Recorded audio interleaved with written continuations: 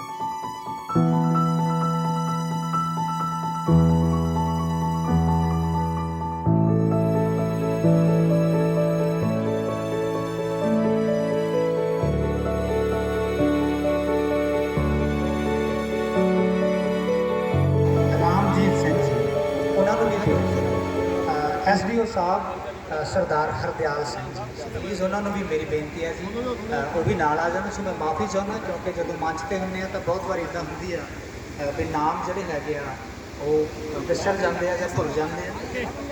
ਸੋ ਸਾਰੇ ਸਾਥੀਆਂ ਨੇ ਨਾਲ ਸ਼ਾਮਲ ਹੋ ਜਾਣਾ ਹੈ ਜੀ। ਇੱਕ ਤੇ ਸਮੁੰਦਰ ਹੈ ਜਿਹਦੀ ਗਹਿਰਾਈ ਨੂੰ ਨਾਪਿਆ ਮਾਪਿਆ ਨਹੀਂ ਜਾ ਸਕਦਾ। ਜੱਸੀ ਉਹਨਾਂ ਨੇ ਕੀਤੀ ਹੈ, ਨਾਲ ਦੀ ਨਾਲ ਇੱਕ ਵਾਰ ਜ਼ੋਰਦਾਰ ਤਾੜੀ ਮਾਰ ਦਿਓ। ਸੰਜੀਵ ਐਮਾ ਜੱਟਾ ਵੀ ਸੰਪਾਦਕ ਨੇ ਇਹਨਾਂ ਦੇ।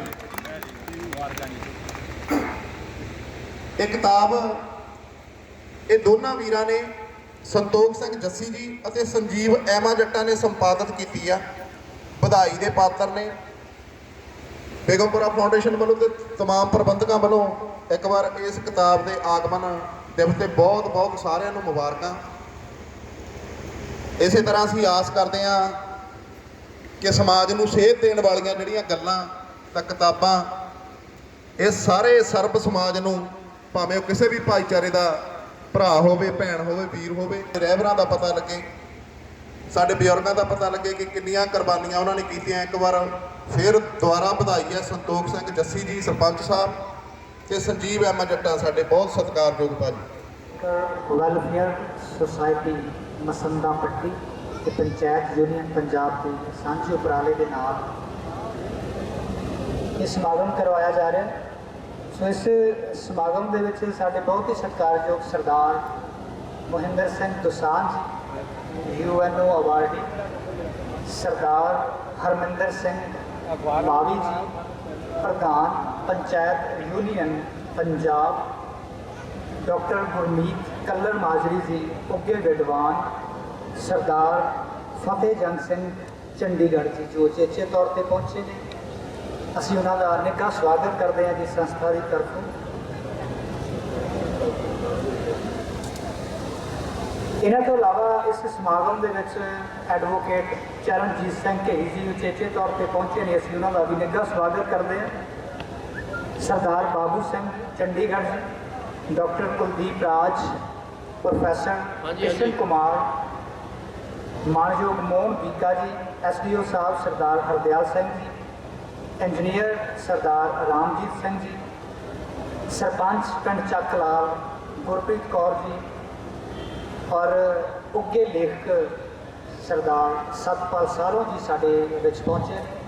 ਮਾਨਯੋਗ ਅਜੀਤ ਰਾਮ ਗੁਣਾਚੌਰ ਜੀ, ਅਸੀਂ ਉਹਨਾਂ ਦਾ ਇੱਥੇ ਪਹੁੰਚਣ ਤੇ ਬਹੁਤ ਬਹੁਤ ਧੰਨਵਾਦ ਕਰਦੇ ਹਾਂ ਜੀ। ਔਰ ਜਿੰਨੀਆਂ ਵੀ ਮਾਤਾਵਾਂ ਭੈਣਾਂ ਔਰ ਵੀਰ ਪਹੁੰਚੇ ਨੇ, ਕਿਉਂਕਿ ਸਵੇਰ ਤੋਂ ਸਾਥੀ ਆ ਰਹੇ ਨੇ ਜਾ ਰਹੇ ਨੇ, ਪਰ ਕਿਉਂਕਿ ਸ਼ੁਰੂਆਤ ਜਿਹੜੀ ਹੋਈ ਆ ਇਹ ਸਿਵਲ ਹਸਪੀਟਲ ਬੰਗਾ ਦੀ ਟੀਮ ਦੀ ਤਰਫੋਂ ਜਿੱਥੇ ਇੱਕ ਖੂਨਦਾਨ ਕੈਂਪ ਬਾਬਾ ਸਾਹਿਬ ਡਾਕਟਰ ਅੰਬੇਡਕਰ ਜੀ ਦੇ ਜਨਮ ਦਿਨ ਨੂੰ ਸਮਰਪਿਤ ਲਗਾਇਆ ਗਿਆ।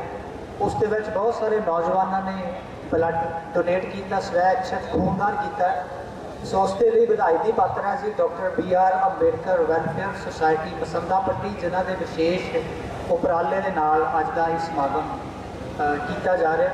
ਸੋ ਸਭ ਤੋਂ ਪਹਿਲਾਂ ਮੇਰੀ ਬੇਨਤੀ ਹੈ ਜੀ ਮਾਣਯੋਗ ਸਤਪਾਲ ਸਾਹਲੋ ਜੀ ਨੂੰ ਕਿ ਉਹ ਆਪਣੀ ਇੱਕ ਕਵਿਤਾ ਦੇ ਨਾਲ, ਇੱਕ ਗੀਤ ਦੇ ਨਾਲ ਉਸ ਪ੍ਰੋਗਰਾਮ ਨੂੰ ਸੁਚਾਰੂ ਢੰਗ ਦੇ ਨਾਲ ਚਲਾਉਣ ਦੇ ਵਿੱਚ ਸਾਡਾ ਸਹਿਯੋਗ ਕਰਨ। ਸੋ ਮੇਰੀ ਬੇਨਤੀ ਹੈ ਜੀ ਮਾਣਯੋਗ ਸਤਪਾਲ ਸਾਹਲੋ ਜੀ ਉਹ ਮੰਚ 'ਤੇ ਆਉਣ ਔਰ ਆਪਣੀ ਇੱਕ ਕਵਿਤਾ ਦੇ ਨਾਲ ਸਾਥੀਆਂ ਦੇ ਨਾਲ ਰੂਬਰੂ ਹੋਣਗੇ ਜੀ। ਔਰ ਉਸ ਤੋਂ ਬਾਅਦ ਉਹਨਾਂ ਤੋਂ ਬਾਅਦ ਉੱਘੇ ਗਾਇਕ ਮਾਣਯੋਗ ਧਰਮਿੰਦਰ ਮਸਾਣੀ ਜੀ, ਬਹੁਤ ਧੰਨਵਾਦ, ਪਹੁੰਚ ਚੁੱਕੇ ਨੇ। ਉਹਨਾਂ ਨੇ ਵੀ ਆਪਣੇ ਗੀਤਾਂ ਰਾਹੀਂ ਹਾਜ਼ਰੀ ਲਵਾਉਣੀ ਹੈ ਜੀ। ਮਾਣਯੋਗ ਸਤਪਾਲ ਸਾਹਲੋ ਜੀ।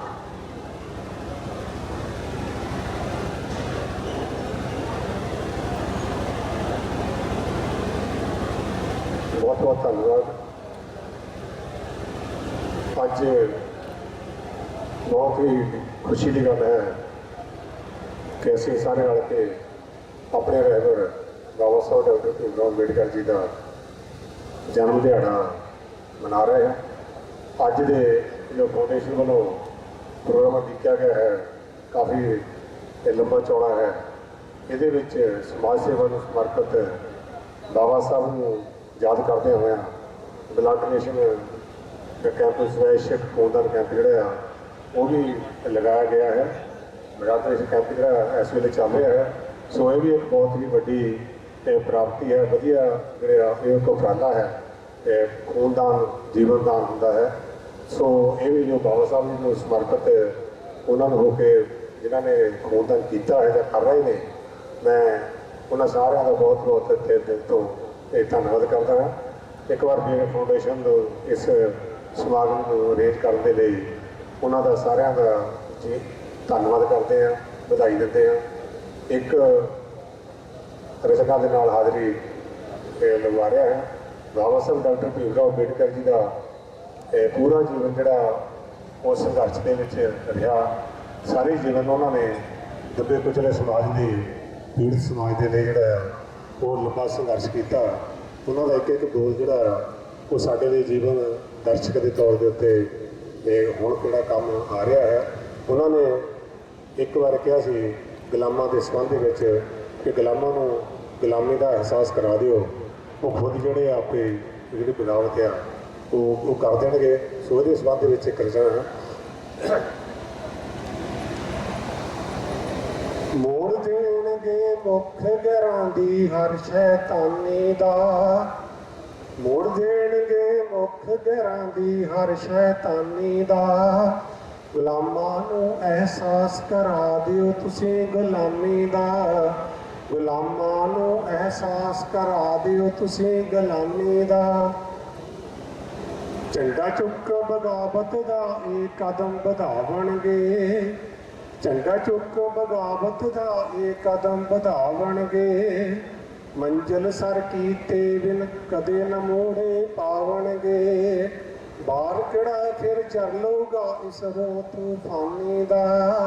गुलामां नूं एहसास करा दिओ तुसीं गुलामी दा, गुलामां नूं एहसास करा दिओ तुसीं गुलामी दा।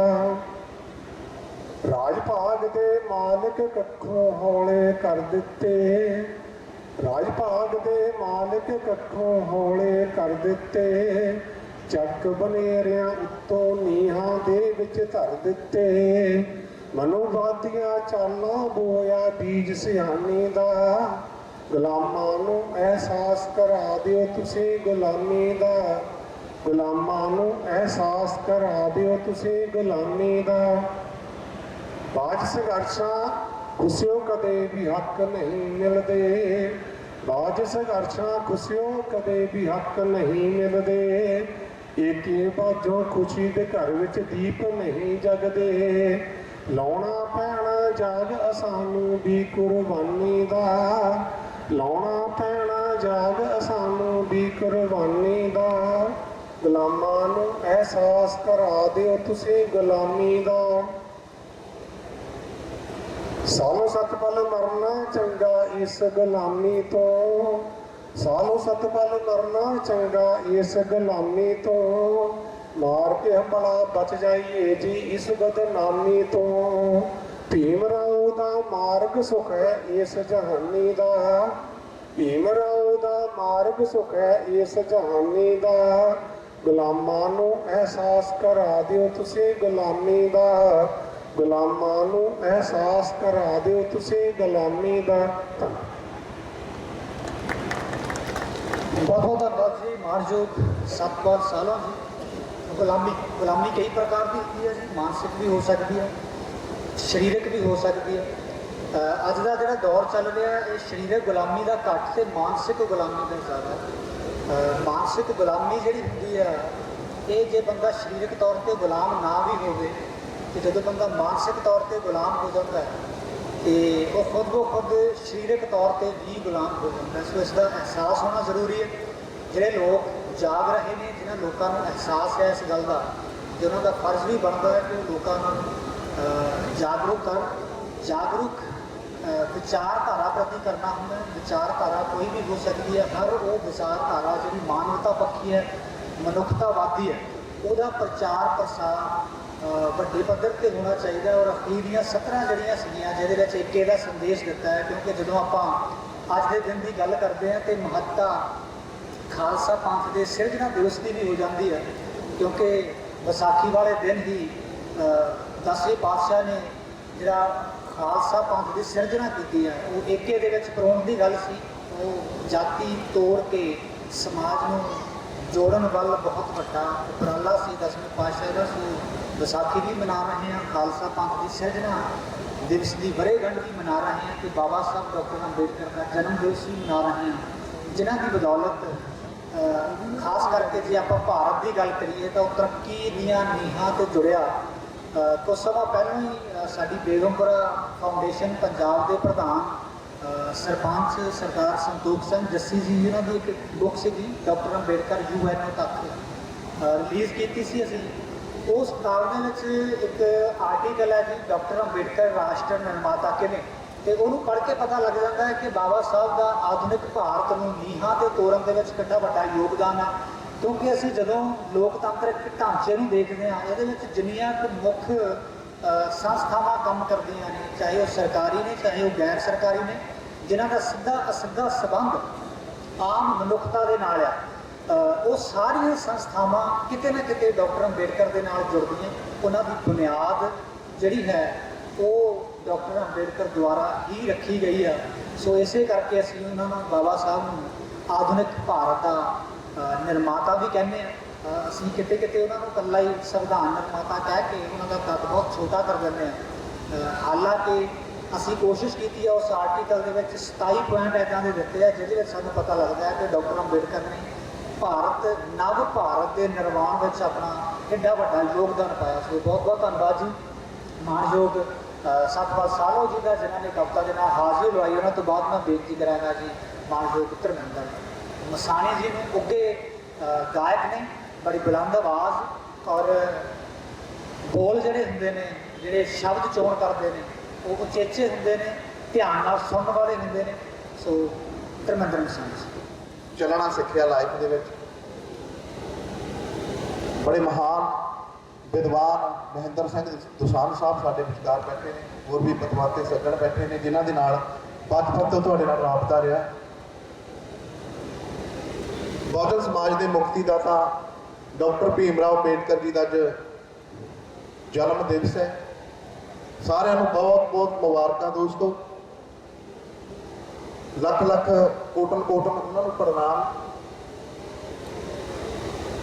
ਸੋ ਦੋਸਤੋ, ਮੈਂ ਆਪਣੀ ਰਚਨਾ ਦੇ ਨਾਲ ਤੁਹਾਡੇ ਨਾਲ ਸਾਂਝ ਪਾਵਾਂਗਾ। ਰਚਨਾ ਤੋਂ ਪਹਿਲਾਂ ਮੈਂ ਦੋ ਚਾਰ ਗੱਲਾਂ ਤੁਹਾਡੇ ਨਾਲ ਜ਼ਰੂਰ ਕਰਨੀਆਂ ਚਾਹਾਂਗਾ ਕਿ ਜਦੋਂ ਵੀ ਕੁਝ ਜਾਗਦੇ ਸਿਰ ਇਕੱਠੇ ਹੋ ਕੇ ਬਹਿੰਦੇ ਆ ਤਾਂ ਉੱਥੇ ਕੁਝ ਚੇਤਨ ਗੱਲਾਂ ਹੋਣੀਆਂ ਬਹੁਤ ਜ਼ਰੂਰੀ ਹੋ ਜਾਂਦੀਆਂ ਨੇ। ਅੱਜ ਦਾ ਸੱਭਿਆਚਾਰ ਬਹੁਤ ਦੂਸ਼ਿਤ ਹੋ ਚੁੱਕਾ ਆ। ਭਾਵੇਂ ਉਹ ਦਲਿਤ ਸੱਭਿਆਚਾਰ ਹੋਵੇ, ਭਾਵੇਂ ਪੰਜਾਬੀ ਸੱਭਿਆਚਾਰ, ਭਾਵੇਂ ਪੰਜਾਬੀ ਸਾਹਿਤ ਦੀ ਗੱਲ ਕਰ ਲਈਏ। ਬੜੇ ਗੰਦੇ ਗੀਤ ਚੱਲਦੇ ਆ, ਬੜੇ ਬਹੁਤ ਲੱਚਰ ਸੱਭਿਆਚਾਰ ਹੋ ਗਿਆ। ਸਾਡੇ ਧੀਆਂ ਭੈਣਾਂ ਨੂੰ ਜਿੱਧਰ ਤੁਰਨਾ ਚਾਹੀਦਾ ਉੱਧਰ ਤੁਰਦੇ ਨੇਗੇ, ਜਿੱਧਰ ਨਹੀਂ ਤੁਰਨਾ ਚਾਹੀਦਾ ਉੱਧਰ ਤੁਰਦੇ ਆ। ਅੱਜ ਕੱਲ੍ਹ ਬਹਿਸਾਂ ਵੀ ਪਰਿਵਾਰਾਂ ਦੇ ਵਿੱਚ ਪੰਜਾਬੀ ਸਿੰਗਰਾਂ ਤੇ ਹੋ ਰਹੀਆਂ ਆ। ਸਾਡੀਆਂ ਭੈਣਾਂ ਜਿਨ੍ਹਾਂ ਦੇ ਹੱਥ ਦੇ ਵਿੱਚ ਸੰਵਿਧਾਨ ਹੋਣਾ ਚਾਹੀਦਾ ਆ, ਜਾਂ ਜਿਨ੍ਹਾਂ ਦੇ ਹੱਥ ਦੇ ਵਿੱਚ ਲਾਅ ਦੀਆਂ ਕਿਤਾਬਾਂ ਹੋਣੀਆਂ ਚਾਹੀਦੀਆਂ ਆ, ਉਹਨਾਂ ਦੇ ਹੱਥਾਂ ਦੇ ਵਿੱਚ ਉਹ ਅੱਜ ਦੇ ਕਲਾਕਾਰਾਂ ਨੂੰ ਦੇਖ ਰਹੀਆਂ ਕਿ ਸਿੱਧੂ ਮੂਸੇਵਾਲੇ ਦੀ ਕਿਹਦੇ ਨਾਲ ਲੜਾਈ ਹੋ ਗਈ, ਕਮਰ ਗਰੇਵਾਲ ਦੀ ਕਿਹਦੇ ਨਾਲ ਹੋ ਗਈ।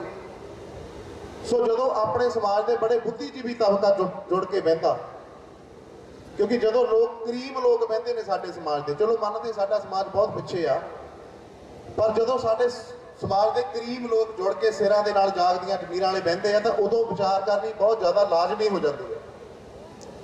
ਗਿਣਤੀ ਦੇ ਵਿੱਚ ਭਾਵੇਂ ਆਪਾਂ ਜਿੰਨੇ ਮਰਜ਼ੀ ਹੋਈਏ, ਭਾਵੇਂ 10 ਹੋਈਏ, ਭਾਵੇਂ 15 ਹੋਈਏ, ਭਾਵੇਂ 20 ਹੋਈਏ, ਇਤਿਹਾਸ ਗਵਾਹ ਆ ਕਿ ਨੌਜਵਾਨ ਭਾਰਤ ਸਭਾ ਮਹਿੰਦਰ ਸਿੰਘ ਦਸਾਂਝ ਸਾਡੇ ਸਾਹਮਣੇ ਬੈਠੇ ਨੇ, ਗੁਸਤਾਖੀ ਹੋ ਗਈ ਕੋਈ ਲਫ਼ਜ਼ ਦੀ ਮਾਫ ਕਰਨਾ ਜੀ, ਕਿ ਜਦੋਂ ਭਗਤ ਸਿੰਘ ਉਹਨਾਂ ਨੇ ਮੂਵਮੈਂਟ ਦੀ ਸ਼ੁਰੂਆਤ ਕੀਤੀ ਆ, ਫਿਰੋਜ਼ਪੁਰ ਦੇ ਵਿੱਚ ਇੱਕ ਚੁਬਾਰਾ ਅੱਜ ਵੀ ਹਾਜ਼ਰ ਆ।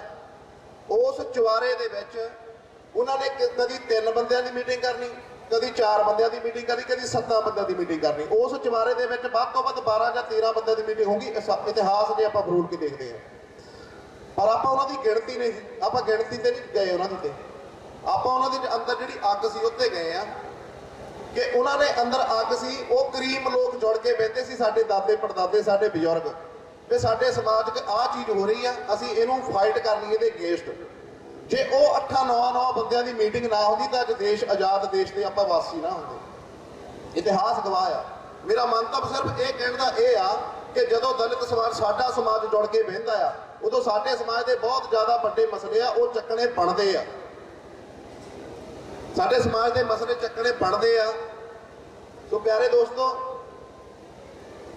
2 ਸਾਲ ਪਹਿਲਾਂ ਇੱਕ ਯੂਪੀ ਦੇ ਵਿੱਚ ਬਹੁਤ ਵੱਡੀ ਸਾਡੇ ਸਮਾਜ ਦੇ ਨਾਲ ਦਰਦਨਾਕ ਘਟਨਾ ਹੋਈ ਸੀ। ਸਾਡੇ ਸਮਾਜ ਦੇ ਧੀਆਂ ਭੈਣਾਂ ਤੱਕ ਸ਼ਾਇਦ ਉਹ ਗੱਲ ਬਹੁਤ ਲੇਟ ਪਹੁੰਚੀ ਹੈ, ਜਾਂ ਹਾਲੇ ਤੱਕ ਕਈਆਂ ਨਾਲ ਪਹੁੰਚੀ ਨਹੀਂ, ਕਈਆਂ ਦੇ ਕੋਲ। ਇੱਕ ਸਾਡੀ ਧੀ ਸੀ ਮਨੀਸ਼ਾ ਵਾਲਮੀਕ ਦੋਸਤੋ, ਉਸ ਦੇ ਨਾਲ ਦਰਿੰਦਗੀ ਹੋਈ ਸੀ। ਉਸ ਧੀ ਦੇ ਨਾਲ ਯੂਪੀ ਦੇ ਗੁੰਡਿਆਂ ਨੇ ਰੇਪ ਕੀਤਾ, ਦਰਿੰਦਗੀ ਕੀਤੀ ਉਸ ਧੀ ਦੇ ਨਾਲ। ਸਭ ਤੋਂ ਪਹਿਲਾਂ ਉਹਦਾ ਗੈਂਗ ਰੇਪ ਹੋਇਆ। ਉਹ ਕਿਸੇ ਖੇਤ ਦੇ ਵਿੱਚ ਉਹਨੂੰ ਲੈ ਕੇ ਚੱਕ ਕੇ ਉਹਦਾ ਗੈਂਗ ਰੇਪ ਹੋਇਆ। ਉਸ ਤੋਂ ਬਾਅਦ ਉਹਦੀ ਜੀਭ ਵੱਢ ਦਿੱਤੀ ਗਈ ਕੁੜੀ ਦੀ।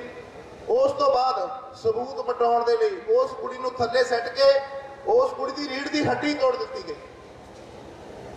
ਸਾਡੇ ਸਮਾਜ ਦੇ ਚਿੰਤਕ ਲੋਕ ਬੋਲੇ, ਹੋਰ ਕਿਸੇ ਨੂੰ ਨਹੀਂ ਪਤਾ ਵੀ ਸਾਡੀ ਧੀ ਦੇ ਨਾਲ ਕੀ ਹੋਇਆ। ਅੱਜ ਤੋਂ ਦਹਾਕੇ ਪਹਿਲਾਂ ਸਾਡੀ ਇੱਕ ਹੋਰ ਧੀ ਦੇ ਨਾਲ ਇਹ ਗੱਲਾਂ ਹੋਈਆਂ ਸੀ। ਦੁਸ਼ਕ, ਮੈਂ ਰਾਜਨੀਤਿਕ ਪਾਰਟੀ ਦਾ ਨਾਂ ਨਹੀਂ ਲੈਂਦਾ ਕਿ ਉਹ ਰਾਜਨੀਤਿਕ ਪਾਰਟੀ ਅੱਜ ਤੋਂ ਸਾਲ ਕੁ ਪਹਿਲਾਂ ਬਿਆਨ ਦਿੱਤਾ ਸੀ। ਉਹਨਾਂ ਨੇ ਪੂਰੇ ਵਿਸ਼ਵ, ਆਪਣੇ ਭਾਰਤੀ ਮੀਡੀਆ ਦੇ ਵਿੱਚ ਬਿਆਨ ਦਿੱਤਾ ਸੀ ਕਿ ਸਾਡੇ ਜਿਹੜੀ ਸਮੁਦਾਇ ਆ, ਅਸੀਂ ਠਾਕਰ ਲੋਕ ਆ, ਸਾਡਾ ਖੂਨ ਬਹੁਤ ਗਰਮ ਆ। ਇਹ ਪੂਰੇ ਮੀਡੀਆ ਦੇ ਵਿੱਚ ਬਿਆਨ ਦਿੱਤਾ ਸੀ। ਬਹੁਤ ਵੱਡੇ ਕੱਦਵਾਰ ਨੇਤਾ ਨੇ, ਇੱਕ ਪਾਰਟੀ ਦੇ ਨੇਤਾ ਨੇ। ਤਾਂ ਅਸੀਂ ਇਹਨੂੰ ਦੱਸਣਾ ਚਾਹੁੰਦੇ ਆ ਕਿ ਇਸ ਗਰਮ ਖੂਨ ਨੂੰ ਠੰਡਾ ਕਰਨ ਦੇ ਲਈ ਇੱਕ ਸਾਡੇ ਸਮਾਜ ਦੇ ਵਿੱਚ ਧੀ ਜੰਮੀ ਸੀ, ਫੂਲਨ ਦੇਵੀ। ਉਹਨੇ ਇਸ ਖੂਨ ਨੂੰ ਠੰਡਾ ਵੀ ਬਹੁਤ ਜਲਦੀ ਕੀਤਾ ਸੀਗਾ। ਸਾਨੂੰ ਸਾਡੇ ਰਹਿਬਰਾਂ ਦੀ ਪਹਿਚਾਣ ਕਰਨੀ ਪੈਣੀ ਆ ਦੋਸਤੋ। ਸਾਨੂੰ ਸਾਡੇ ਹੀਰੋ, ਜਿਹੜੇ ਸਾਡੇ ਲੀਜੈਂਡ ਲੋਕ ਆ, ਸਾਨੂੰ, ਤੁਸੀਂ ਕਿਸੇ ਵੀ ਸਮਾਜ ਦੇ ਵਿੱਚ ਜਾਓ, ਉਹ ਆਪਣੇ ਹੀਰੋ ਨੂੰ, ਆਪਣੇ ਜਿਹੜੇ ਉਹਨਾਂ ਦੇ ਜਿਹੜੇ ਮਾਰਗਦਰਸ਼ਨ ਕਰਨ ਵਾਲੇ ਲੋਕ ਆ, ਭਾਵੇਂ ਤੁਸੀਂ ਅੰਗਰੇਜ਼ਾਂ ਦੀ ਗੱਲ ਕਰ ਲਓ, ਕਿਸੇ ਵੀ ਸਮਾਜ ਦੀ ਗੱਲ ਕਰ ਲਓ, ਜਿਹੜੀਆਂ ਕੌਮਾਂ ਆਪਣੇ ਇਤਿਹਾਸ ਨੂੰ ਭੁੱਲ ਜਾਂਦੀਆਂ, ਇਹ ਤੁਸੀਂ ਹਰੇਕ ਜਗ੍ਹਾ ਤੇ ਸੁਣਿਆ। ਤੁਸੀਂ ਹਰੇਕ ਬੁਲਾਰੇ ਤੋਂ ਇੱਕ ਗੱਲ ਸੁਣੀ ਹੋਣੀ ਆ ਕਿ ਜਿਹੜੀਆਂ ਕੌਮਾਂ ਆਪਣਾ ਇਤਿਹਾਸ ਭੁੱਲ ਜਾਂਦੀਆਂ, ਰੁਲ ਜਾਂਦੀਆਂ, ਫਲਾਨਾ ਹੋ ਜਾਂਦਾ, ਬਣਾਉਣ ਨੂੰ। ਦੋਸਤੋ, ਇਹ ਇੱਕ ਸਪੀਚ ਸਟੰਟ ਨਹੀਂ, ਭਾਸ਼ਣ ਦਾ ਸਟੰਟ ਨਹੀਂ ਇਹਦੇ ਪਿੱਛੇ ਬਹੁਤ ਡੂੰਘਾਈ 'ਚ ਸੋਚ ਕੇ ਦੇਖੋ, ਇਹਨੂੰ ਗੰਭੀਰਤਾ ਨਾਲ ਸੋਚ ਕੇ ਦੇਖੋ। ਜਿਹੜੀਆਂ ਕੌਮਾਂ ਆਪਣੇ ਇਤਿਹਾਸ ਨੂੰ ਭੁੱਲ ਜਾਂਦੀਆਂ, ਉਹ ਲੀਰੋ ਲੀਰ ਹੋ ਜਾਂਦੀਆਂ। ਸੋ ਦੋਸਤੋ, ਡਾਕਟਰ ਬਾਬਾ ਸਾਹਿਬ ਦਾ ਇੱਕ ਸੰਕਲਪ ਸੀਗਾ, ਪੜ੍ਹੋ, ਜੁੜੋ, ਸੰਘਰਸ਼ ਕਰੋ। ਮੇਰੀ ਨਿੱਜੀ ਸੋਚ ਦੇ ਹਿਸਾਬ ਦੇ ਨਾਲ ਪੜ੍ਹੋ, ਜੁੜੋ, ਸੰਘਰਸ਼ ਕਰੋ ਬਹੁਤ ਵੱਡਾ ਇਹਨਾਂ ਨੇ ਇੱਕ ਸੰਕਲਪ ਦਿੱਤਾ ਸੀਗਾ। ਸੋ ਦੋਸਤੋ, ਮੈਂ ਕਈ ਵਾਰੀ ਸੋਚਦਾ ਕਿ ਜੁੜੋ, ਸੰਘਰਸ਼ ਕਰੋ ਨੂੰ ਜੇ ਆਪਾਂ ਦੂਜੀ ਸਾਈਡ ਤੇ ਵੀ ਰੱਖ ਦਈਏ, ਜੁੜੋ ਨੂੰ ਦੂਜੀ ਤੇ ਰੱਖਦੇ ਆ, ਸੰਘਰਸ਼ ਕਰਨ ਨੂੰ ਤੀਜੀ ਤੇ ਰੱਖਦੇ ਆ। ਮੇਰੀ ਸਮਝ ਦੇ ਅਨੁਸਾਰ ਜੇ ਆਪਾਂ ਪਹਿਲੇ ਸੰਕਲਪ ਨੂੰ ਹੀ ਫੜ ਲਈਏ, ਪੜ੍ਹੋ। ਰਵਿਦਾਸ ਮਹਾਰਾਜ ਨੇ ਵੀ ਸ਼ਬਦ ਦੇ ਵਿੱਚ ਕਿਹਾ ਹੈਗਾ ਤੇ ਪੜ੍ਹਾਈ ਹੀ ਸਾਡੇ ਕੋਲ ਇੱਕ ਅਜਿਹਾ ਯੰਤਰ ਆ ਜਿਹਦੇ ਨਾਲ ਅਸੀਂ ਯੁੱਗ ਨੂੰ ਪਲਟ ਸਕਦੇ ਹਾਂ। ਸੋ ਪਿਆਰੇ ਦੋਸਤੋ, ਮੇਰੀ ਸਮਝ ਅਨੁਸਾਰ ਮੈਂ ਕਹਿਣਾ ਚਾਹੁੰਦਾ ਕਿ ਤਿੰਨਾਂ ਸੰਕਲਪਾਂ ਦੇ ਵਿੱਚ ਜਿਹੜੀ ਅੱਜ ਮੇਰੀ ਰਚਨਾ ਵੀ ਆ ਉਹ ਵੀ ਇਹਦੇ ਤੇ ਹੀ ਆਧਾਰਿਤ, ਸਿਰਫ ਪਹਿਲੇ ਤੇ ਪੜ੍ਹੋ, ਬਾਕੀ ਦੀਆਂ ਗੱਲਾਂ ਸਾਰੀਆਂ ਬਾਅਦ ਚ ਹੋਣੀਆਂ। ਜੁੜ ਤੁਸੀਂ ਕਦੇ ਵੀ ਨਹੀਂ ਸਕਦੇ, ਤੁਸੀਂ ਕਦੇ ਨਹੀਂ ਜੁੜ ਸਕਦੇ ਜੇ ਤੁਸੀਂ ਪੜ੍ਹੇ ਨਹੀਂ। ਜੇ ਤੁਸੀਂ ਪੜ੍ਹਦੇ ਆ ਫਿਰ ਤੁਸੀਂ ਜੁੜੋਗੇ, ਜੇ ਤੁਸੀਂ ਜੁੜਦੇ ਫਿਰ ਤੁਸੀਂ ਸੰਘਰਸ਼ ਕਰੋਗੇ। ਜੇ ਤੁਸੀਂ ਪੜ੍ਹੇ ਨਹੀਂ ਤੁਸੀਂ ਜੁੜੇ ਨਹੀਂ ਸਕਦੇ, ਤੁਹਾਨੂੰ ਪਤਾ ਹੀ ਨਹੀਂ ਤੁਹਾਡੇ ਹੱਕਾਂ ਦੀ ਰਾਈਟ ਕੀ ਹੈ। ਪਰਸੋਂ ਇੱਕ ਅਖਬਾਰ ਤੇ, ਇੱਕ ਟੈਲੀਵਿਜ਼ਨ ਦੇ ਵਿੱਚ ਅਖਬਾਰ ਤੇ ਵਾਇਰਲ ਹੋਈ ਇੱਕ ਨਿਊਜ਼, ਇੱਕ ਰਿਜ਼ਰਵ ਰੇਲ ਗੱਡੀ ਦੇ ਰਿਜ਼ਰਵ ਡੱਬੇ ਦੇ ਵਿੱਚ ਇੱਕ ਮੋਟੇ ਢਿੱਡ ਵਾਲਾ ਬੰਦਾ ਬੈਠਾ ਆ ਸੀਟ ਦੇ ਉੱਤੇ, ਉਹਦੇ ਥੱਲੇ ਇੱਕ ਗਰੀਬ ਸਾਡੀ ਧੀ ਬੈਠੀ ਆ, ਦੋ ਕੁੜੀਆਂ ਚੱਕੀਆਂ ਕੁੱਛੜੋਂ ਨੇ, ਉਹਦੀ ਕਿਸੇ ਨੇ ਫੋਟੋ ਖਿੱਚੀ ਆ, ਫੋਟੋ ਦੇ ਪਿੱਛੇ ਲਿਖਿਆ ਆ ਵੀ ਜਿਹੜੀ ਇਹ ਸੀਟ ਆ ਇਹ ਔਰਤਾਂ ਲਈ ਰਿਜ਼ਰਵ ਆ। 4 ਘੰਟੇ ਦਾ ਉਹ ਬਹੁਤ ਔਖਾ ਸਫ਼ਰ ਸੀ, ਫੋਟੋ ਖਿੱਚੀ ਆ, ਉਹ ਕੁੜੀ ਥੱਲੇ ਬੈਠੀ ਆਪਣੀਆਂ ਦੋ ਧੀਆਂ ਨੂੰ ਲੈ ਕੇ, ਔਰ ਬੰਦਾ ਮੋਟੇ ਢਿੱਡ ਨਾਲ ਉੱਤੇ ਬੈਠਾ ਆ। ਉਹਨੂੰ ਇਹੀ ਕੁੜੀ ਨੂੰ ਨਹੀਂ ਪਤਾ ਵੀ ਜਿਹੜੀ ਇਹ ਸੀਟ ਆ ਮੇਰੇ ਲਈ ਰਿਜ਼ਰਵ ਆ। ਮੈਂ ਕੰਨੋਂ ਫੜ ਕੇ ਉਸ ਬੰਦੇ ਨੂੰ ਉਠਾ ਕੇ ਥੱਲੇ ਕਰ ਸਕਦੀ ਹਾਂ ਵੀ ਸੰਵਿਧਾਨਕ ਤੌਰ ਤੇ ਸੀਟ ਮੈਨੂੰ ਰਿਜ਼ਰਵ ਕੀਤੀ। ਇਸੇ ਕਰਕੇ ਦੋਸਤੋ, ਸਭ ਤੋਂ ਪਹਿਲਾਂ ਜੁੜਨ ਤੋਂ ਪਹਿਲਾਂ, ਸੰਘਰਸ਼ ਕਰਨ ਤੋਂ ਪਹਿਲਾਂ ਤੁਹਾਨੂੰ ਸੰਘਰਸ਼ ਦਾ ਪਤਾ ਹੀ ਨਹੀਂ ਲੱਗ ਸਕਦਾ ਸੰਘਰਸ਼ ਹੁੰਦਾ ਕੀ ਆ। ਤੁਸੀਂ ਜੁੜ ਕਦੇ ਵੀ ਨਹੀਂ ਸਕਦੇ ਜੇ ਤੁਹਾਨੂੰ ਆਪਣੇ ਰਾਈਟਾਂ ਦਾ ਪਤਾ ਹੀ ਨਹੀਂ। ਯਾਰ ਕਿੱਦਾਂ ਜੁੜਨਾ ਕਿੱਦਾਂ ਆ, ਅਸੀਂ ਕਿੱਦਾਂ ਜੁੜਨਾ ਹੈ। ਇਸੇ ਗੱਲ ਤੇ ਮੇਰੀ ਤਕਰੀਬਨ 5 ਮਿੰਟ ਦੀ ਰਚਨਾ ਆ। ਮੈਂ ਚਾਹਾਂਗਾ ਤੁਸੀਂ ਬੋਲਾਂ ਤੇ ਧਿਆਨ ਦਿਓ, ਜ਼ਰੂਰ ਦਿਓ। ਜੋ ਗੈਰਾਂ ਉੱਤੇ ਨਿਰਭਰ ਹੈ, ਨਿਰਭਰ ਹੋਣਾ ਕਮਜ਼ੋਰੀ ਹੈ। ਨਹੀਂ ਕਿਸੇ ਦਾ ਢੂਹਾ ਭੰਨ ਸਕਦੀ ਜੋ ਲਾਠੀ ਨਹੀਂ ਡੰਗੋਰੀ ਹੈ। ਬੰਦੇ ਨੂੰ ਕਾਣਾ ਕਰਦੀ ਹੈ ਇਹ ਨਿਰਭਰਤਾ ਕਮਜ਼ੋਰੀ ਹੈ। ਨਹੀਂ ਕਦੇ ਵੀ ਉੱਚਾ ਉੜ ਸਕਦਾ ਜੇ ਦੀ ਦੂਜਿਆਂ ਦੇ ਹੱਥ ਡੋਰੀ ਹੈ। ਬਾਬਾ ਸਾਹਿਬ ਰਾਤਾਂ ਨੂੰ ਜਾਗ ਜਾਗ ਸੰਵਿਧਾਨ ਨੂੰ ਪੜ੍ਹਨਾ ਦੱਸਿਆ, ਆਪਣੇ ਬਲਬੂਤੇ ਤੇ ਸਹਿਜਲ ਹੱਕਾਂ ਲਈ ਲੜਨਾ ਦੱਸਿਆ। ਆਪਣੇ ਬਲਬੂਤੇ ਤੇ ਸਹਿਜਲ ਹੱਕਾਂ ਲਈ ਲੜਨਾ ਦੱਸਿਆ। ਸਾਡੇ ਜੀਵਨ ਵਿੱਚ ਨਿਰਾਸ਼ਾ ਹੈ, ਸਾਡੇ ਜੀਵਨ ਵਿੱਚ ਨਿਰਾਸ਼ਾ ਹੈ, ਸਾਡੇ ਜੀਵਨ ਵਿੱਚ ਉਦਾਸੀ ਹੈ। ਅਸੀਂ ਕਿਸਮਤਵਾਦ ਦੇ ਮਾਰੇ ਹਾਂ, ਸਾਡਾ ਜੀਵਨ ਗੇੜ 84 ਹੈ। ਬਾਬਾ ਸਾਹਿਬ ਨੇ ਜਦ ਵਿਵਸਥਾ ਤੇ ਖਿੱਚ ਖਿੱਚ ਕੇ ਘਾਤਕ ਵਾਰ ਕੀਤਾ, ਸਦੀਆਂ ਦੇ ਤਾਣੇ ਬਾਣੇ ਨੂੰ ਉਹਨਾਂ ਪਲ ਵਿੱਚ ਤਾਰੋ ਤਾਰ ਕੀਤਾ। ਕਲਾਮ ਪੇਸ਼ ਹੈ ਜੀ। ਹੋਏ ਗੁਰੂ ਰਵਿਦਾਸ ਜੀ ਦੀ ਬਾਣੀ ਨੂੰ ਪੜ੍ਹ ਕੇ, ਬਾਬਾ ਸਾਹਿਬ ਦੀਆਂ ਗੱਲਾਂ ਪੱਲੇ ਨਾਲ ਬੰਨ ਕੇ, ਉਹ ਗੁਰੂ ਰਵਿਦਾਸ ਜੀ ਦੀ ਬਾਣੀ ਨੂੰ ਪੜ੍ਹ ਕੇ, ਬਾਬਾ ਸਾਹਿਬ ਦੀਆਂ ਗੱਲਾਂ ਪੱਲੇ ਨਾਲ ਬੰਨ ਕੇ, ਵਿੱਚ ਅੰਬਰੀ ਉਡਾਰੀਆਂ ਲਾਇਓ, ਓਏ ਵਿੱਚ ਅੰਬਰੀ ਉਡਾਰੀਆਂ ਲਾਇਓ। ਇੱਕ ਰੋਟੀ ਕੱਢ ਖਾ ਲਿਓ, ਓਏ ਬੱਚੇ ਆਪਣੇ ਜ਼ਰੂਰ ਪੜਾਇਓ। ਇੱਕ ਰੋਟੀ ਕੱਢ ਖਾ ਲਿਓ, ਬੱਚੇ ਆਪਣੇ ਜ਼ਰੂਰ ਪੜਾਇਓ। ਇੱਕ ਰੋਟੀ ਕੱਢ ਖਾ ਲਿਓ। ਵਿਦਿਆ ਜ਼ਰੂਰੀ ਸਾਰੇ ਗੁਰੂਆਂ ਨੇ ਆਖਿਆ, ਓਏ ਵਿਦਿਆ ਜ਼ਰੂਰੀ ਸਾਰੇ ਗੁਰੂਆਂ ਨੇ ਆਖਿਆ। ਪੜੋ ਤੇ ਵਿਚਾਰੋ, ਸੁਣੋ ਬਾਣੀ ਦੀ ਵਿਆਖਿਆ।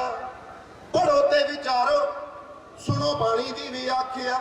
ਛਾਇਆ ਘੋਰ ਹਨੇਰ ਮਿਟਾਇਓ, ਓਏ ਛਾਇਆ ਘੋਰ ਹਨੇਰ ਮਿਟਾਇਓ। ਇੱਕ ਰੋਟੀ ਕੱਟ ਖਾ ਲਿਓ, ਬੱਚੇ ਆਪਣੇ ਜ਼ਰੂਰ ਪੜਾਇਓ। ਇੱਕ ਰੋਟੀ ਕੱਟ ਖਾ ਲਿਓ, ਬੱਚੇ ਆਪਣੇ ਜ਼ਰੂਰ ਪੜਾਇਓ। ਇੱਕ ਰੋਟੀ ਕੱਟ ਖਾ ਲਿਓ। ਪੜ੍ਹ ਲਿਖ ਬੱਚੇ ਇਤਿਹਾਸ ਜਾਣ ਲੈਣਗੇ। 5000 ਸਾਲ ਪੁਰਾਣਾ ਇਤਿਹਾਸ। ਓਏ ਪੜ੍ਹ ਲਿਖ ਬੱਚੇ ਇਤਿਹਾਸ ਜਾਣ ਲੈਣਗੇ। ਮੰਜ਼ਿਲਾਂ ਨੂੰ ਪਾਉਣਗੇ ਕੁਰਾਹੇ ਨਹੀਂ ਪੈਣਗੇ। ਓਏ ਇਹ ਮੰਜ਼ਿਲਾਂ ਨੂੰ ਪਾਉਣਗੇ ਕੁਰਾਹੇ ਨਹੀਂ ਪੈਣਗੇ। ਮਿਥਿਹਾਸ ਦੀਆਂ ਧੱਜੀਆਂ ਉਡਾਇਓ, ਮਿਥਿਹਾਸ ਦੀਆਂ ਧੱਜੀਆਂ ਉਡਾਇਓ। ਇੱਕ ਰੋਟੀ ਕੱਟ ਖਾ ਲਿਓ, ਬੱਚੇ ਆਪਣੇ ਜ਼ਰੂਰ ਪੜਾਇਓ। ਇੱਕ ਰੋਟੀ ਕੱਟ ਖਾ ਲਿਓ, ਬੱਚੇ ਆਪਣੇ ਜ਼ਰੂਰ ਪੜਾਇਓ, ਇੱਕ ਰੋਟੀ ਘੱਟ ਖਾ ਲਿਓ। ਧਿਆਨ ਚਾਂਗ ਏਕੇ ਤੇ ਇਕੱਠ ਨਾਲ ਤਾਜ ਦੇਖੇ ਹਿੱਲਦੇ, ਓਏ ਏਕੇ ਤੇ ਇਕੱਠ ਨਾਲ ਤਾਜ ਦੇਖੇ ਹਿੱਲਦੇ।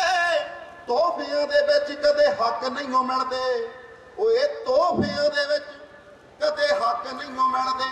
ਸਮਾਂ ਕੱਢ ਕੇ ਸੰਘਰਸ਼ਾਂ ਤੇ ਲਾਇਓ, ਸਮਾਂ ਕੱਢ ਕੇ ਸੰਘਰਸ਼ਾਂ ਤੇ ਲਾਇਓ, ਇੱਕ ਰੋਟੀ ਘੱਟ ਖਾ ਲਿਓ। ਬੱਚੇ ਆਪਣੇ ਜ਼ਰੂਰ ਪੜਾਇਓ, ਇੱਕ ਰੋਟੀ ਘੱਟ ਖਾ ਲਿਓ। ਬੱਚੇ ਆਪਣੇ ਜ਼ਰੂਰ ਪੜਾਇਓ, ਇੱਕ ਰੋਟੀ ਘੱਟ ਖਾ ਲਿਓ। ਸ਼ਾਮ ਸੰਗਰੂੰਦੀ ਵਾਲਾ ਆਖਦਾ ਸਮਾਜ ਨੂੰ, ਬੇਗਮਪੁਰੇ ਦਾ ਹੈ ਲਿਆਉਣਾ ਅਸੀਂ ਰਾਜ ਨੂੰ। ਓਏ ਬੇਗਮਪੁਰੇ ਦਾ ਹੈ ਲਿਆਉਣਾ ਅਸੀਂ ਰਾਜ ਨੂੰ। ਗੱਲ ਮਗਧ ਮਖੀਰੇ ਦੀ ਫੈਲਾਇਓ, ਗੱਲ ਮਗਧ ਮਖੀਰੇ ਦੀ ਫੈਲਾਇਓ।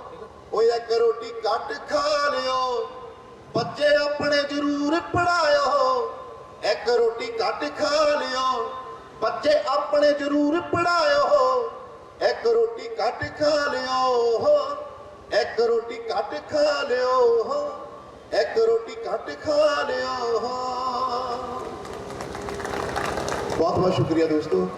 ਜੈ ਭੀਮ ਜੈ ਭਾਰਤ। ਮੇਰੀ ਇੱਕ ਲਾਸਟ ਦੇ ਵਿੱਚ ਬੇਨਤੀ ਆ ਕਿ ਜਦੋਂ ਵੀ ਕੋਈ ਸਮਾਜ ਦੇ ਵਿੱਚ ਇਦਾਂ ਦਾ ਘਟਨਾ ਚੱਕਰ ਵਰਤਦਾ ਆ, ਜਿਹੜਾ ਸਾਡਾ ਬੁੱਧੀਜੀਵੀ ਤਬਕਾ ਹੈ, ਜਿੱਦਾਂ ਤੁਸੀਂ ਸਤਪਾਲ ਸਾਧੂ ਸਾਹਿਬ ਬੈਠੇ ਆ, ਜਿਹੜਾ ਬੁੱਧੀਜੀਵੀ ਤਬਕਾ, ਮੋਹਨ ਵੀਕਾ ਸਾਹਿਬ ਪਿੱਛੇ ਬੈਠੇ ਆ, ਆਪਣੇ ਖੜਕੜ ਸਾਹਿਬ ਬੈਠੇ ਆ, ਤੁਸੀਂ ਇਹਦੇ ਤੇ ਚਿੰਤਨ ਜ਼ਰੂਰ ਕਰਿਆ ਕਰੋ। ਅਖਬਾਰਾਂ ਦੇ ਵਿੱਚ ਨਿਊਜ਼ ਭੇਜੋ, ਤੁਸੀਂ ਇਹਨੂੰ ਮੀਡੀਆ ਦੇ ਵਿੱਚ ਲਿਆਉਣ ਦੇ ਲਈ ਜ਼ਰੂਰ ਖੇਚਲ ਕਰਿਆ ਕਰੋ। ਬੁੱਧੀਜੀਵੀ ਤਬਕਾ ਜਿੰਨਾ ਵੀ ਮੇਰੇ ਸਾਹਮਣੇ ਬੈਠਾ, ਮੇਰੀ ਹੱਥ ਜੋੜ ਕੇ ਬੇਨਤੀ, ਜੈ ਭੀਮ ਜੈ ਭਾਰਤ। ਬਹੁਤ ਬਹੁਤ ਸ਼ੁਕਰੀਆ ਸੰਦੀਪ ਭਾਜੀ, ਥੈਂਕ ਯੂ। ਚੰਡੀਗੜ੍ਹ ਪਟਿਆਲਾ ਤੋਂ ਆਏ ਨੇ ਔਰ ਉਹਨਾਂ ਦੇ ਹੋਰ ਬਹੁਤ ਸਾਰੇ ਸਾਡੇ ਜਿਹੜੇ ਸਾਥੀ ਮਹਿਮਾਨ ਆ, ਉਹਨਾਂ ਦੇ ਬਹੁਤ ਸਾਰੇ ਪ੍ਰੋਗਰਾਮ ਅੱਜ, ਕਿਉਂਕਿ ਅੱਜ ਵਿਸਾਖੀ ਦਾ ਵੀ ਦਿਹਾੜਾ ਆ, ਬਾਬਾ ਸਾਹਿਬ ਦਾ ਵੀ ਦਿਹਾੜਾ ਆ, ਸਮੁੱਚੀ ਦੁਨੀਆ ਦੇ ਵਿੱਚ ਮਨਾਇਆ ਜਾ ਰਿਹਾ, ਹਰ ਇੱਕ ਦੇ ਜਿਵੇਂ ਆ।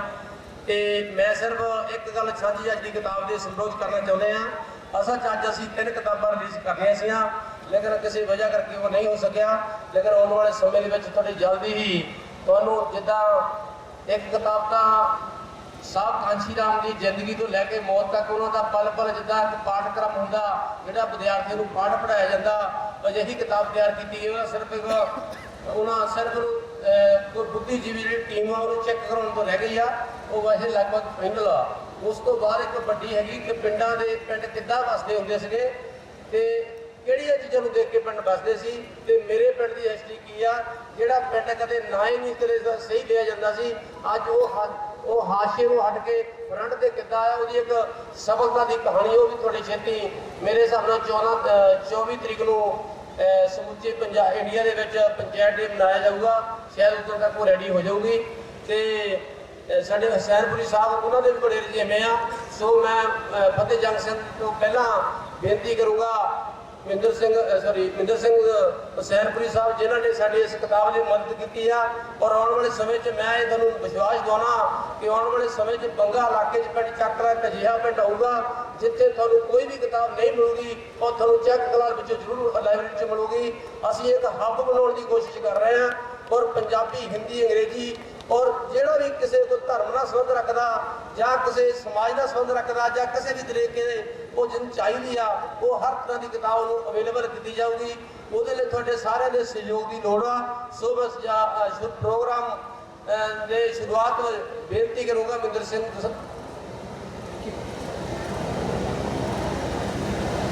ਸੋ ਬਹੁਤ ਧੰਨਵਾਦ ਜੀ।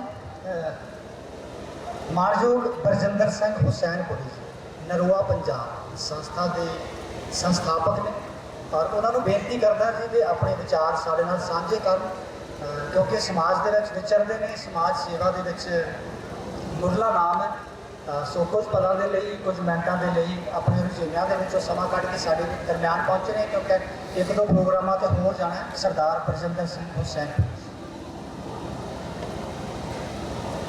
ਅੱਜ ਬਾਬਾ ਸਾਹਿਬ ਡਾਕਟਰ ਭੀਮ ਰਾਓ ਅੰਬੇਦਕਰ ਜੀ ਦੇ ਜਨਮ ਦਿਨ ਨੂੰ ਮਨਾਉਂਦੇ ਹੋਏ ਸਾਰੀ ਸੰਗਤ ਵਾਹਿਗੁਰੂ ਜੀ ਕਾ ਖਾਲਸਾ ਵਾਹਿਗੁਰੂ ਜੀ ਕੀ ਫਤਿਹ। ਬਾਬਾ ਸਾਹਿਬ ਨੇ ਆਪਣੀ ਜ਼ਿੰਦਗੀ ਵਿੱਚ ਅਜਿਹੇ ਕਾਰਜ ਕੀਤੇ ਜਿਸ ਦੇ ਕਾਰਨ ਅੱਜ ਅਸੀਂ ਸਮਾਜਿਕ ਬਰਾਬਰੀ ਅਤੇ ਲੋਕਤੰਤਰ ਦੇ ਨਿਰਮਾਣ ਵਿੱਚ ਉਹਨਾਂ ਦਾ ਅਹਿਮ ਜਿਹੜਾ ਆ ਯੋਗਦਾਨ ਆ। ਉਹਨਾਂ ਦੀ ਜ਼ਿੰਦਗੀ ਦੀਆਂ ਘਟਨਾਵਾਂ ਜਦੋਂ ਉਹ ਕੋਲੰਬੀਆ ਯੂਨੀਵਰਸਿਟੀ ਵਿੱਚ ਪੜ੍ਹਨ ਗਏ, ਜਿਹੜੇ ਉਹਨਾਂ ਦੇ ਪ੍ਰੋਫੈਸਰ ਸਨ, ਉਹ ਲੋਕਤੰਤਰ ਦਾ ਉਹਨਾਂ ਦਾ ਬਹੁਤ ਵੱਡਾ ਉਹਨਾਂ 'ਚ ਰੋਲ ਸੀ, ਜਿਨ੍ਹਾਂ ਦੀ ਸਿੱਖਿਆ ਦੇ ਤਹਿਤ ਬਾਬਾ ਸਾਹਿਬ ਦਾ ਉਹਨਾਂ ਦੀ ਜ਼ਿੰਦਗੀ 'ਤੇ ਬਹੁਤ ਪ੍ਰਭਾਵ ਪਿਆ। ਜਿਹੜੀ ਕਿਤਾਬਾਂ ਹਨ, ਵਿਦਿਆ ਹੈ, ਐਜੂਕੇਸ਼ਨ ਹੈ, ਅੱਜ ਦੇ ਸਮੇਂ ਦੇ ਵਿੱਚ ਜੇ ਅਸੀਂ ਸਮਝਣਾ ਹੋਵੇ ਕਿ ਮਨੁੱਖ ਦਾ ਸਭ ਤੋਂ ਵੱਡੀ ਜਿਹੜੀ ਪ੍ਰਾਪਰਟੀ ਆ ਉਹ ਐਜੂਕੇਸ਼ਨ ਹੀ ਆ, ਕਿਉਂਕਿ ਜ਼ਮੀਨਾਂ ਘਟਦੀਆਂ ਕਿੱਲਿਆਂ ਤੋਂ ਤਨਾਲਾਂ 'ਚ ਆ ਗਈਆਂ।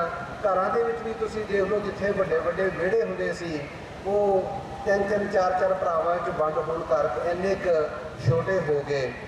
ਪਰ ਜਿਸ ਕਾਰਨ ਆਉਣ ਵਾਲੇ ਸਮੇਂ ਵਿੱਚ ਸਮਾਜ ਵਿੱਚ ਵਿਚਰਨਾ, ਗੁਜ਼ਰਾਨ ਬਹੁਤ ਔਖੇ ਹੋ ਗਏ। ਪਰ ਜਿਹੜੇ ਬੱਚੇ, ਜਿਹੜੇ ਲੋਕ ਵਿਦਿਆ ਲੈ ਕੇ ਉਹ ਅੱਗੇ ਆ ਗਏ, ਉਹਨਾਂ ਨੇ ਆਪਣਾ ਆਧਾਰ ਜਿਹੜੀ ਆ ਉਹਨੂੰ ਵਿਦਿਆ ਨੂੰ ਬਣਾ ਲਿਆ।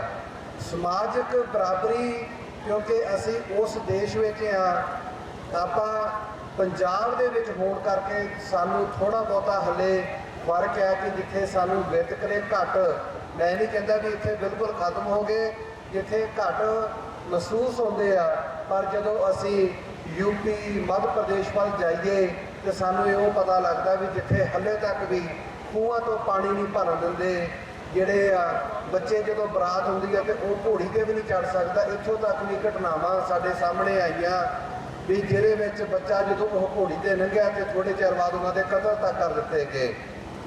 ਇੰਨੀ ਆਵਾਜ਼ ਬੁਲੰਦ ਹੋਣ ਦੇ ਬਾਅਦ ਵੀ ਹਲੇ ਤੱਕ ਵੀ ਉਹ ਖੜੋਤਾਂ ਸਮਾਜਿਕ ਬਰਾਬਰੀ ਦੇ ਵਿੱਚ ਹਨ। ਅਸੀਂ ਇਹ ਅੰਦਾਜ਼ਾ ਲਗਾ ਸਕਦੇ ਹਾਂ ਕਿ ਬਾਬਾ ਸਾਹਿਬ ਦੇ ਜਨਮ ਤੋਂ ਪਹਿਲਾਂ ਜਿਹੜਾ ਇਹ ਆਪਣੇ ਸਮਾਜ ਵਿੱਚ ਕਿੰਨੀ ਕੁ ਖੜੋਤ ਹੋਊਗੀ ਕਿ ਉਹਨਾਂ ਨੇ ਜਦੋਂ ਸੰਵਿਧਾਨ ਦੇ ਵਿੱਚ ਇੱਕ ਬਰਾਬਰਤਾ ਦਾ ਸਾਨੂੰ ਦਿੱਤਾ, ਹੱਕ ਦਿੱਤਾ, ਉਹਦੇ ਕਾਰਨ ਅੱਜ ਅਸੀਂ ਹਰ ਥਾਂ 'ਤੇ ਸਰਕਾਰੀ, ਗੈਰ ਸਰਕਾਰੀ ਥਾਵਾਂ 'ਤੇ ਬਰਾਬਰ ਬੈਠ ਕੇ ਗੱਲ ਕਰ ਸਕਦੇ ਹਾਂ। ਅੱਜ ਖਾਲਸਾ ਪੰਥ ਦੀ ਸਿਰਜਣਾ ਦਿਵਸ ਵੀ ਆ, ਉਸ ਦੀਆਂ ਵੀ ਸਾਰਿਆਂ ਨੂੰ ਲੱਖ ਲੱਖ ਵਧਾਈਆਂ। ਇਹ ਵੀ ਇੱਕ ਏਡੀ ਵੱਡੀ ਕ੍ਰਾਂਤੀ ਸੀ ਕਿ ਗੁਰੂ ਸਾਹਿਬ ਨੇ ਇੱਕ ਤਾਂ ਗੁਰਚੇਲਾ ਦੀ ਰੀਤ, ਦੂਜੀ ਪੰਜ ਪ੍ਰਧਾਨੀ ਡੈਮੋਕ੍ਰੇਸੀ ਦੀ ਰੀਤ, ਤੀਜੀ ਇੱਕ ਖੰਡੇ ਬਾਟੇ ਦੇ ਵਿੱਚ ਅੰਮ੍ਰਿਤ ਜਿਹੜਾ ਆ ਪੌਲ ਖੰਡੇ ਦੀ ਦੇ ਕੇ ਊਚ ਨੀਚ ਦੀ ਜਿਹੜੀ ਇਸ ਕੋੜ ਨੂੰ ਇਸ ਦੇਸ਼ ਵਿੱਚ ਜਿਹੜਾ ਸੀ ਉਹਨੂੰ ਦੂਰ ਕਰਨ ਦੀ ਕੋਸ਼ਿਸ਼ ਕੀਤੀ। ਔਰ ਇਸੇ ਕਰਕੇ ਮੈਂ ਸ਼ੁਰੂ 'ਚ ਕਿਹਾ ਸੀ ਕਿ ਅਸੀਂ ਇਸ ਪੰਜਾਬ ਵਿੱਚ ਹੋਣ ਕਰਕੇ ਸਾਡੇ ਲਈ ਹਲੇ ਥੋੜ੍ਹਾ ਜਿਹਾ ਫਰਕ ਆ, ਪਰ ਜਦੋਂ ਆਪਾਂ ਉਹਨਾਂ ਠਾਕੁਰਾਂ ਦੇ, ਬ੍ਰਾਹਮਣਾਂ ਦੇ ਜਿਹੜੇ ਜਿੱਥੇ ਗੜ੍ਹੇ ਆ ਉਹਨਾਂ ਥਾਵਾਂ 'ਤੇ ਸਾਨੂੰ ਹਲੇ ਵੀ ਇਹ ਚੀਜ਼ਾਂ ਮਹਿਸੂਸ ਹੁੰਦੀਆਂ ਜਿਹੜੀ ਸਮਾਜਿਕ ਬਰਾਬਰਤਾ ਦੀ ਖੜੋਤ ਆ। ਅਤੇ ਜੱਸੀ ਵੀਰ ਜੀ ਨਾਲ ਮੇਰਾ ਸੰਪਰਕ ਹੋਇਆ ਕਿ ਇਹਨਾਂ ਨੇ ਕਿਤਾਬਾਂ ਰਿਲੀਜ਼ ਕਰਨੀਆਂ। ਮੇਰੀ ਜ਼ਿੰਦਗੀ ਦੇ ਵਿੱਚ ਵੀ ਮੈਂ ਹਮੇਸ਼ਾ ਹੀ ਕਹਿੰਦਾ ਦੁਆਬਾ ਸਿੱਖ ਨੈਸ਼ਨਲ ਸਕੂਲ ਦੇ ਹੈਡਮਾਸਟਰ ਸਾਹਿਬ ਦਰਸ਼ਨ ਸਿੰਘ ਉਹਨਾਂ ਦਾ ਪ੍ਰਭਾਵ ਪਿਆ। ਜਦੋਂ ਮੈਂ 10ਵੀਂ ਕਲਾਸ ਵਿੱਚ ਸੀ, ਉਹਨਾਂ ਦੇ ਇੱਕ ਬੱਚੇ ਨੇ ਉਹਨਾਂ ਨੇ ਅਨਾਊਂਸਮੈਂਟ ਕੀਤੀ ਕਿ ਜੋ ਬੱਚਾ ਹੁਣ ਉਹਨਾਂ ਦਾ ਕਾਬਲ ਹੋ ਗਿਆ, ਉਹਨੇ ਇੱਕ ਪੜ੍ਹਨ ਵਾਲੇ ਬੱਚੇ ਨੂੰ ਅਡਾਪਟ ਕਰਨਾ। ਮੈਂ ਉਸ ਦਿਨ ਆਪਣੀ ਜ਼ਿੰਦਗੀ ਦੇ ਵਿੱਚ ਇੱਕ ਧਾਰਨਾ ਕੀਤੀ ਕਿ ਮੈਂ ਜੇ ਮੈਨੂੰ ਵੀ ਪ੍ਰਮਾਤਮਾ ਨੇ ਸਮਰੱਥਾ ਬਖਸ਼ੀ ਤਾਂ ਮੈਂ ਜ਼ਰੂਰ ਐਜੂਕੇਸ਼ਨ ਦੀ ਕੋਸ਼ਿਸ਼ ਵਧਾਉਣ ਦੀ ਕੋਸ਼ਿਸ਼ ਕਰਾਂਗਾ। ਮੈਂ ਆਪਣੇ ਪਿੰਡ ਦੇ ਵਿੱਚ ਪ੍ਰਾਇਮਰੀ ਸਕੂਲ ਬਣਾਇਆ, ਜਿਹਦੇ ਵਿੱਚ ਅੱਜ ਲਗਭਗ 100 ਬੱਚੇ ਜਿਹੜੇ ਪਿੰਡ ਹੁਸੈਨਪੁਰ ਔਰ ਸਾਡੇ ਆਸੇ-ਪਾਸੇ ਦੇ ਪਿੰਡਾਂ ਦੇ ਬੱਚੇ ਪੜ੍ਹਦੇ ਆ। ਉਹਨਾਂ ਨੂੰ ਪ੍ਰਾਇਮਰੀ ਸਿੱਖਿਆ 7 ਅਧਿਆਪਕ ਰੱਖੇ ਆ, ਵਧੀਆ ਬਿਲਡਿੰਗ ਬਣਾ ਕੇ ਦਿੱਤੀ ਆ, ਟਰਾਂਸਪੋਰਟੇਸ਼ਨ ਦਾ ਪ੍ਰਬੰਧ ਵੀ ਕੀਤਾ ਆ। ਉਸ ਤੋਂ ਬਾਅਦ ਜਿਹੜੀ ਅਸੀਂ ਨਰੋਆ ਪੰਜਾਬ ਆਪਣੀ ਇੱਕ ਸੰਸਥਾ ਬਣਾਈ, ਉਹਦੀ ਸਾਡੀ ਟੀਮ ਨੇ ਇੱਕ ਫੈਸਲਾ ਕੀਤਾ ਕਿ ਜਿਹੜੇ ਆਮ ਕਰਕੇ ਸਕੂਲਾਂ ਕਿਤਾਬਾਂ ਵਿੱਚ ਜਿਹੜੇ ਜਦੋਂ ਮੈਂ ਇਹਨੂੰ ਸ਼ਾਇਦ ਪ੍ਰਸਿੱਧੀ ਹਾਸਲ ਕਰਨ ਲਈ ਵੀ ਕਹਿ ਦੇਵਾਂ, ਲੋਕ ਕੰਮ ਕਰਦੇ ਆ ਵੀ ਕਾਪੀਆਂ ਕਿਤਾਬਾਂ ਜਾਂ ਵਰਦੀਆਂ ਵੰਡਣੀਆਂ ਸ਼ੁਰੂ ਕਰ ਦਿੰਦੇ ਆ ਪਰ ਮੇਰੀ ਟੀਮ ਨੇ ਜਿਹਦੇ ਵਿੱਚ ਸਾਰੇ ਸਨੀ ਸਿੰਘ ਜਾਫਰਪੁਰ ਤੋਂ ਆ, ਗੰਗਵੀਰ ਸਿੰਘ ਰਾਹੋਂ ਤੋਂ, ਮੱਖਣ ਸਿੰਘ ਹੰਸਰੋਂ ਤੋਂ, ਸਰਬਜੀਤ ਸਿੰਘ ਉਸਮਾਨਪੁਰ, ਹੋਰ ਵੀ ਇਹਨਾਂ ਨੇ ਸਾਰਿਆਂ ਨੇ ਮੈਨੂੰ ਇਹ ਸੁਝਾਅ ਦਿੱਤਾ ਕਿ ਪਿੰਡਾਂ ਦੇ ਵਿੱਚ ਬਹੁਤ ਵੱਡੀ ਮੁਸ਼ਕਲ ਆ। ਪ੍ਰਾਇਮਰੀ ਸਕੂਲਾਂ ਦੇ ਵਿੱਚ ਬੱਚੇ ਤਾਂ ਹਨ, ਕਿਉਂਕਿ ਬੱਚੇ ਵੀ ਉਹੀ ਪ੍ਰਾਇਮਰੀ ਸਕੂਲ ਜਾਂਦੇ ਜਿਨ੍ਹਾਂ ਦੇ ਕੋਲ ਕੋਈ ਸਮਰੱਥਾ ਹੀ ਨਹੀਂ ਹੈਗੀ ਚੰਗੀ ਸਿੱਖਿਆ ਹਾਸਲ ਕਰਨ ਲਈ ਪ੍ਰਾਈਵੇਟ ਸਿਸਟਮ 'ਚ ਜਾਣ ਲਈ। ਪਰ ਕਿਉਂਕਿ ਸਾਡੀਆਂ ਸਰਕਾਰਾਂ ਫੇਲ ਹੋ ਗਈਆਂ ਸਾਨੂੰ ਜਿਹੜੀਆਂ ਸਾਡੀਆਂ ਬੇਸਿਕ ਲੋੜਾਂ ਦੇਣ ਲਈ, ਸਾਡੀ ਨਰੋਆ ਪੰਜਾਬ ਟੀਮ ਨੇ ਨਵਾਂ ਸ਼ਹਿਰ ਦੇ ਵਿੱਚ 100 ਪ੍ਰਾਇਮਰੀ ਸਕੂਲ ਦੇ ਵਿੱਚ ਇੱਕ ਅਧਿਆਪਕ ਜਿਹੜਾ ਸਾਡੀ ਸੰਸਥਾ ਵੱਲੋਂ ਦਿੱਤਾ ਤਾਂ ਕਿ ਪਿੰਡਾਂ ਦੇ ਬੱਚੇ ਜਿਹੜੇ ਆ ਉਹ ਚੰਗੀ ਸਿੱਖਿਆ ਹਾਸਲ ਕਰ ਸਕਣ। ਔਰ ਅਸੀਂ ਕੋਸ਼ਿਸ਼ ਕਰਾਂਗੇ ਕਿ ਪ੍ਰਮਾਤਮਾ ਨੇ ਜਿੰਨੀ ਕਿ ਸਾਡੇ 'ਤੇ ਸਮਰੱਥਾ ਬਖਸ਼ੀ, ਸਾਡੇ ਮਹਾਂਪੁਰਸ਼ਾਂ ਦੇ, ਮੈਂ ਬੈਠਾ ਸੋਚ ਰਿਹਾ ਸੀ ਤੁਸੀਂ ਕਿੰਨਾ ਵਧੀਆ ਉਪਰਾਲਾ ਕੀਤਾ। ਜਿਹੜੀ ਸਮਾਜ ਵਿੱਚ ਖੜੋਤ ਆਉਂਦੀ ਹੈ ਨਾ, ਮੇਰੇ ਹਿਸਾਬ ਦੇ ਨਾਲ ਉਦੋਂ ਆਉਂਦੀ ਹੈ ਜਦੋਂ ਸਮਾਜ ਦੇ ਵਿੱਚ ਜਿਹੜੇ ਬੱਚੇ ਤਰੱਕੀ ਕਰ ਜਾਂਦੇ ਆ ਨਾ, ਉਹ ਪਿੱਛੇ ਦੇਖਣਾ ਭੁੱਲ ਜਾਂਦੇ ਆ।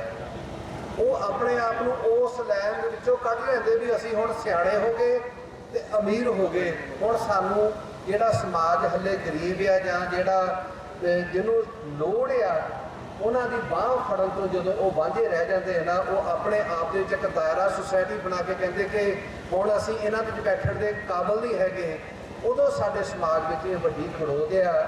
ਜਿਨ੍ਹਾਂ ਲੋਕਾਂ ਨੇ, ਜਿਨ੍ਹਾਂ ਬੰਦਿਆਂ ਨੇ ਐਜੂਕੇਸ਼ਨ ਲੈ ਕੇ ਜਾਂ ਵਪਾਰ ਕਰਕੇ ਤਰੱਕੀ ਕਰ ਲਈ, ਜਿਹੜਾ ਗੁਰੂ ਸਾਹਿਬਾਨ ਨੇ ਦਸਵੰਧ ਦਾ ਜਿਹੜਾ ਸੰਕਲਪ ਚਲਾਇਆ ਸੀ, ਉਹ ਵੀ ਇਹੀ ਸੀ ਕਿ ਜੇ ਹਰ ਬੰਦਾ ਆਪਣੀ ਆਮਦਨ 'ਚੋਂ ਦਸਵੰਧ ਕੱਢ ਕੇ, ਦਸਵੰਧ ਤੋਂ ਭਾਵ ਹੈ ਕਿ ਬੰਦੇ ਵਿੱਚ ਹਉਮੈ ਨਾ ਆਵੇ, ਉਹਨੂੰ ਇਹ ਮੰਨਣਾ ਪਵੇਗਾ ਕਿ ਇਹ 10ਵਾਂ ਹਿੱਸਾ ਆਮਦਨ ਦਾ ਤੇਰਾ ਨਹੀਂ ਤਾਂ ਬੰਦਾ ਆਪਣੀ ਈਗੋ ਦੇ ਵਿੱਚ ਮੈਂ ਚਾਹੀਦਾ ਕਿ ਮੈਂ ਆਹ ਕਰਦਾ ਆ।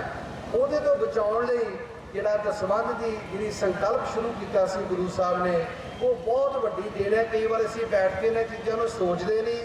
ਸਾਡੇ ਸਮਾਜ ਵਿੱਚ ਖੜੋਤ ਵੀ ਇਸੇ ਕਰਕੇ ਆ ਗਈ ਅੱਜ ਕਿ ਜਿਹੜੇ ਬੰਦੇ ਸਾਡੇ ਤਰੱਕੀ ਕਰ ਜਾਂਦੇ ਆ ਉਹ ਪਿਛੜੇ ਵਰਗ ਦੇ ਵਿੱਚ ਆ ਕੇ ਬਹਿੰਦੇ ਨਹੀਂ ਹੈਗੇ, ਉਹਨਾਂ ਤੋਂ ਅਲਰਜੀ ਹੋ ਜਾਂਦੀ ਆ। ਇਸੇ ਕਰਕੇ ਪਿਛੜੇ ਵਰਗ ਪਿੱਛੇ ਰਹੀ ਜਾਂਦੇ ਆ ਤੇ ਜਿਹੜੇ ਜਿੱਦਾਂ ਕਹਿੰਦੇ ਅਮੀਰ ਅੱਗੇ ਤੋਂ ਅਮੀਰ ਹੋਈ ਜਾਂਦੇ ਆ। ਪਰ ਜਿਹੜੇ ਅਮੀਰ ਹੋ ਗਏ ਉਹਨਾਂ ਨੂੰ ਜ਼ਰੂਰ ਕੋਸ਼ਿਸ਼ ਕਰਨੀ ਚਾਹੀਦੀ ਆ ਕਿ ਸਾਡਾ ਜਿਹੜਾ ਪਿਛੜਾ ਵਰਗ ਆ ਉਹਨਾਂ ਨੂੰ ਅਸੀਂ ਸਿੱਖਿਆ, ਸਿਹਤ ਸਹੂਲਤਾਂ ਦੇ ਲਈ ਆਪਣੇ ਦਸਵੰਧ ਵਿੱਚੋਂ ਜਿੰਨੀ ਵੀ ਰਕਮ ਕੱਢ ਕੇ ਅਸੀਂ ਕਰ ਸਕਦੇ ਆ ਉਹਨਾਂ ਦੀ ਬਾਂਹ ਫੜੀਏ। ਜਿਹੜੀ ਸਰਦਾਰ ਸਾਹਿਬ ਨੇ ਤੁਸੀਂ ਲਾਇਬ੍ਰੇਰੀ ਦੀ ਗੱਲ ਕੀਤੀ ਆ, ਮੈਂ ਅਮਰੀਕਾ ਦੇ ਵਿੱਚ ਰਹਿੰਦਾ ਹੋਇਆ, ਮੈਂ ਜ਼ਿਆਦਾ ਪੜ੍ਹਿਆ ਤਾਂ ਨਹੀਂ ਹੈਗਾ ਪਰ ਮੈਂ ਇਹਨਾਂ ਚੀਜ਼ਾਂ ਨੂੰ ਦੇਖਦਾ ਬਹੁਤ ਰਹਿੰਦਾ ਆ ਵੀ ਹਰ ਸ਼ਹਿਰ ਦੇ ਵਿੱਚ ਇੰਨੀ ਕੁ ਵਧੀਆ ਲਾਇਬ੍ਰੇਰੀ ਬਣਾਈ ਆ ਕਿ ਜੇ ਬੱਚਾ ਉੱਥੇ ਜਾ ਕੇ ਕਹੇ ਮੈਨੂੰ ਆਹ ਕਿਤਾਬ ਚਾਹੀਦੀ, ਜੇ ਨਹੀਂ ਵੀ ਹੈਗੀ ਤੇ ਉੱਥੇ ਦੇ ਪ੍ਰਬੰਧਕ ਉਹਨਾਂ ਨੂੰ ਪ੍ਰਬੰਧ ਕਰਕੇ ਦਿੰਦੇ ਆ। ਤੇ ਸਾਡੇ ਲੋਕ ਕਿਤਾਬਾਂ ਨਾਲੋਂ ਇੰਨਾ ਜ਼ਿਆਦਾ ਟੁੱਟ ਗਏ ਆ, ਬੱਚਿਆਂ ਨੂੰ ਪੜ੍ਹਨ ਦੀ ਕੋਈ ਚਸਕਾ ਹੀ ਨਹੀਂ ਹੈਗਾ ਵੀ ਅਸੀਂ ਜਿਵੇਂ ਜਿਹੜਾ ਇਹ ਕਿਤਾਬ ਲਿਖਦਾ ਆ ਉਹਦੀ ਜਿੰਦ ਜਾਨ ਸਾਰਾ ਕੁਝ ਇਸ ਕਿਤਾਬ ਦੇ ਵਿੱਚ ਹੁੰਦਾ, ਪਰ ਅਸੀਂ ਉਹਨੂੰ ਕਦੀ ਪੜ੍ਹਨ ਦੀ ਤਵੱਜੋ ਵੀ ਨਹੀਂ ਦਿੰਦੇ। ਕਿਤਾਬਾਂ ਲਿਜਾ ਕੇ ਇੱਦਾਂ ਘਰੇ ਸੜਦੇ ਨੇ, ਖੂੰਜਿਆਂ 'ਤੇ ਪਈਆਂ ਰਹਿੰਦੀਆਂ ਆ। ਪਰ ਜਿਸ ਬੰਦੇ ਨੇ ਇੰਨੀ ਵਧੀਆ ਕਿਤਾਬ ਲਿਖੀ ਹੁੰਦੀ, ਉਹਦੀ ਜੀ ਜਾਨ ਲੱਗੀ ਹੁੰਦੀ, ਉਹਦੀ ਭਾਵਨਾ, ਵਿਚਾਰ ਸਾਰਾ ਕੁਝ ਉਹਦੇ ਵਿੱਚ ਹੁੰਦਾ। ਮੈਂ ਬੱਚਿਆਂ ਨੂੰ ਖਾਸ ਕਰਕੇ ਮਾਤਾਵਾਂ ਨੂੰ ਕਹਿਣਾ ਕਿ ਕੋਸ਼ਿਸ਼ ਕਰੋ ਆਪਣੇ ਬੱਚਿਆਂ ਨੂੰ ਬਿਠਾ ਕੇ, ਜਿਵੇਂ ਆਪਾਂ ਸੁਣਦੇ ਕਿ ਪੁਰਾਣੇ ਜ਼ਮਾਨੇ 'ਚ ਦਾਦੀਆਂ ਕਹਾਣੀਆਂ ਸੁਣਾਉਂਦੀਆਂ ਸੀ, ਹੁਣ ਤਾਂ ਅੱਜ ਦੀਆਂ ਮਾਤਾਵਾਂ ਨੂੰ ਕਹਾਣੀਆਂ ਵੀ ਨਹੀਂ ਆਉਂਦੀਆਂ ਕਿਉਂਕਿ ਅਸੀਂ ਜਦੋਂ ਪੜ੍ਹਾਈ ਤੋਂ ਕਿਤਾਬਾਂ ਤੋਂ ਦੂਰ ਹੋ ਗਏ ਉਹ ਕਹਾਣੀਆਂ ਵੀ ਕਿੱਥੋਂ ਆਉਣੀਆਂ ਸੀ। ਕਿ ਕੋਸ਼ਿਸ਼ ਕਰੀਏ ਆਪਣੇ ਬੱਚਿਆਂ ਨੂੰ ਪੜ੍ਹਨ ਦੀ ਆਦਤ ਪਾਈਏ, ਉਹਨਾਂ ਨੂੰ ਸਾਡੇ ਜਿਹੜੇ ਰਹਿਬਰ ਹੋਏ, ਮਹਾਂਪੁਰਸ਼ ਹੋਏ ਆ, ਗੁਰੂ ਸਾਹਿਬਾਨ ਹੋਏ ਆ, ਉਹਨਾਂ ਦੀਆਂ ਸਿੱਖਿਆਵਾਂ ਨੂੰ ਪੜ੍ਹ ਕੇ ਤਾਂ ਕਿ ਅਸੀਂ ਇੱਕ ਚੰਗੇ ਸਮਾਜ ਦੀ ਸਿਰਜਣਾ ਕਰ ਸਕੀਏ ਔਰ ਚੰਗੀ ਨੀਅਤ ਦੇ ਨਾਲ ਅਸੀਂ ਆਪਣੇ ਬੱਚਿਆਂ ਨੂੰ ਅੱਗੇ ਵਧਾ ਕੇ ਉਹਨਾਂ ਦੇ ਦਿਮਾਗ ਵਿੱਚ ਘੱਟੋ ਘੱਟ ਇਹ ਜ਼ਰੂਰ ਰਹਿਣਾ ਚਾਹੀਦਾ ਵੀ ਜਦੋਂ ਵੀ ਤੁਸੀਂ ਤਰੱਕੀ ਕਰਕੇ ਵਿਦੇਸ਼ਾਂ ਵਿੱਚ ਚਲੇ ਗਏ, ਕਿਉਂਕਿ ਵਿਦੇਸ਼ ਤਰੱਕੀ ਦਾ ਇੱਕ ਸ਼ਾਰਟਕਟ ਆ ਜਿਹਦੇ ਲਈ ਬਹੁਤੀ ਅਕਲ ਦੀ ਲੋੜ ਨਹੀਂ ਵੀ ਪੈਸਾ ਲਾ ਕੇ ਥੋੜ੍ਹਾ ਬਹੁਤਾ ਕਰਕੇ ਬਾਹਰ ਚਲ ਗਏ, ਪਰ ਉਹ ਮਾਇਕ ਤੌਰ 'ਤੇ ਸਮਰੱਥ ਹੋ ਜਾਂਦੇ ਆ। ਉਹਨਾਂ ਲਈ ਇੱਕ ਖਾਸ ਆ ਬੇਨਤੀ ਸਾਰਿਆਂ ਲਈ ਵੀ ਜਿਹੜੇ ਸਾਡੇ NRI ਵੀਰ ਆ ਉਹ ਘੱਟੋ ਘੱਟ ਕੋਸ਼ਿਸ਼ ਕਰਨ ਕਿ ਆਪਣੇ ਸਮਾਜ ਦੀ, ਆਪਣੇ ਪਿੰਡਾਂ ਦੀ ਦੇਖ ਸੰਭਾਲ ਕਰਨ। ਜਿਵੇਂ ਸਾਡੇ ਇਹ ਸਰਦਾਰ ਸੰਤੋਖ ਸਿੰਘ ਜੀ, ਜੱਸੀ ਜੀ, ਔਰ ਸੰਜੀਵ ਐਮਾ ਜੱਟਾ ਜੀ ਜਿਨ੍ਹਾਂ ਨੇ ਇੰਨੀ ਮਿਹਨਤ ਕਰਕੇ ਕਿਤਾਬਾਂ ਲਿਖੀਆਂ, ਅਸੀਂ ਉਹਨਾਂ ਦੀ ਵੀ ਮਦਦ ਕਰੀਏ ਕਿ ਹੋਰ ਕਿਤਾਬਾਂ ਲਿਖਣ ਔਰ ਹੋਰ ਬੱਚੇ ਪਿੰਡਾਂ ਵਿੱਚ ਲਾਇਬ੍ਰੇਰੀ, ਜਿਵੇਂ ਤੁਸੀਂ ਦੱਸਿਆ ਵੀ ਲਾਇਬ੍ਰੇਰੀਆਂ ਬਣਨ, ਸਾਡੇ ਬੱਚੇ ਪੜ੍ਹ ਕੇ ਕਾਬਲ ਹੋਣ। ਮੈਂ ਅੰਤ ਵਿੱਚ ਫੇਰ ਅੱਜ ਦੇ ਵਿਸਾਖੀ ਦੇ ਸ਼ੁਭ ਅਵਸਰ ਤੇ ਬਾਬਾ ਸਾਹਿਬ ਡਾਕਟਰ ਭੀਮ ਰਾਓ ਅੰਬੇਦਕਰ ਦੇ ਜਨਮ ਦਿਨ ਦੀਆਂ ਬਹੁਤ ਬਹੁਤ ਵਧਾਈਆਂ ਦਿੰਦਾ। ਔਰ ਅਸੀਂ ਕੋਸ਼ਿਸ਼ ਕਰੀਏ ਕਿ ਅਜਿਹੇ ਜਿਹੜੇ ਸਮਾਰੋਹ ਆ, ਕੈਂਪ ਆ, ਇਹ ਛੇਤੀ ਲੱਗਦੇ ਰਹਿਣ ਤਾਂ ਕਿ ਸਹੀ ਬੱਚਿਆਂ ਨੂੰ ਬਿਠਾ ਕੇ ਹੋਰ ਸਿੱਖਿਆਵਾਂ ਦਿੰਦੀਆਂ ਰਹਿਣ। ਦਈਏ ਉਹਨਾਂ ਨੂੰ ਇਹਨਾਂ ਦੇ ਲਫ਼ਜ਼ਾਂ ਦੇ ਨਾਲ ਹੋਈ ਭੁੱਲ ਚੁੱਕ ਦੀ ਮਾਫੀ ਔਰ ਸਾਰਿਆਂ ਨੂੰ ਬਹੁਤ ਬਹੁਤ ਮੁਬਾਰਕਾਂ। ਵਾਹਿਗੁਰੂ ਜੀ ਕਾ ਖਾਲਸਾ, ਵਾਹਿਗੁਰੂ ਜੀ ਕੀ ਫਤਿਹ। ਬਹੁਤ ਬਹੁਤ ਧੰਨਵਾਦ ਜੀ ਸਰਦਾਰ ਬਲਜਿੰਦਰ ਸਿੰਘ ਹੁਸੈਨਪੁਰੀ ਜੀ, ਜਿਨ੍ਹਾਂ ਨੇ ਆਪਣੇ ਸਮਾਜ ਦੇ ਵਿੱਚੋਂ ਆਪਣੀ ਜੋ ਵੀ ਉਪਰਾਲੇ ਕਰ ਰਹੇ ਨੇ ਉਹਦੇ ਬਾਰੇ ਵੀ ਸੰਖੇਪ ਜਿਹੀ ਜਾਣਕਾਰੀ ਦਿੱਤੀ। ਸੋ ਐਜੂਕੇਸ਼ਨ ਨੂੰ ਫੈਲਾਉਣ ਦੇ ਵਿੱਚ ਜਿਹੜਾ ਕੰਮ ਕਰ ਰਹੇ ਨੇ ਬੜਾ ਸ਼ਲਾਘਾਯੋਗ, ਮਹੱਤਵਪੂਰਨ। ਸੋ ਅਸੀਂ ਬਹੁਤ ਧੰਨਵਾਦ ਕਰਦੇ ਹਾਂ ਜੀ। ਤੇ ਨਾਲ ਦੀ ਨਾਲ ਮੇਰੀ ਬੇਨਤੀ ਹੈ ਜੀ, ਪੰਚਾਇਤ ਯੂਨੀਅਨ ਪੰਜਾਬ ਦੇ ਪ੍ਰਧਾਨ ਸਰਦਾਰ ਹਰਮਿੰਦਰ ਸਿੰਘ ਮਾਵੀ ਜੀ ਹੋਰਾਂ ਨੂੰ, ਕਿਉਂਕਿ ਉਹਨਾਂ ਨੇ ਵੀ ਅੱਗੇ ਇੱਕ ਪ੍ਰੋਗਰਾਮ 'ਤੇ ਹੋਰ ਜਾਣਾ ਹੈਗਾ, ਸੋ ਵੀ ਚੰਦ ਸਮੇਂ ਦੇ ਲਈ ਆਪਣੇ ਵਿਚਾਰ ਸਾਡੇ ਨਾਲ ਸਾਂਝੇ ਕਰਨਗੇ ਜੀ। ਪ੍ਰਧਾਨ ਪੰਚਾਇਤ ਯੂਨੀਅਨ ਪੰਜਾਬ ਸਰਦਾਰ ਹਰਮਿੰਦਰ ਸਿੰਘ ਮਾਵੀ ਜੀ।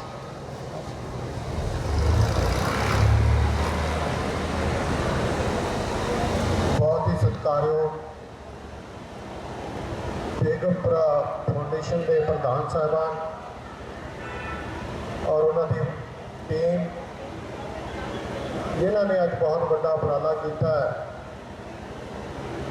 कि जिहड़े साडे देश के रहबर बाबा साहब डॉक्टर भीम राव अंबेडकर जी के जन्म दिवस से अज एक अपनी पुस्तक भी रिलीज़ की है और खूनदान कैंप भी लाया, तो उन्होंने एक समागम करके उन्होंने याद भी किया। सो अज बहुत भागा वाला दिन है, क्योंकि अज के दिन ही खालसा पंथ की नींह भी रखी गई।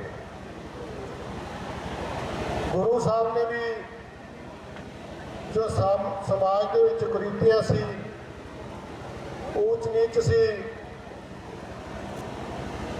उन्होंने धरती पर बिठा के उन्होंने विचों ही बिना छूछात तो, बिना भेदभाव तो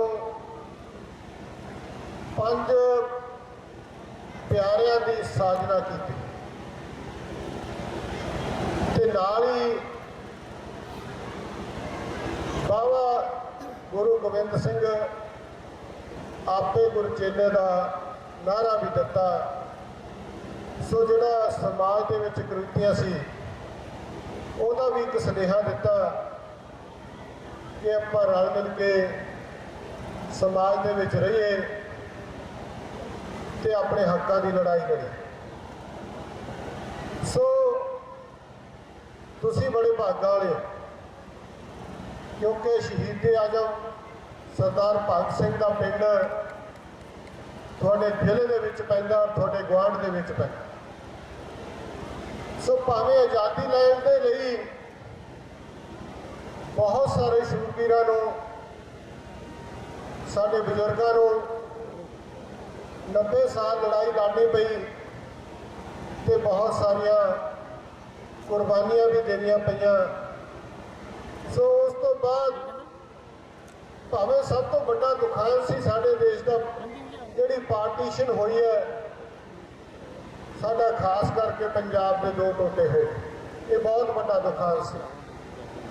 90 साल लड़ाई लड़न तो बाद 15 अगस्त 1947 नूं हिंदुस्तान का भारत देश का झंडा चढ़ाया गया।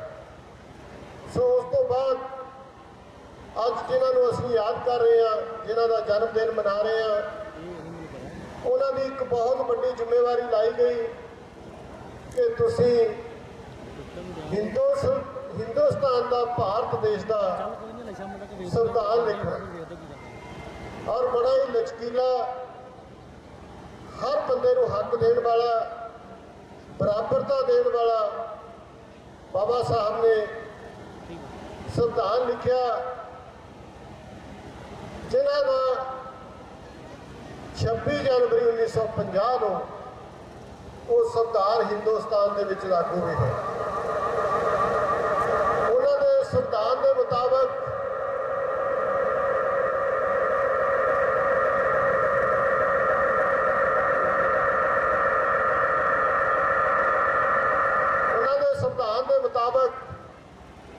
ਭਾਰਤ ਦੇਸ਼ ਦੇ ਵਿੱਚ ਵਿਕਾਸ ਕਾਰਜਾਂ ਦੇ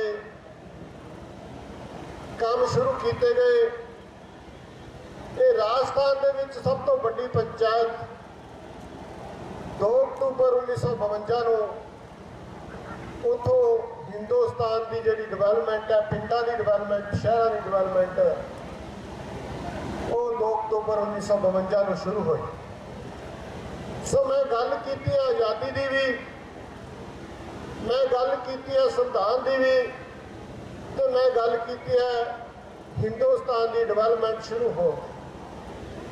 ਜਿੱਥੋਂ ਤੱਕ ਆਜ਼ਾਦੀ ਦੀ ਗੱਲ ਸੀ, ਲੇਕਿਨ ਜੇ ਅਸੀਂ ਭਾਰਤ ਦੇਸ਼ ਦੇ ਵਿੱਚ ਭਾਰਤ ਦੇਸ਼ ਦੇ ਨਾਗਰਿਕਾਂ ਨੂੰ ਦੇਖੀਏ ਤਾਂ ਅੱਜ ਵੀ 75 ਸਾਲਾਂ ਤੋਂ ਬਾਅਦ 70% ਲੋਕ ਉਹ ਨੇ ਜਿਨ੍ਹਾਂ ਨੂੰ 2 ਡੰਗ ਦੀ ਰੋਟੀ ਦਾ ਫਿਕਰ ਹੈ, ਜਿਨ੍ਹਾਂ ਨੂੰ ਆਪਣੇ ਸਿਰ ਤੇ ਛੱਤ ਦਾ ਫਿਕਰ ਹੈ। ਨਾ ਉਹਨਾਂ ਨੂੰ ਪੇਟ ਭਰ ਕੇ ਰੋਟੀ ਮਿਲੀ ਤੇ ਨਾ ਉਹਨਾਂ ਨੂੰ ਸਿਰ ਤੇ ਛੱਤ ਮਿਲੀ। 70% ਲੋਕ ਉਹ ਨੇ ਹਿੰਦੁਸਤਾਨ ਦੇ ਵਿੱਚ। ਸੋ ਇਹਦੇ ਲਈ ਜ਼ਿੰਮੇਵਾਰ ਕੌਣ ਹੈ, ਇਹ ਸਾਰਾ ਆਪਾਂ ਨੂੰ ਸਾਰਿਆਂ ਨੂੰ ਪਤਾ ਹੈ। ਉਸ ਤੋਂ ਬਾਅਦ ਮੈਂ ਸੰਵਿਧਾਨ ਦੀ ਵੀ ਗੱਲ ਕੀਤੀ। ਅੱਜ ਅਮੀਰ ਲਈ ਸੰਵਿਧਾਨ ਵੱਖਰਾ ਹੈ, ਗਰੀਬ ਲਈ ਸੰਵਿਧਾਨ ਵੱਖਰਾ ਹੈ। ਭਾਵੇਂ ਬਾਬਾ ਸਾਹਿਬ ਨੇ ਆਪਣੀ ਜ਼ਿੰਦਗੀ ਇਸ ਲਈ ਲਾਤੀ ਕਿ ਅਮੀਰੀ ਤੇ ਗਰੀਬੀ ਦਾ ਪਾੜਾ ਖਤਮ ਹੋ ਕੇ ਜੋ ਸੰਵਿਧਾਨ ਹੈ ਹਿੰਦੁਸਤਾਨ ਦਾ, ਉਹਦੇ ਮੁਤਾਬਕ ਹਿੰਦੁਸਤਾਨ ਦੇ ਵਿੱਚ ਸਾਰੇ ਕੰਮ ਚੱਲਣ। ਕਰਪਸ਼ਨ ਖਤਮ ਹੋਣੀ ਚਾਹੀਦੀ ਹੈ, ਹਰ ਇਨਸਾਨ ਬਰਾਬਰ ਹੋਣਾ ਚਾਹੀਦਾ ਹੈ। ਮੇਰੇ ਵੀਰ ਮੇਰੇ ਤੋਂ ਪਹਿਲਾਂ ਜਿਹੜੇ ਬੋਲ ਕੇ ਗਏ ਨੇ, ਉਹਨਾਂ ਨੇ ਬੜਾ ਜ਼ੋਰ ਦਿੱਤਾ ਕਿ ਹਰ ਬੱਚਾ ਪੜ੍ਹਿਆ ਲਿਖਿਆ ਹੋਣਾ ਚਾਹੀਦਾ ਔਰ ਚੰਗੀ ਵਧੀਆ ਪੜ੍ਹਾਈ ਕੀਤੀ ਹੋਣੀ ਚਾਹੀਦੀ। ਸੋ ਮੈਂ ਡਿਵੈਲਪਮੈਂਟ ਦੀ ਵੀ ਗੱਲ ਕੀਤੀ ਹੈ। ਅੱਜ ਡਿਵੈਲਪਮੈਂਟ ਦਾ ਜੋ ਹਾਲ ਹੈ, ਅਸੀਂ 70-75 ਸਾਲਾਂ ਦੇ ਵਿੱਚ ਅੱਜ ਵੀ ਗਲੀਆਂ ਨਾਲੀਆਂ ਹੀ ਬਣਾਈ ਜਾਂਦੇ। ਸਾਡਾ ਜਿਹੜਾ ਦੇਸ਼ ਦਾ ਨੌਜਵਾਨ ਹੈ, ਅਸੀਂ ਆਪਣੇ ਸੂਬੇ ਪੰਜਾਬ ਦਾ ਨੌਜਵਾਨ ਲਾ ਲਈਏ, ਉਹ ਬੇਰੁਜ਼ਗਾਰੀ ਕਰਨ ਜਾਂ ਤਾਂ ਚੋਰੀਆਂ ਕਰ ਰਿਹਾ, ਜਾਂ ਡਾਕੇ ਮਾਰ ਰਿਹਾ, ਜਾਂ ਨਸ਼ੇ ਕਰ ਰਿਹਾ, ਜਾਂ ਆਪਣੇ ਜਿਹੜੇ ਬਜ਼ੁਰਗ ਹੈ, ਮਾਂ-ਬਾਪ ਨੇ ਉਹਨਾਂ ਨਾਲ ਦੁਰਪਰਾ ਕਰ ਰਿਹਾ। ਸੋ ਭਾਵੇਂ ਬਾਬਾ ਸਾਹਿਬ ਨੇ ਆਪਣੀ ਜ਼ਿੰਦਗੀ ਲਾਤੀ ਇਸ ਵਾਸਤੇ ਕਿ ਸਾਡਾ ਦੇਸ਼ ਦੇ ਜਿਹੜੇ ਲੋਕ ਨੇ ਉਹ ਬਰਾਬਰ ਵਸਣ। ਸੋ ਇਹਦੇ ਵਿੱਚ ਸ਼ਾਇਦ ਸਾਡੀ ਆਪਣੀ ਕੋਤਾਹੀ ਹੈ ਕਿ ਜਦੋਂ ਅਸੀਂ ਲੀਡਰ ਨੂੰ ਚੁਣਦੇ ਹਾਂ, ਅਸੀਂ ਬੋਤਲਾਂ, ਭੁੱਕੀ, ਫੀਮ, ਇਹੋ ਜਿਹੇ ਜਿਹੜੇ ਸਾਨੂੰ ਲਾਲਚ ਦਿੱਤੇ ਜਾਂਦੇ ਨੇ, ਅਸੀਂ ਉਹਨਾਂ ਦੇ ਵਿੱਚ ਉਲਝ ਕੇ ਆਪਣੀ ਵੋਟ ਦਾ ਇਸਤੇਮਾਲ ਕਰ ਜਾਂਦੇ ਹਾਂ। ਔਰ ਜਿਹੜਾ ਸੰਵਿਧਾਨ ਦੇ ਮੁਤਾਬਕ ਵੋਟ ਦਾ ਅਧਿਕਾਰ ਦਿੱਤਾ, ਇਹ ਬਹੁਤ ਵੱਡਾ ਅਧਿਕਾਰ ਹੈ। ਇਹ ਕਿਸੇ ਨੂੰ ਵੀ ਤਖਤੇ ਤੋਂ ਲਾ ਸਕਦਾ ਤੇ ਕਿਸੇ ਨੂੰ ਵੀ ਬਿਠਾ ਸਕਦਾ। ਅਸੀਂ ਉਹਦਾ ਅੱਜ ਤੱਕ ਜ਼ਿਆਦਾਤਰ ਲੋਕਾਂ ਨੇ ਉਹਦਾ ਸਹੀ ਇਸਤੇਮਾਲ ਨਹੀਂ ਕੀਤਾ, ਅਸੀਂ ਕਿਸੇ ਹੋਰ ਦਿਸ਼ਾ ਦੇ ਵਿੱਚ ਚਲੇ ਗਏ।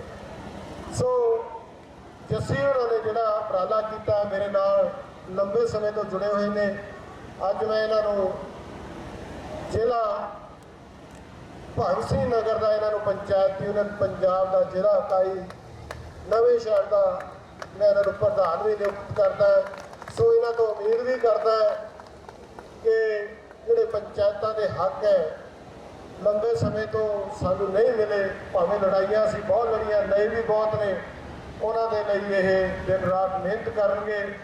ਤੇ ਜਿਹੜੇ ਪੰਚਾਇਤਾਂ ਦੇ ਹੱਕ ਹੈ, ਕਿਉਂਕਿ ਜੇ ਪੰਚਾਇਤਾਂ ਕਮਜ਼ੋਰ ਹੈ ਤਾਂ ਸਾਡੇ ਪਿੰਡ ਵੀ ਕਮਜ਼ੋਰ ਹੈ। ਜੇ ਪੰਚਾਇਤਾਂ ਨੂੰ ਪੂਰੇ ਅਧਿਕਾਰ ਮਿਲੇ ਹੋਣਗੇ, ਉਹਨਾਂ ਕੋਲੇ ਕੋਈ ਪਾਵਰ ਹੋਊਗੀ, ਤਾਂ ਸਾਡੇ ਪਿੰਡ ਵੀ ਤਕੜੇ ਹੋਣਗੇ। ਸੋ ਇੰਨੀਆਂ ਬੇਨਤੀਆਂ ਕਰਦਾ ਹੋਇਆ ਹਾਕਮਾਂ ਦਾ ਇਜਾਜ਼ਤ।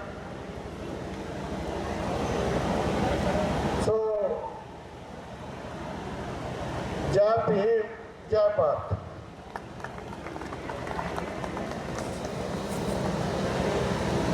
ਸੋ ਬਹੁਤ ਬਹੁਤ ਧੰਨਵਾਦ ਜੀ। ਮਾਨਯੋਗ ਸਰਦਾਰ ਹਰਮਿੰਦਰ ਸਿੰਘ ਮਾਵੀ ਜੀ, ਪ੍ਰਧਾਨ ਪੰਚਾਇਤ ਯੂਨੀਅਨ ਪੰਜਾਬ, ਜਿਨ੍ਹਾਂ ਨੇ ਆਪਣੇ ਦੁਆਰਾ ਕੀਤੇ ਗਏ ਇੱਕ ਬਤੌਰ ਕਿਸੇ ਸੰਸਥਾ ਦਾ, ਜਦੋਂ ਕੋਈ ਬੰਦਾ ਚਾਹੇ ਉਹ ਪਿੰਡ ਲੈਵਲ 'ਤੇ ਹੋਵੇ ਜਾਂ ਸਟੇਟ ਲੈਵਲ 'ਤੇ ਹੋਵੇ, ਜਦੋਂ ਨੁਮਾਇੰਦਾ ਬਣਦਾ ਤੇ ਉਹ ਕਿਹੜੀਆਂ ਮੱਲਾਂ ਮਾਰਨੀਆਂ ਪੈਂਦੀਆਂ ਜਾਂ ਕਿੱਦਾਂ ਆਪਣੇ ਵਿਚਾਰ ਜਿਹੜੇ ਹੈਗੇ ਆ ਉਹ ਸਾਂਝੇ ਕਰਨੇ ਪੈਂਦੇ ਆ। ਵੱਡੀਆਂ ਜਦੋਂ ਕਾਨਫਰੰਸਾਂ ਹੁੰਦੀਆਂ ਹੈਗੀਆਂ ਤਾਂ ਕੀ ਪੱਖ ਆਪਣਾ ਅਸੀਂ ਰੱਖ ਸਕਦੇ ਹਾਂ, ਉਹਦੇ ਉੱਤੇ ਵਿਚਾਰ ਸਾਂਝੇ ਕੀਤੇ। ਅਸੀਂ ਬਹੁਤ ਧੰਨਵਾਦ ਕਰਦੇ ਹਾਂ ਜੀ ਪ੍ਰਧਾਨ ਸਾਹਿਬ ਦਾ, ਜਿਨ੍ਹਾਂ ਨੇ ਨਿੱਜੀ ਰੁਝੇਵਿਆਂ 'ਤੇ ਸਮਾਂ पूरे देश च बना रहे हैं।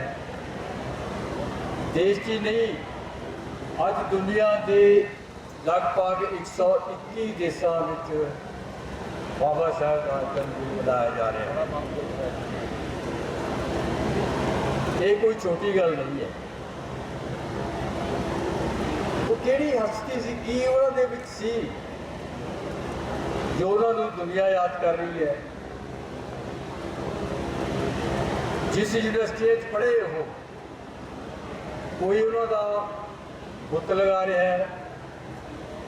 ਇੱਕ ਯੂਨੀਵਰਸਿਟੀ ਨੇ ਸਰਵੇ ਕਰਾਇਆ ਆਪਣੇ 100 ਸਾਲਾ ਜਨਮ ਦਿਨ ਤੇ, ਯੂਨੀਵਰਸਿਟੀ ਨੇ ਸਰਵੇਖਣ ਕਰਾਇਆ ਕਿ ਇੱਥੇ 100 ਸਾਲਾਂ ਦੇ ਵਿੱਚ ਸਭ ਤੋਂ ਵਧੀਆ ਸਟੂਡੈਂਟ ਕਿਹੜਾ ਆ ਕੇ ਗਿਆ ਹੈ। ਤਾਂ ਬੜੀ ਖੁਸ਼ੀ ਦੀ ਗੱਲ ਹੈ, ਹੈਰਾਨਗੀ ਦੀ ਗੱਲ ਹੈ, ਬਾਬਾ ਸਾਹਿਬ ਦਾ ਨਾਮ ਸਭ ਤੋਂ ਉੱਪਰ ਆ ਰਿਹਾ ਸੀ। ਦੁਨੀਆ ਦੇ ਉੱਪਰਲੇ 6 ਦਿਮਾਗਾਂ ਵਿੱਚ ਉਹਨਾਂ ਨੂੰ ਗਿਣਿਆ ਜਾਂਦਾ ਹੈ। ਸਾਡੇ ਭਾਰਤ ਵਿੱਚ ਉਹਨਾਂ ਦੀ ਕਦਰ ਪਈ, ਕਾਫੀ ਲੇਟ ਪਈ। ਅੱਜ ਜਦੋਂ ਸੋਚੀ ਆਈ ਤਾਂ ਜਿੱਥੇ ਉਹ ਕਿਰਾਏ 'ਤੇ ਰਹਿੰਦੇ ਸੀ ਉਹ ਵੀ ਖਰੀਦ ਲਿਆ ਗਿਆ, ਉੱਥੇ ਅਜਾਇਬ ਘਰ ਚੱਲ ਰਿਹਾ। ਉਹਨਾਂ ਦੇ ਨਾਂ 'ਤੇ ਉਹਨਾਂ ਨੂੰ ਭਾਰਤ ਰਤਨ ਵੀ ਮਿਲਿਆ। ਉਹਨਾਂ ਦੇ ਨਾਂ 'ਤੇ ਕਿੰਨੀਆਂ ਸਕੀਮਾਂ ਵੀ ਸ਼ੁਰੂ ਹੋ ਰਹੀਆਂ ਹੈ। ਅੱਜ ਉਹਨਾਂ ਨੂੰ ਪਛਾਣਿਆ ਜਾ ਰਿਹਾ ਹੈ। ਉਹਨਾਂ ਨੇ ਆਪਣੀ ਜ਼ਿੰਦਗੀ 'ਚ ਸਟਰਗਲ ਕਰਕੇ, ਕਿਸੇ ਵੱਲੋਂ ਕੋਈ ਮਦਦ ਨਹੀਂ ਸੀ, ਆਪ ਸੰਘਰਸ਼ ਕੀਤਾ। ਤੁਸੀਂ ਸ਼ਾਇਦ ਅੱਜ ਕੱਲ੍ਹ ਟੀਵੀ 'ਤੇ ਉਹਨਾਂ ਦਾ ਇੱਕ ਸੀਰੀਅਲ ਚੱਲ ਰਿਹਾ ਹੈ, NTV 'ਤੇ ਰਾਤ 8:30 ਵਜੇ ਆਉਂਦਾ ਹੈ। ਉੱਥੇ ਦੇਖ ਕੇ ਲੱਗਦਾ ਹੈ ਵੀ ਇੰਨੀਆਂ ਮੁਸ਼ਕਲਾਂ 'ਚ ਪੜ੍ਹੇ ਹੋ, ਇਹ ਕਿਵੇਂ ਹੋ ਸਕਦਾ। ਕਦਮ ਕਦਮ 'ਤੇ ਬੇਇੱਜ਼ਤੀਆਂ ਹੋ ਰਹੀਆਂ, ਅਪਮਾਨ ਹੋ ਰਿਹਾ ਹੈ, ਪਰ ਉਹ ਆਰਾਮ ਨਾਲ ਚੱਲੀ ਜਾ ਰਹੇ ਹੈ। ਹਰ ਵਾਰੀ ਲੱਗਦਾ ਹੈ ਕਿ ਹੁਣ ਐਡੀ ਵੱਡੀ ਘਟਨਾ ਵਾਪਰ ਗਈ ਹੈ, ਇਹ ਹੁਣ ਜ਼ਰੂਰ ਭੜਕਣਗੇ, ਜ਼ਰੂਰ ਕਿਸੇ ਦਾ ਸਿਰ ਭੰਨੂਗੇ। ਸਾਨੂੰ ਦੇਖਦੇ ਗੁੱਸਾ ਆ ਜਾਂਦਾ ਵੀ ਇਹ ਆਹ ਚੀਜ਼ ਇੱਦਾਂ ਕਿਵੇਂ ਵਾਪਰ ਰਹੀ ਹੈ। ਪਰ ਨਹੀਂ, ਉਹਨਾਂ ਨੇ ਇੱਕ ਨਿਸ਼ਾਨਾ ਬਣਾਇਆ ਹੋਇਆ ਸੀ। ਉਹ ਨਿਸ਼ਾਨੇ 'ਤੇ ਉਹਨਾਂ ਨੇ ਪਹੁੰਚਣਾ ਸੀ। ਜੇ ਉਹ ਇਕੱਲੇ ਨਾਲ ਨਿਬੜਨ ਲੱਗਦੇ, FIR ਦਰਜ ਕਰਾਉਣ ਲੱਗਦੇ, ਮੁਕਾਬਲਾ ਕਰਦੇ, ਤਾਂ ਅੱਜ ਉੱਥੇ ਨਹੀਂ ਸੀ ਪਹੁੰਚ ਸਕਦੇ ਜਿੱਥੇ ਅੱਜ ਦੁਨੀਆ ਉਹਨਾਂ ਨੂੰ ਪੂਜ ਰਹੀ ਹੈ, ਇੱਕ ਖਾਸ ਮੁਕਾਮ 'ਤੇ ਲੈ ਕੇ ਗਈ ਹੈ। ਇਹ ਉਹਨਾਂ ਦਾ ਇੱਕ ਦੂਰਦਰਸ਼ੀ ਖਿਆਲ ਸੀ, ਜਿਸ ਦੇ ਮੁਤਾਬਕ ਉਹ ਚੱਲਦੇ ਰਹੇ। ਮੈਂ ਪੜ੍ਹਨਾ ਹੈ, ਪੜ੍ਹ ਕੇ ਮੈਂ ਆਪਣੇ ਦੇਸ਼ ਦੀ, ਕੌਮ ਦੀ ਸੇਵਾ ਕਰਨੀ ਹੈ। ਇੱਥੇ ਮੈਂ ਇੱਕ ਗੱਲ ਬੜੀ ਜ਼ੋਰ ਨਾਲ ਵੀ ਕਹਿਣਾ ਚਾਹਾਂਗਾ, ਬੇਨਤੀ ਵੀ ਕਰਾਂਗਾ ਕਿ ਆਪਾਂ ਉਹਨਾਂ ਨੂੰ ਦਲਿਤਾਂ ਦੇ ਨੇਤਾ ਬਹੁਤਾ ਕਰਕੇ ਕਹਿੰਦੇ ਯਾਰ, ਸਾਨੂੰ ਹੋ ਸਕਦਾ ਵਿਰੋਧੀਆਂ ਵੱਲੋਂ ਇਹ ਹੋਵੇ ਕੋਈ, ਉਹ ਇਕੱਲੇ ਦਲਿਤਾਂ ਦੇ ਲੀਡਰ ਨਹੀਂ ਸੀ। ਸੰਵਿਧਾਨ ਬਣਾਇਆ ਕੋਈ ਦਲਿਤਾਂ ਵਾਸਤੇ ਬਣਾਇਆ, ਰਾਖਵਾਂਕਰਨ ਦਿੱਤਾ ਸਿਰ, ਬਾਕੀ ਕੀ ਚਾਹੁੰਦੇ ਸੀ ਉਹ। ਜਦੋਂ ਅਸੀਂ ਉਹਨਾਂ ਦੀ ਸਾਰੀ ਫਿਲਾਸਫੀ ਦੇਖਦੇ ਹਾਂ, ਜਾਣਦੇ ਹਾਂ, ਪੜ੍ਹਦੇ ਹਾਂ, ਅੱਜ ਸਾਡੇ ਕੋਲ ਉਹਨਾਂ ਦੇ 21 ਵੋਲਿਊਮ ਤਿਆਰ ਹੋ ਚੁੱਕੇ ਹੈ। ਉਹਨਾਂ ਦੇ ਵਿੱਚ ਇੱਕ ਗੱਲ ਉੱਭਰ ਕੇ ਆਉਂਦੀ ਹੈ ਵੀ ਉਹ ਤਾਂ ਬਹੁਤ ਵੱਡੇ ਦੇਸ਼, ਜਿਹਨੂੰ ਕਹਿੰਦੇ ਆਪਾਂ ਦੇਸ਼ ਭਗਤ ਸੀਗੇ। ਉਹ ਇੱਕ ਮਜ਼ਬੂਤ ਸਮਾਜ ਚਾਹੁੰਦੇ ਸੀ ਮਜ਼ਬੂਤ ਸਮਾਜ ਹੀ ਨੀਂਹ ਬਣਦੀ ਹੈ ਮਜ਼ਬੂਤ ਦੇਸ਼ ਦੀ। ਉਹਨਾਂ ਨੇ ਕੀ ਲੱਭਿਆ? ਸਮਾਜ ਦੇ ਵਿੱਚ 3 ਕਮੀਆਂ ਹੈਗੀਆਂ ਜੇ ਤਾਂ ਉਹ ਸਮਾਜ ਕੋਈ ਉન્નਤੀ ਵਾਲਾ ਨਹੀਂ ਗਿਣਿਆ ਜਾਏਗਾ। ਕੀ ਹੋਣਾ ਚਾਹੀਦਾ ਵਧੀਆ ਸਮਾਜ ਦੇ ਵਿੱਚ? 3 ਚੀਜ਼ਾਂ ਹੋਣੀਆਂ ਚਾਹੀਦੀਆਂ। ਨੰਬਰ 1 ਸਮਤਾ, ਬਰਾਬਰੀ। ਬਰਾਬਰੀ ਅੱਜ ਵੀ ਹੈ ਨਹੀਂ, 70-75 ਸਾਲ ਹੋ ਗਏ ਹੈ। ਤਾਂ ਉਹ ਕਹਿੰਦੇ ਵੀ ਜਦ ਤੱਕ ਬਰਾਬਰੀ ਨਹੀਂ ਆਉਂਦੀ ਸਮਾਜ ਨੂੰ ਆਪਾਂ ਨਹੀਂ ਕਹਿ ਸਕਦੇ ਉੱਨਤ ਸਮਾਜ ਹੈ। ਦੂਸਰੀ ਸੁਤੰਤਰਤਾ। ਆਪਾਂ ਨੂੰ ਚਾਹੇ 15 ਅਗਸਤ 1947 ਨੂੰ ਆਜ਼ਾਦੀ ਤਾਂ ਮਿਲ ਗਈ ਹੈ, ਪਰ ਅੱਜ ਤੁਸੀਂ ਮੀਡੀਆ 'ਚ ਦੇਖਦੇ ਹੋਵੋਗੇ, ਪੜ੍ਹਦੇ ਹੋਵੋਗੇ, ਸੁਣਦੇ ਹੋਵੋਗੇ, ਅੱਜ ਹੁਕਮ ਕੀਤੇ ਜਾਂਦੇ ਇਹ ਚੀਜ਼ ਨਹੀਂ ਖਾਣੀ, ਇਹ ਖਾਣੀ ਹੈ, ਇਹ ਕੋਈ ਆਜ਼ਾਦੀ ਹੈ। ਇਹ ਚੀਜ਼ ਪਹਿਨਣੀ ਹੈ, ਪਾਉਣੀ ਹੈ, ਇਹ ਨਹੀਂ ਪਾਉਣੀ, ਇਹ ਕੋਈ ਆਜ਼ਾਦੀ ਹੈ। ਤਾਂ ਉਹ ਕਹਿੰਦੇ ਆਹ ਆਜ਼ਾਦੀ ਹੋਣੀ ਚਾਹੀਦੀ ਸਾਨੂੰ। ਇਹ ਸਾਡਾ ਫੰਡਾਮੈਂਟਲ ਰਾਈਟਸ ਹੈ। ਸੰਵਿਧਾਨ ਦੇ ਵਿੱਚ ਹੱਕ ਹੈ ਕਿ ਅਸੀਂ ਜਿਹੜਾ ਮਰਜ਼ੀ ਧਰਮ ਅਪਣਾਈਏ, ਜਿਹੜਾ ਮਰਜ਼ੀ ਕਿੱਤਾ ਅਪਣਾਈਏ, ਜੋ ਮਰਜ਼ੀ ਅਸੀਂ ਪੜ੍ਹੀਏ, ਜਿਵੇਂ ਮਰਜ਼ੀ ਪੜ੍ਹੀਏ, ਪਰ ਉਹਦੇ 'ਤੇ ਅੱਜ ਕੀ ਪਾਬੰਦੀਆਂ ਲੱਗ ਰਹੀਆਂ ਨੇ। ਤੀਸਰੀ ਕਮੀ ਉਹਨਾਂ ਨੇ ਦੇਖੀ ਸੀ ਜਾਂ ਹੋਣੀ ਚਾਹੀਦੀ ਸੀ ਜੇ, ਤਾਂ ਉਹ ਭਾਈਚਾਰਾ। ਭਾਈਚਾਰਾ ਕਿਵੇਂ ਬਣਦਾ ਹੈ? ਜੇ ਆਪਾਂ ਉੱਥੇ ਜਾਤ ਪਾਤ ਦੇ ਬੰਧਨਾਂ ਵਿੱਚ ਨਹੀਂ ਬੰਨੇ ਹੋਏ, ਪਰ ਅਸੀਂ ਤਾਂ ਸਾਡੀ ਤਾਂ ਇੱਕ ਬਿਮਾਰੀ ਹੈ ਜਿਹੜੀ ਸਭ ਤੋਂ ਵੱਡੀ ਬਿਮਾਰੀ ਹੈ, ਉਹ ਹੈ ਹੀ ਜਾਤ ਪਾਤ ਵਾਲੀ ਹੈ। ਇਸ ਜਾਤ ਦੇ ਇਸ ਜਾਤ ਨਾਲ ਵਿਆਹ ਨਹੀਂ ਕਰ ਸਕਣਗੇ, ਉਹ ਆਪਸ 'ਚ ਖਾ ਪੀ ਨਹੀਂ ਸਕਣਗੇ, ਤਾਂ ਸਾਡੀਆਂ ਬਹੁਤੀਆਂ ਲੜਾਈਆਂ ਇਹ ਵਿਆਹ ਸ਼ਾਦੀ ਦੇ ਉੱਤੇ ਹੀ ਚਲੀਆਂ ਜਾਂਦੀਆਂ।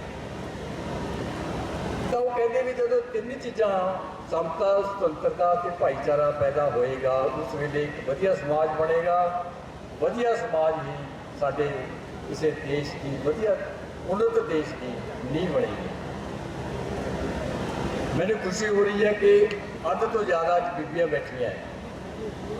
ਬੀਬੀਆਂ ਨੂੰ ਜੇ ਅਧਿਕਾਰ ਦਿੱਤੇ ਹੈ,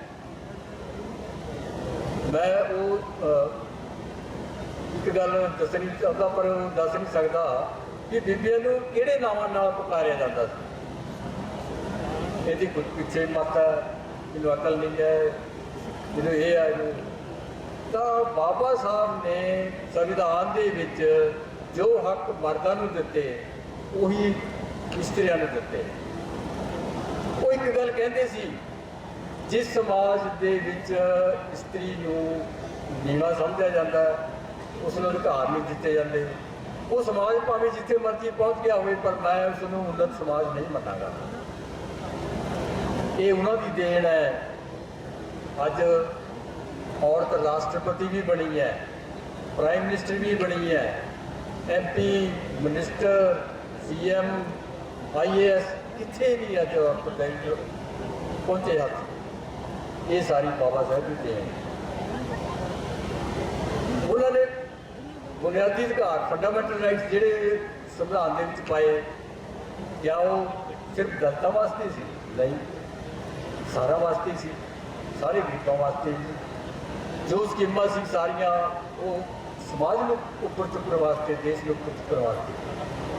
ਸੋ ਅੱਜ ਆਪਾਂ ਪਹਿਲਾਂ, ਸਭ ਤੋਂ ਪਹਿਲਾਂ ਇਹ ਤਹੀਆ ਕਰੀਏ ਕਿ ਉਹਨਾਂ ਨੂੰ ਸਿਰਫ ਦਲਿਤਾਂ ਦੇ ਲੀਡਰ ਤੱਕ ਸੀਮਤ ਨਹੀਂ ਰੱਖਣਾ। ਬਾਬਾ ਸਾਹਿਬ ਕਿੰਨਾ ਆਪਣੇ ਸਮਾਜ ਨੂੰ ਉੱਪਰ ਚੁੱਕਣ ਵਾਸਤੇ ਕਿੱਥੇ ਤੱਕ ਜਾਂਦੇ। ਰਾਊਂਡ ਟੇਬਲ ਕਾਨਫਰੰਸਾਂ ਚੱਲ ਰਹੀਆਂ ਨੇ ਇੰਗਲੈਂਡ ਦੇ ਵਿੱਚ। ਉਹਨਾਂ ਦਾ ਪੁੱਤ ਛੋਟਾ ਸੀ, ਬਿਮਾਰ ਚੱਲ ਰਿਹਾ, ਸੀਰੀਅਸ ਹੋ ਗਿਆ। ਉਧਰ ਜਾਣ ਦਾ ਟਾਈਮ ਟਿਕਟ ਬੁੱਕ ਕਰਾਈ ਹੋਈ, ਉਹਨੂੰ ਕਿਹਾ ਭੀਮਰਾਓ ਜੀ ਬੱਚੇ ਦੀ ਹਾਲਤ ਖਰਾਬ ਹੈ, ਨਾ ਜਾਓ। ਉਹ ਕਹਿੰਦੇ ਜੇ ਅੱਜ ਮੈਂ ਨਾ ਗਿਆ, ਅੱਜ ਮੇਰੇ ਬੱਚੇ ਦੀ ਹਾਲਤ ਖਰਾਬ ਹੈ, ਜੇ ਅੱਜ ਮੈਂ ਨਾ ਗਿਆ ਲੱਖਾਂ ਬੱਚਿਆਂ ਦੀ ਹਾਲਤ ਖਰਾਬ ਹੋ ਗਈ, ਮੇਰਾ ਉੱਥੇ ਜਾਣਾ ਜ਼ਰੂਰੀ ਹੈ। ਕਾਨਫਰੰਸ ਗਏ, ਲੜੇ, ਅਧਿਕਾਰ ਮਿਲੇ, ਸਾਨੂੰ ਅਧਿਕਾਰ ਲੈ ਕੇ ਆਏ। पर अपना बच्चा गवाता उन्होंने। ये हद देखो कितने तक उन्होंने दिमाग से गल काम कर रही सी, मैं अपने समाज में कितने लैके जाना।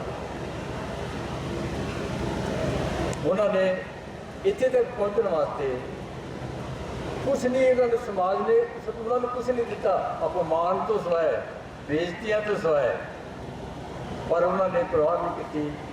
उन्होंने वो चीज़ दी, संविधान दिता जिहदे बारे कहते हैं कि किसी देश को एक बारी मौका मिलता संविधान बनाने का। और ये बड़ी खुशी की गल है, वो मौका भारत के बाबा साहब डॉक्टर अम्बेडकर को मिले। ये भी बहुत बड़ी गल है। हुण उन्होंने संविधान के विच गलतियां कढ़ण वाले आ गए। की किया उन्होंने? उन्होंने नाल 7 मैंबर होर भी तो सीगे। की किया उन्होंने? नकल मारी है। यही जी गल्लां भी घटिया करते हैं, जिहदे च कोशिश करते उन्होंने कद घटाउण। हुण एक कृष्णाचारी होए ने, उन्होंने लिखिया कहना 7 मैंबर जरूर सीगे, उन्हां विचों एक दी डैथ हो गई, एक रिजाइन कर गया, 2 कहते भी असीं तो दिल्ली नहीं आ सकते, उधर दे सीगे वो, असीं तां नहीं सकते। करदियां करदियां कल्ले रह गए सीगे। लगभग 3 साल, 2 साल 11 महीने 18 दिन दिन रात उन्होंने एक करके, बीमारी उन्होंने चिंबड़ी हुई है पर उन्होंने आराम नहीं किया, दिन रात एक करके संविधान लिखा। ये कहते नकल की है, नकल वास्ते भी अकल चाहिए है। बाबा साहब ने ये जवाब दिता, कहते भी 100 साल पहला एक लिखती संविधान बनया सी, अमरीका का बनया सी। हुण कहता उस तो बाद जिन्ने भी संविधान बने हैं सारा पढ़ के देखो, उन्होंने बेसिक गल उही होएगी जो एक संविधान की है, सारे दे विच उही है।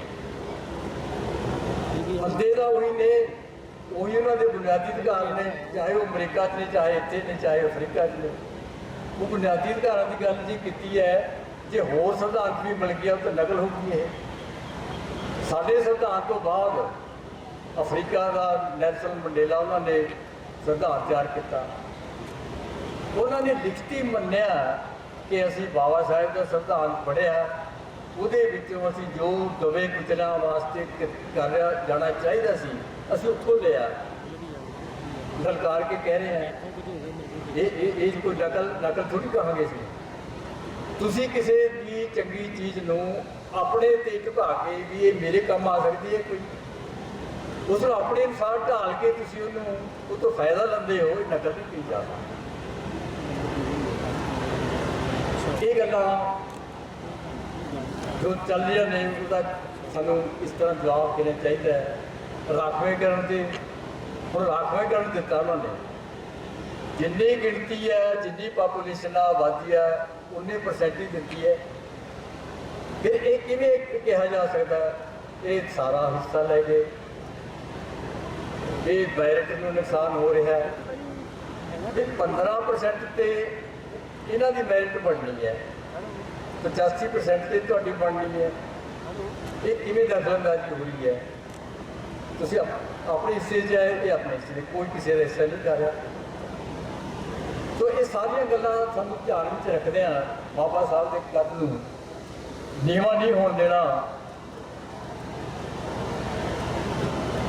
बाबा साहब ने ये चीज़ जो मैं कह रहा भी समाज के ये चीज़ां होनियां चाहिए, 3 समता, स्वतंत्रता, भाईचारा, ये वास्ते भी 3 चीज़ां उन्होंने दसिया सी किवें अचीव की जा, किवें ये प्राप्त की जा सकती। मेरे तो पहला भी गल करके गए हैं, पढ़ो, जुड़ो, संघर्ष करो। ये मैं सिर्फ इन्नी गल कहनी, जो पढ़ो वाला एजुकेट वाला है, एजुकेशन साडी बहुत होगी, ज़्यादा तो ज़्यादा बड़े तो बड़े पढ़े लिखे मिल जाते हैं। ये सानू की चीज़ जोड़नी चाहिए है? एजुकेशन कादी एजुकेशन डिग्री वाली होगी, बहुत होगी। हुण सानू समाज की एजुकेशन बहुत जरूरी है। उसके वास्ते समाज की एजुकेशन है, समाज की हो रहा है, ਇਹ ਕਿਵੇਂ ਦੂਰ ਹੋਏਗੀ? ਇਹ ਸਾਰਾ ਐਜੂਕੇਸ਼ਨ ਦੇ ਵਿੱਚ ਸ਼ਾਮਲ ਕਰਨਾ ਪਏਗਾ ਤੁਹਾਨੂੰ।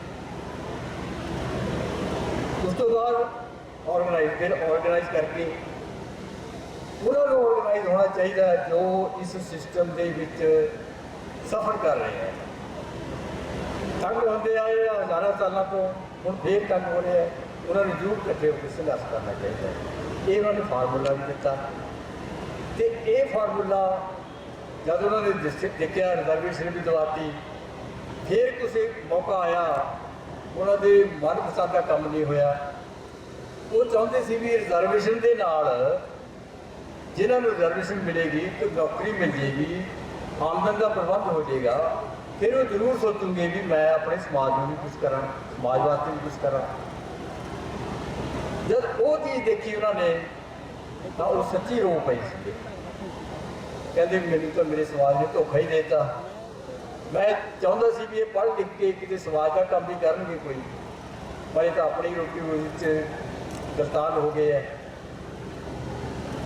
ਹੁਣ ਉਹ ਜਦੋਂ ਇਸ ਗੱਲ ਨੂੰ ਉਹਨਾਂ ਨੇ ਕੀਤਾ, ਰੋਏ, ਮਹਿਸੂਸ ਕੀਤਾ, ਤਾਂ ਇਸ ਪੁਆਇੰਟ ਨੂੰ ਸਾਹਿਬ ਕਾਂਸ਼ੀਰਾਮ ਨੇ ਪਕੜਿਆ। ਅੱਛਾ, ਪੜ੍ਹੇ ਲਿਖਿਆ ਨੇ ਰਵਾਤਾ ਸੀ ਉਹਨਾਂ ਨੂੰ, ਮੈਂ ਪੜ੍ਹੇ ਲਿਖਿਆ ਤੋਂ ਹੀ ਵੱਡੇ ਵੱਡੇ ਕੰਮ ਕਰਾਂਗਾ। ਸਭ ਤੋਂ ਪਹਿਲਾਂ ਉਹਨਾਂ ਨੇ ਪੜ੍ਹੇ ਲਿਖੇ ਨੌਕਰੀ ਪੇਸ਼ਾ ਲੋਕਾਂ ਨੂੰ ਹੀ ਆਰਗੇਨਾਈਜ਼ ਕੀਤਾ।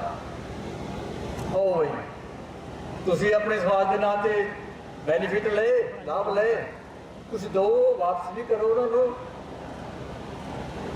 ਅਹਿਸਾਸ ਕਰਾਇਆ, ਇਕੱਠੇ ਹੋ ਗਏ, ਸੰਗਠਿਤ ਕਰਤਾ, ਬਾਂਸੇਪ ਬਣਾਈ। ਬਾਂਸੇਪ ਨੇ ਅੱਗੇ DS4 ਬਣਾਈ ਤੇ DSP ਬਣਾਈ। ਉਹਨੇ ਬੰਦਾ ਤੋਂ ਹੀ ਕਾਂਸ਼ੀਰਾਮ ਜੀ ਨੇ ਕਿੰਨੇ ਕੰਮ ਕਰਾ ਲਏ। ਜਦੋਂ DSP ਬਣੀ, ਆਪਣੀ ਚਰਮ ਸੀਮਾ ਤੇ ਪਹੁੰਚੀ, ਤਾਂ ਉਹ ਦੇਸ਼ ਦੀ 3 ਨੰਬਰ ਦੀ ਵੱਡੀ ਤਾਕਤ ਬਣ ਚੁੱਕੀ ਸੀ। ਉਸ ਤੋਂ ਬਾਅਦ ਉਸ ਫਾਰਮੂਲੇ ਤੇ ਇੰਨਾ ਧਿਆਨ ਨਹੀਂ ਦਿੱਤਾ ਗਿਆ, ਪਰ ਥੋੜਾ ਡਾਊਨਫਾਲ ਵੀ ਆਇਆ। ਕਹਿਣਾ ਮੈਂ ਕੀ ਚਾਹੁੰਦਾ ਕਿ ਉਹਨਾਂ ਦਾ ਜੋ ਫਾਰਮੂਲਾ ਸੀ ਉਹ ਬੜਾ ਸੋਚ ਸਮਝ ਕੇ ਬਣਾਇਆ ਸੀ। ਉਸ 'ਤੇ ਚੱਲਣਾ ਬੜਾ ਜ਼ਰੂਰੀ ਹੈ, ਤਾਂ ਹੀ ਸਮਾਜ ਦਾ ਕੁਛ ਬਣ ਸਕਦਾ ਹੈ। ਅੱਜ ਅਸੀਂ ਜਨਮ ਦਿਨ ਮਨਾ ਰਹੇ ਹਾਂ। ਮੈਂ ਇੱਥੇ ਇੱਕ ਗੱਲ ਕਹਿਣੀ ਚਾਹਾਂਗਾ, ਅਸੀਂ ਜਨਮ ਦਿਨ ਵੀ ਮਨਾਈਏ, ਲੈਕਚਰ ਵੀ ਕਰੀਏ, ਪਰ ਜਿਹੜਾ ਕੰਮ ਹੁਣ ਜੱਸੀ ਭਾਜੀ ਉਹਨਾਂ ਨੇ ਸ਼ੁਰੂ ਕੀਤਾ ਨਾ, ਇਹ ਬੜਾ ਜ਼ਰੂਰੀ ਸੀਗਾ। ਅਸੀਂ ਥੋੜਾ ਅਮਲੀ ਵਾਲੇ ਪਾਸੇ, ਅਮਲੀ ਜਾਮਾ ਵੀ ਪਹਿਨਾਈਏ। ਦੇਖੋ, ਪ੍ਰੈਕਟੀਕਲ ਹੋਣ ਦਾ, ਅਮਲੀ ਜਾਮਾ ਪਹਿਨਾਉਣ ਦਾ ਕੀ ਫਰਕ ਹੈ। ਮੈਂ ਐਗਜ਼ਾਮਪਲ ਦਿੰਦਾ ਸਿੱਖੀ ਦੀ। 250 ਸਾਲਾਂ ਤੋਂ ਸਿੱਖੀ ਦਾ ਪ੍ਰਚਾਰ ਹੋ ਰਿਹਾ ਹੈ। ਵੱਡੇ ਵੱਡੇ ਗੁਰਦੁਆਰੇ ਵੀ ਬਣੇ ਹੈ, ਵੱਡੇ ਵੱਡੇ ਸਾਧਨ ਵੀ ਵਰਤੇ ਜਾ ਰਹੇ ਹੈ। ਪਰ ਪਿਛਲੇ ਕੁਝ ਸਾਲਾਂ ਤੋਂ ਤੁਸੀਂ ਦੇਖਿਆ ਹੋਣਾ, ਕੁਝ ਸੰਗਠਨ ਇਹੋ ਜਿਹੇ ਬਣੇ ਹੈ ਸਿੱਖਾਂ ਦੇ ਵਿੱਚ, ਉਹ ਜਿੱਥੇ ਵੀ ਕੋਈ ਮਨੁੱਖਤਾ ਤੇ ਕੋਈ ਆਫਤ ਆਉਂਦੀ ਹੈ, ਉੱਥੇ ਜਾ ਖੜਦੇ ਆ। ਲੰਗਰ ਤਾਂ ਲਾਉਂਦੇ ਹੀ ਲਾਉਂਦੇ ਆ, ਨਾਲ ਦਵਾਈਆਂ ਦੇ ਲੰਗਰ, ਆਕਸੀਜਨ ਦੇ ਲੰਗਰ।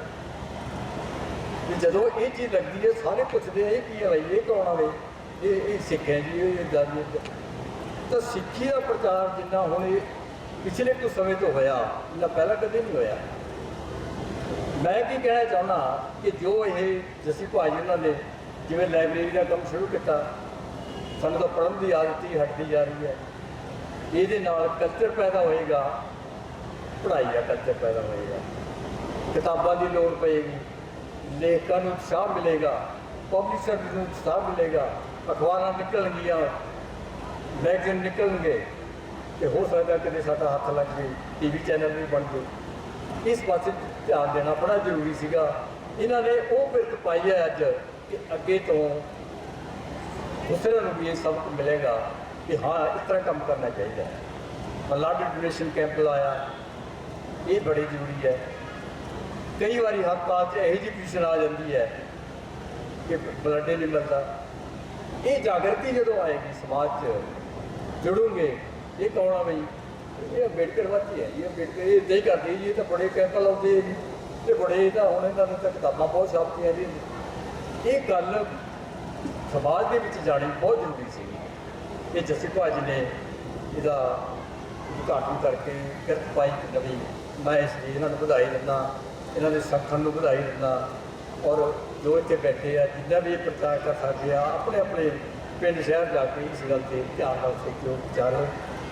ਅਤੇ ਮੈਂ ਅੰਤ 'ਚ ਸਾਰਿਆਂ ਦਾ ਧੰਨਵਾਦ ਕਰਦਾ ਜਿਸ ਪ੍ਰਬੰਧਕਾਂ ਨੇ ਸਾਨੂੰ ਟਾਈਮ ਦਿੱਤਾ ਤੁਹਾਡੇ ਨਾਲ ਰੂਬਰੂ ਹੋਣ ਦਾ।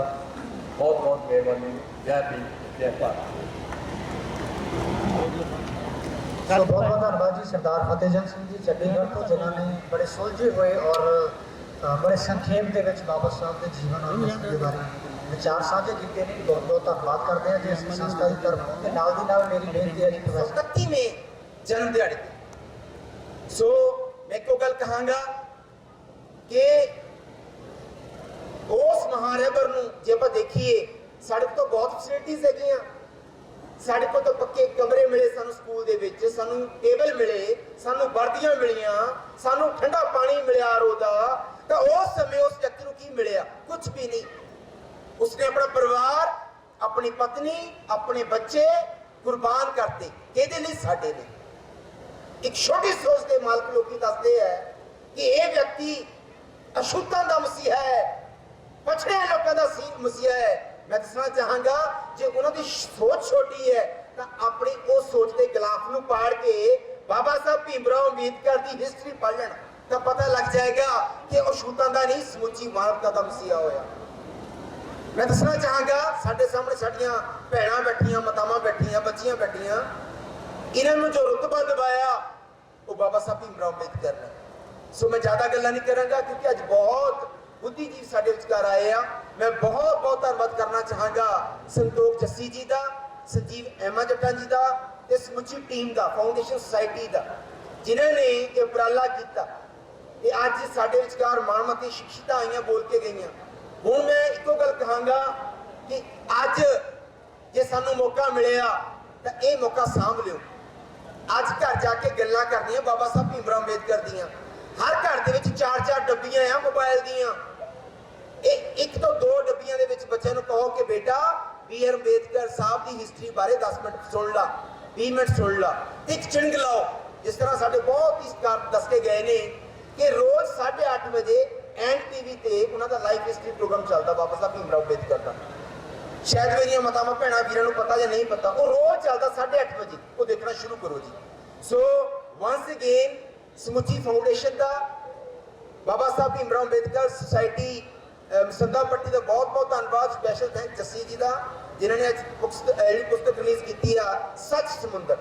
सो अज के शुभ मौके पर साडे विचकार माणमती शिक्षितां आईयां जिन्होंने अपने नाल जिहड़ा साडा विचार साझा किया, साडे नाल गल्लां कीतियां ते कुछ शिक्षितां बाकी ने क्योंकि साडे विचकार मुख मेहमान आए हुए ने।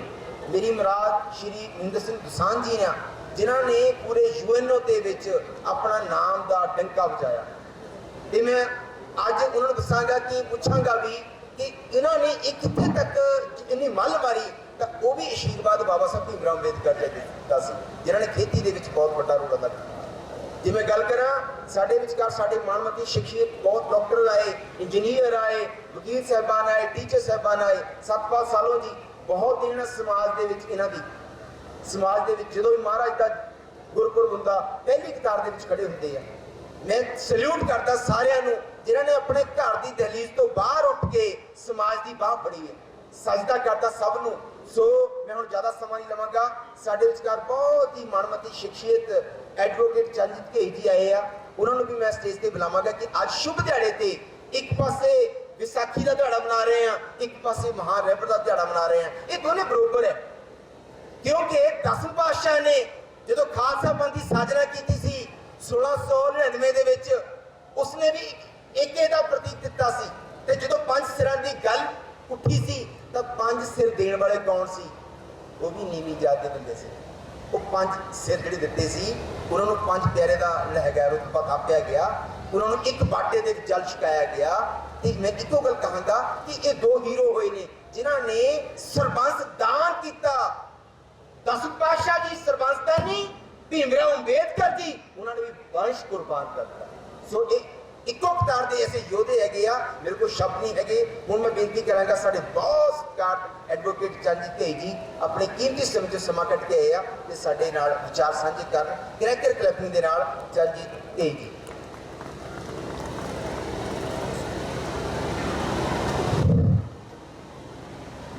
ਮਾਨਯੋਗ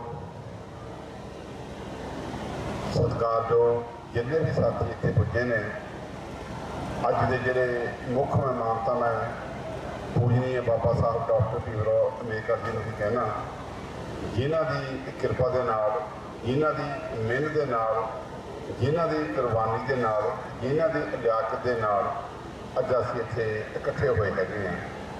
ਮੈਂ ਜ਼ਿਆਦਾ ਸਮਾਂ ਇਸ ਕਰਕੇ ਨਹੀਂ ਲੈਣਾ, ਕਿਉਂਕਿ ਜੇ ਮੈਂ ਸਤਿਕਾਰਯੋਗ ਸਾਥੀ ਦਾ ਨਾਮ ਲੈਣ ਲੱਗਾ ਤਾਂ 2 ਮਿੰਟ ਮੇਰੇ ਵੈਸੇ 5 ਮਿੰਟ ਲੱਗ ਜਾਣੇ ਆ।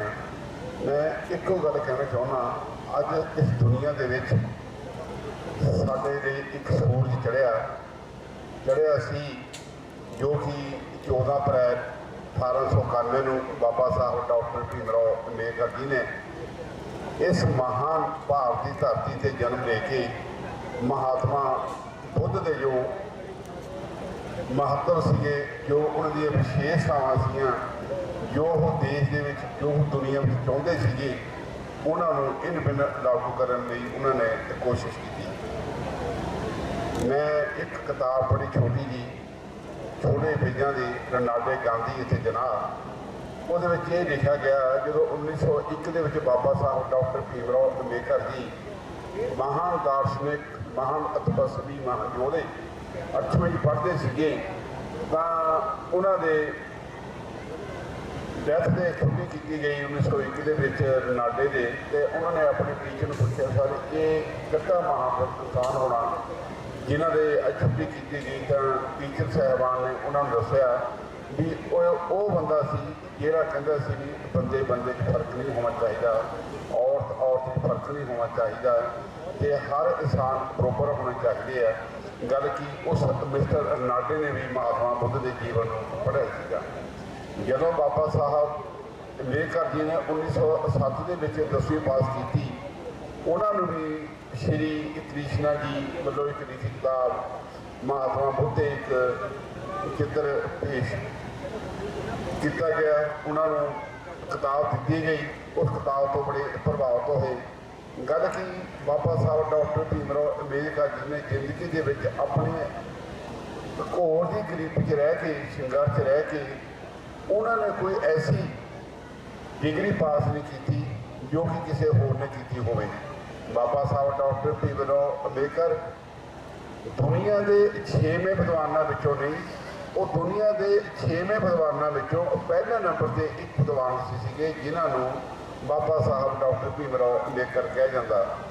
ਬਾਬਾ ਸਾਹਿਬ ਅੰਬੇਦਕਰ ਜੀ ਨੇ 2 ਸਬਜੈਕਟਾਂ ਦੇ PhD ਕੀਤੀ ਅਤੇ 1 ਡਿਗਰੀ ਉਹਨਾਂ ਨੂੰ ਆਨਰੇਰੀ ਡਿਗਰੀ ਆਸਮਾਨੀਆ ਯੂਨੀਵਰਸਿਟੀ ਤੋਂ ਮਿਲੀ। ਅਤੇ ਜਿੰਨੀਆਂ ਵੀ ਅੱਜ ਭਾਰਤੀ ਸੰਵਿਧਾਨ ਦੇ ਵਿੱਚ ਜੋ ਵਿਸ਼ੇਸ਼ਤਾਵਾਂ, 40 ਵਿਸ਼ੇਸ਼ਤਾਵਾਂ ਨੇ, ਬਾਬਾ ਸਾਹਿਬ ਅੰਬੇਦਕਰ ਜੀ ਦੇ ਜੀਵਨ ਦੇ ਅਧਿਐਨ ਕਰਿਆ ਜਾਵੇ, ਉਹਨਾਂ ਨੇ ਆਪਣੀ ਜ਼ਿੰਦਗੀ ਦੇ ਵਿੱਚ ਜੋ ਵੀ ਉਹ ਇੱਕ ਇਨਸਾਨ ਨੂੰ ਇਨਸਾਨ ਦੇ ਲਈ ਲੋੜਾਂ ਮਹਿਸੂਸ ਕਰਦੇ ਸਨ, ਉਹਨਾਂ ਨੇ ਸੰਵਿਧਾਨ ਦੇ ਵਿੱਚ ਇਨਕਲੂਡ ਕੀਤੀਆਂ। ਜਿਵੇਂ ਕਿ ਭਾਰਤੀ ਸੰਵਿਧਾਨ ਦੇ ਪੜ੍ਹਿਆ ਜਾਵੇ ਤਾਂ ਬਾਬਾ ਸਾਹਿਬ ਡਾਕਟਰ ਭੀਮ ਰਾਓ ਅੰਬੇਦਕਰ ਜੀ ਨੇ 2 ਸਾਲ 11 ਮਹੀਨੇ 18 ਦਿਨ ਦੀ ਸਖਤ ਮਿਹਨਤ ਕਰਕੇ ਭਾਰਤੀ ਸੰਵਿਧਾਨ ਨੂੰ ਇੱਕ ਵਧੀਆ ਦੇਸ਼ ਨੂੰ ਸੰਵਿਧਾਨ ਦਿੱਤਾ।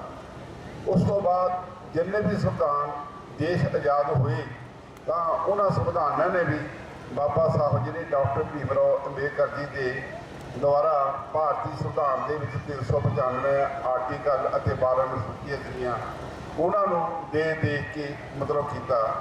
ਇਤਿਹਾਸ ਇਸ ਗੱਲ ਦਾ ਗਵਾਹ, ਮੈਂ ਸਮਕਾਲੀ ਨਹੀਂ। ਬਾਬਾ ਸਾਹਿਬ ਡਾਕਟਰ ਭੀਮ ਰਾਓ ਅੰਬੇਦਕਰ ਜੀ 17 ਦੇਸ਼ਾਂ ਦੇ ਵਿੱਚ ਗਏ। ਉਹਨਾਂ ਨੇ ਵੱਖ-ਵੱਖ ਦੇਸ਼ਾਂ 'ਚ ਜਾ ਕੇ ਉਹਨਾਂ ਦੇ ਜਿਹੜੇ ਸੰਵਿਧਾਨ ਪੜ੍ਹੇ, ਜਿਹੜੀਆਂ ਅੱਛੀਆਂ ਗੱਲਾਂ ਤੀਆਂ, ਉਹਨਾਂ ਨੂੰ ਪੜ੍ਹ ਕੇ ਭਾਰਤੀ ਸੰਵਿਧਾਨ ਦੇ ਵਿੱਚ ਇਨਕਲੂਡ ਕੀਤਾ। ਅਤੇ ਉਹਨਾਂ ਨੇ ਇੱਕ ਗੱਲ ਦੇਖੀ ਵੀ ਜੇ ਭਾਰਤ ਦੇਸ਼ ਦੇ ਵਿੱਚ ਨਾਗਰਿਕਾਂ ਨੂੰ ਮੌਲਿਕ ਅਧਿਕਾਰ ਨਾ ਦਿੱਤੇ ਗਏ, ਜੋ ਆਰਟੀਕਲ 12 ਤੋਂ ਲੈ ਕੇ 35 ਤੱਕ ਜਿਹੜੇ ਮੌਲਿਕ ਅਧਿਕਾਰ ਆ ਉਹ ਭਾਰਤੀ ਸੰਵਿਧਾਨ ਦੇ ਚੈਪਟਰ ਦੇ ਵਿੱਚ ਇਨਕਲੂਡ ਨੇ ਅਤੇ ਉਹਨਾਂ ਨੇ ਕਿਹਾ ਵੀ ਇਸ ਤੋਂ ਇਲਾਵਾ ਜੇ ਕੋਈ ਗੱਲ ਰਹਿ ਗਈ ਤਾਂ ਉਹਨਾਂ ਨੇ ਡਾਇਰੈਕਟਿਵ ਪ੍ਰਿੰਸੀਪਲ ਵੀ ਭਾਰਤੀ ਸੰਵਿਧਾਨ ਦੇ ਵਿੱਚ ਇਨਕਲੂਡ ਕੀਤੇ ਜੋ ਆਰਟੀਕਲ 36 ਤੋਂ ਲੈ ਕੇ 51 ਤੱਕ ਨੇ। ਮੈਂ ਗੱਲ ਕੀ ਕਰਾਂ, ਬਾਬਾ ਸਾਹਿਬ ਅੰਬੇਦਕਰ ਜੀ ਨੇ ਸਾਨੂੰ ਉਹ ਖੁਸ਼ ਦਿੱਤਾ ਜੋ ਸ਼੍ਰੀ ਗੁਰੂ ਰਵਿਦਾਸ ਮਹਾਰਾਜ ਜੀ ਇਹ ਚਾਹੁੰਦੇ ਸਨ। बेगमपुरा चाहते सन ऐसा चाहूँ राज में यहाँ मिले सबन को अन छोट बड़े सब से रविदास रहे प्रसन्न। इस दे नाल श्री गुरु गोबिंद सिंह महाराज जी जिन्होंने 13 अप्रैल 1699 ਨੂੰ ਪੰਥ ਖਾਲਸਾ ਸਾਜਿਆ, ਉਸ ਲੀਹ ਨੂੰ, ਉਸ ਸੋਚ ਨੂੰ, ਉਸ ਵਿਚਾਰਧਾਰਾ ਨੂੰ, ਭਾਵ ਮੇਰੇ ਕਹਿਣ ਦਾ ਭਾਵ ਹੈ ਗੁਰੂ ਗ੍ਰੰਥ ਸਾਹਿਬ ਜੀ ਦੇ ਬਾਰੇ ਵੀ ਡਾਕਟਰ ਭੀਮ ਰਾਓ ਅੰਬੇਦਕਰ ਜੀ ਨੇ ਕਾਫੀ ਅਧਿਐਨ ਕੀਤਾ ਸੀਗਾ ਮਹਾਤਮਾ ਬੁੱਧ ਦੇ ਨਾਂ ਨਾਲ। ਜੇ ਅੱਜ ਅਸੀਂ ਇਹ ਕਹਿ ਲਿਆ ਜਾਵੇ ਜੋ ਗੁਰੂ ਗ੍ਰੰਥ ਸਾਹਿਬ ਨੂੰ ਸਹੀ ਮਾਇਨੇ ਦੇ ਵਿੱਚ ਲਾਗੂ ਹੋਇਆ ਭਾਰਤ ਦੀ ਧਰਤੀ ਤੇ, ਉਹ ਭਾਰਤੀ ਸੰਵਿਧਾਨ ਦੇ ਬਣ ਕਰਕੇ ਹੀ ਹੋਇਆ। ਅੱਜ ਜੇ right to education, right to life, ਮੌਲਿਕ ਅਧਿਕਾਰ ਦਿੱਤੇ ਗਏ, ਖਾਸ ਤੌਰ ਤੇ ਜਿੰਨੇ ਵੀ ਅਧਿਕਾਰ ਦਿੱਤੇ ਗਏ, ਜਦੋਂ ਬਾਬਾ ਸਾਹਿਬ ਅੰਬੇਦਕਰ ਜੀ ਨੂੰ 26 ਨਵੰਬਰ 1949 ਨੂੰ ਇਹ ਪੁੱਛਿਆ ਗਿਆ ਵੀ ਸਭ ਤੋਂ ਤੁਸੀਂ ਵਧੀਆ ਆਰਟੀਕਲ ਕਿਹੜਾ ਸਮਝਦੇ ਹੋ, ਉਹ ਕਹਿੰਦੇ ਸਾਰੇ ਆਰਟੀਕਲ ਵਧੀਆ ਨੇ, ਇਹਨਾਂ 'ਚੋਂ ਮੈਂ ਆਰਟੀਕਲ 32 ਸਮਝਦਾ ਜਿਹੜਾ ਕਿ ਇੱਕ ਇਨਸਾਫ ਲੈਣ ਦੇ ਲਈ, ਜਸਟਿਸ ਲੈਣ ਦੇ ਲਈ, ਜੇ ਕੋਈ 5 ਪੈਸੇ ਦਾ ਕੋਈ ਕਾਰਡ ਵੀ ਕਿਸੇ ਆਨਰੇਬਲ ਚੀਫ ਜਸਟਿਸ ਨੂੰ ਪਾ ਜਾਵੇ ਤਾਂ ਉਹ ਜਨਰਲ ਰਿਟ ਸਮਝੀ ਜਾਂਦੀ ਹੈਗੀ ਆ। ਮੈਂ ਬਹੁਤ ਕੁਝ ਅੱਜ ਕਰਨਾ ਚਾਹੁੰਦਾ ਬਾਬਾ ਸਾਹਿਬ ਡਾਕਟਰ ਭੀਮ ਰਾਓ ਅੰਬੇਦਕਰ ਜੀ ਦੇ ਬਾਰੇ। ਜੇ ਬਾਬਾ ਸਾਹਿਬ ਡਾਕਟਰ ਭੀਮ ਰਾਓ ਅੰਬੇਦਕਰ ਜੀ ਦੇ ਬਾਰੇ ਆਪਾਂ ਸਾਰੀ ਉਮਰ ਬੋਲਦੇ ਰਹੀਏ ਤਾਂ ਉਹਨਾਂ ਦੀ ਜਿਹੜੀ ਫੇਰ ਵੀ ਜਿਹੜੀ ਵਡਿਆਈ ਹੈਗੀ ਆ ਬੋਲਣ ਲੱਗਿਆਂ ਅਧੂਰੀ ਰਹਿ ਜਾਏਗੀ। ਜੇ ਉਹਨਾਂ ਦੇ ਕਿਤਾਬਾਂ ਲਿਖ ਕੇ ਪੜ੍ਹ ਕੇ ਆਪਾਂ ਉਹਨਾਂ ਦੀ ਵਡਿਆਈ ਲਿਖੀਏ ਤਾਂ ਫਿਰ ਵੀ ਦੁਨੀਆ ਦੇ ਸਮੁੰਦਰ ਸ਼ਾਹੀ ਬਣ ਜਾਣ ਤੇ ਦੁਨੀਆ ਦੇ ਸਮੁੰਦਰ ਸ਼ਾਹੀ ਬਣ ਜਾਣ ਤੇ ਦੁਨੀਆ ਦੇ ਦਰਖਤ ਕਲਮ ਬਣ ਜਾਣ, ਫਿਰ ਵੀ ਪੂਜਨੀਏ ਬਾਬਾ ਸਾਹਿਬ ਡਾਕਟਰ ਭੀਮ ਰਾਓ ਅੰਬੇਦਕਰ ਜੀ ਦੀ ਜਿਹੜੀ ਵਡਿਆਈ ਹੈਗੀ ਆ ਉਹ ਲਿਖਣ ਲੱਗਿਆਂ ਅਧੂਰੀ ਰਹੇਗੀ। ਅੱਜ ਆਪਾਂ ਸਾਰਿਆਂ ਨੇ ਇਹ ਸੰਕਲਪ ਲੈਣਾ, ਜਿਸ ਤਰ੍ਹਾਂ ਮਾਨਯੋਗ ਸਰਦਾਰ ਸੰਤੋਖ ਸਿੰਘ ਜੱਸੀ ਜੀ ਉਹਨਾਂ ਨੇ, ਮਾਨਯੋਗ ਸਾਡੇ ਆਦਰਸ਼ ਸਿੰਘ ਕਨਾਏ ਨੇ, ਇਹਨਾਂ ਨੇ ਜੋ ਗੱਲ ਕਹੀ ਆ ਪੜ੍ਹੋ, ਜੋੜੋ, ਸੰਘਰਸ਼ ਕਰੋ।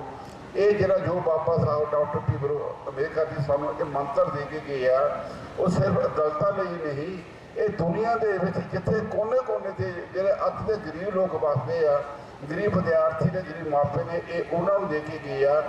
ਮੈਂ ਬਹੁਤ ਚੰਗਾ ਸਮਝਦਾ ਜੋ ਅੱਜ ਸੰਤੋਖ ਸਿੰਘ ਜੱਸੀ ਜੀ ਨੇ ਇਹ ਪ੍ਰੋਗਰਾਮ ਲਿਖਿਆ ਹੈਗਾ, ਬਹੁਤ ਅੱਛਾ ਕੀਤਾ।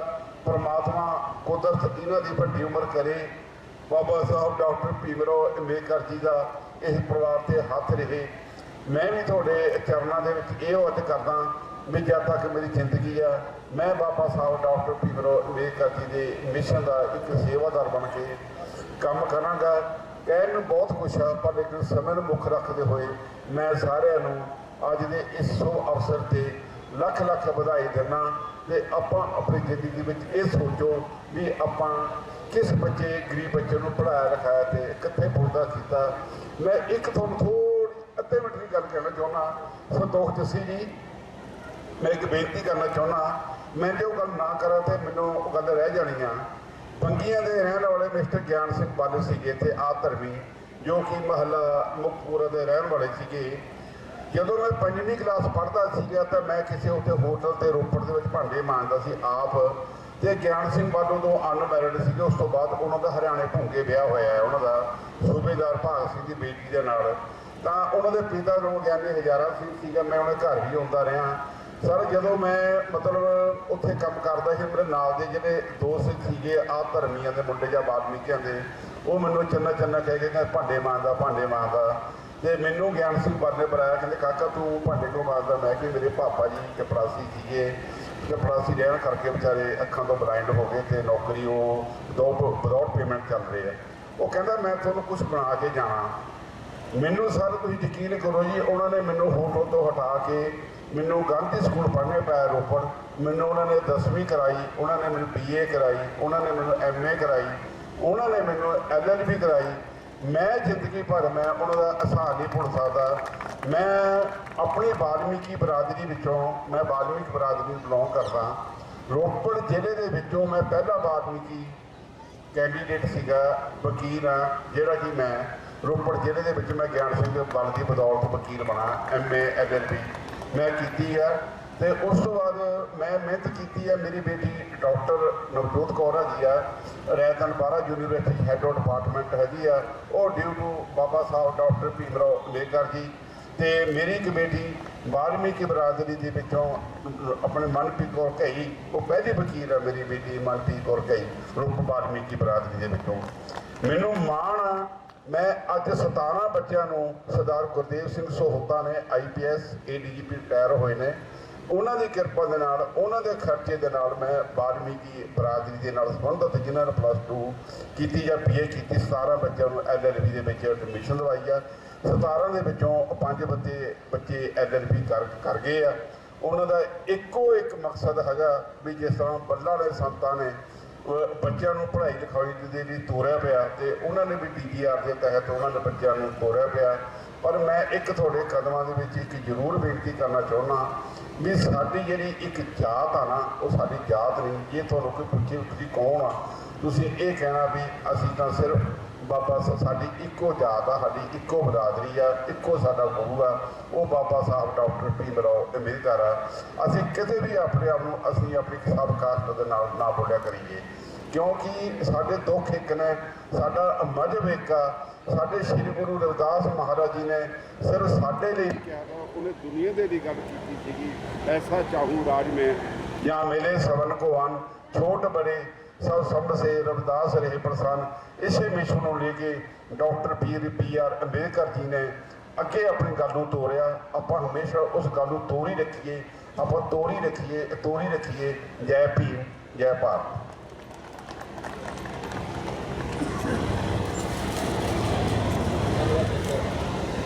बहुत बहुत धन्यवाद एडवोकेट चंद के जी। देखो कमाल की गल है, साढ़े सामने एक लाइव जी हैगी तस्वीर पे वो बच्ची जो कि भारतीय टीम के विच बतौर फुटबॉल प्लेयर रोल अदा कर रही है। उस बच्ची का नाम है मनीषा। सो मैं दसांगा कि मनीषा पिंड जिहड़ा हैगा मगोवाल हुशियारपुर दे विच पैंदा पिंड बहुत मशहूर पिंड है। ये भी मनीषा बच्ची है, ये लड़कियां दी टीम च नहीं खेडदी, ये लड़कियां दे टीम च खेडदी। कल्ली ऐसी ये साडी बच्ची है जिस बच्ची ने दुनिया दे विच सब तो शक्तिशाली टीम जिहड़ी ब्राजील दी है फुटबॉल दी, उस टीम दे विच कल्ली खेडी नहीं, गोल भी कीता। ते असीं सजदा करते, सल्यूट करते हैं उस बच्ची दे माता जी ते बहुत साथ उन्हां दी सिस्टर आई है। सो उन्हां नूं सन्मानित भी किया जाएगा 5500 रुपए दे नाल। ते उस तो पहला मैं बेनती करांगा कि अज दे इस बहुत ही सुहावने माहौल दे विच एक इतिहासक दिन दे उपर उस महान रहबर नूं याद करते हुए अज बतौर मुख्य मेहमान साडे विचकार पहुंचे ने। मेरी मुराद है श्री महेंद्र सिंह दोसांझ जी जो कि UNO तो अवार्ड प्राप्त कर चुके हैं। सो अज के चीफ गेस्ट ने मैं सारे श्रोतियां नूं बेनती करांगा क्रैकर क्लैपिंग दे नाल महेंद्र सिंह दोसांझ जी का आपां वेलकम करिए ते इन्हां दे ज्ञान दे समुंदर दे विचों चंद बूंदां अपने ते बखेरीए। आओ सुनते हैं महेंद्र सिंह दोसांझ UNO अवार्ड। बहुत ही सत्कारयोग जिनको की वीडियो देख को इन्होंने करना ते मेरे पैरों को पड़ाई। मैनू अज बहुत गौरव महसूस होया है अज के इस संपोजियम में शामिल हो गए। मैं लंबे समय तो संतोख जस्सी जी का शुभ चिंतक ते प्रशंसक रहा है। ये संतोख जस्सी ये केवल नौजवान इंसान ही नहीं है, ये केवल सरपंच नहीं है, ये एक संस्था है, एक लहर है जिन्ना ये काम कर रहे हैं। तो मैं इन्हों का हमेशा ही जोड़ा है ना इन्हों को प्रेरणा ली है, इन्हों के उत्साह तो अज की चर्चा सुन के सही गल ये आ कि मेरे भी मन के विच ज्ञान का खूबसूरत प्रकाश होया है। जो अनुभव मेरी शख्सियत विच घट सन मैनू अज जो प्राप्त हुए हैं। मेरी शख्सियत का गुलदस्ता अज मुकम्मल होया है। मैंने सब तो अच्छी गल यही लगी है कि अज एजुकेशन खास करके दलित वर्ग जोड़ा हेठला वर्ग है ਉਹਦੇ ਵਿੱਚ ਐਜੂਕੇਸ਼ਨ ਦਾ ਕੀ ਮਹੱਤਵ ਹੈ, ਇਹਦੇ ਉੱਤੇ ਬੜੀ ਸਾਰਥਕ ਚਰਚਾ ਹੋਈ ਹੈ। ਔਰ ਦੋ ਐਸੇ ਵੀ ਲੋਕ ਜਿਨ੍ਹਾਂ ਦੇ ਵਿੱਚ ਇੱਕ ਚਰਨਜੀਤ ਸਿੰਘ ਵਕੀਲ ਔਰ ਬਰਜਿੰਦਰ ਸਿੰਘ ਹੁਸੈਨਪੁਰੀ, ਜਿਨ੍ਹਾਂ ਨੇ ਅਸਲ ਕੰਮ ਵੀ ਕੀਤਾ ਹੈ ਇਸ ਖੇਤਰ ਦੇ ਵਿੱਚ। ਮੈਂ ਸਮਝਦਾ ਇਹ ਲੋਕ ਸਾਡੇ ਸਮਾਜ ਦੇ ਨਾਇਕ ਹਨ। ਅੱਜ ਦਾ ਦਿਨ ਜਿਹੜਾ ਹੈ ਇਹ ਦੋ ਬੜੀਆਂ ਮਹੱਤਵਪੂਰਨ ਘਟਨਾਵਾਂ ਦੇ ਨਾਲ ਜੁੜਿਆ ਹੋਇਆ ਹੈ। ਇੱਕ ਤਾਂ ਅੱਜ ਮਾਨਯੋਗ ਡਾਕਟਰ B.S. ਅੰਬੇਦਕਰ ਸਾਹਿਬ ਦਾ ਜਨਮ ਦਿਨ ਹੈ, ਔਰ ਦੂਸਰਾ ਜੋ ਖਾਲਸਾ ਪੰਥ ਦੀ ਸਾਜਨਾ ਦਾ ਦਿਨ ਵੀ ਜਿਹੜਾ ਉਹ ਵੀ ਅੱਜ ਦੇ ਨਾਲ ਜੁੜਿਆ ਹੋਇਆ ਹੈ। ਔਰ ਇਸ ਦਿਨ 'ਤੇ ਸਿਰਫ ਗੱਲਾਂ ਦੇ ਨਾਲ ਨਹੀਂ, ਸਿਰਫ ਇਹ ਰਸਮ ਪੂਰੀ ਕਰਨ ਦੇ ਨਾਲ ਨਹੀਂ, ਅਸਲ ਦੇ ਵਿੱਚ ਠੋਸ ਕੰਮ ਕਰਨ ਦੇ ਨਾਲ ਸੰਬੰਧਿਤ ਹੋਣਾ ਚਾਹੀਦਾ ਹੈ। ਅੱਜ ਮੈਨੂੰ ਸੱਚਮੁੱਚ ਇਹ ਮਹਿਸੂਸ ਹੋਇਆ ਹੈ। ਖੂਨਦਾਨ ਕੈਂਪ ਲੱਗਾ ਹੋਇਆ ਹੈ, ਇਹ ਇੱਕ ਸਾਰਥਕ ਕੰਮ ਹੈ। ਇਹ ਕਿਸਮ ਦੀ ਸ਼ਰਧਾਂਜਲੀ ਹੈ ਡਾਕਟਰ ਅੰਬੇਦਕਰ ਜੀ ਨੂੰ ਪੇਸ਼ ਕਰਨ ਵਾਸਤੇ।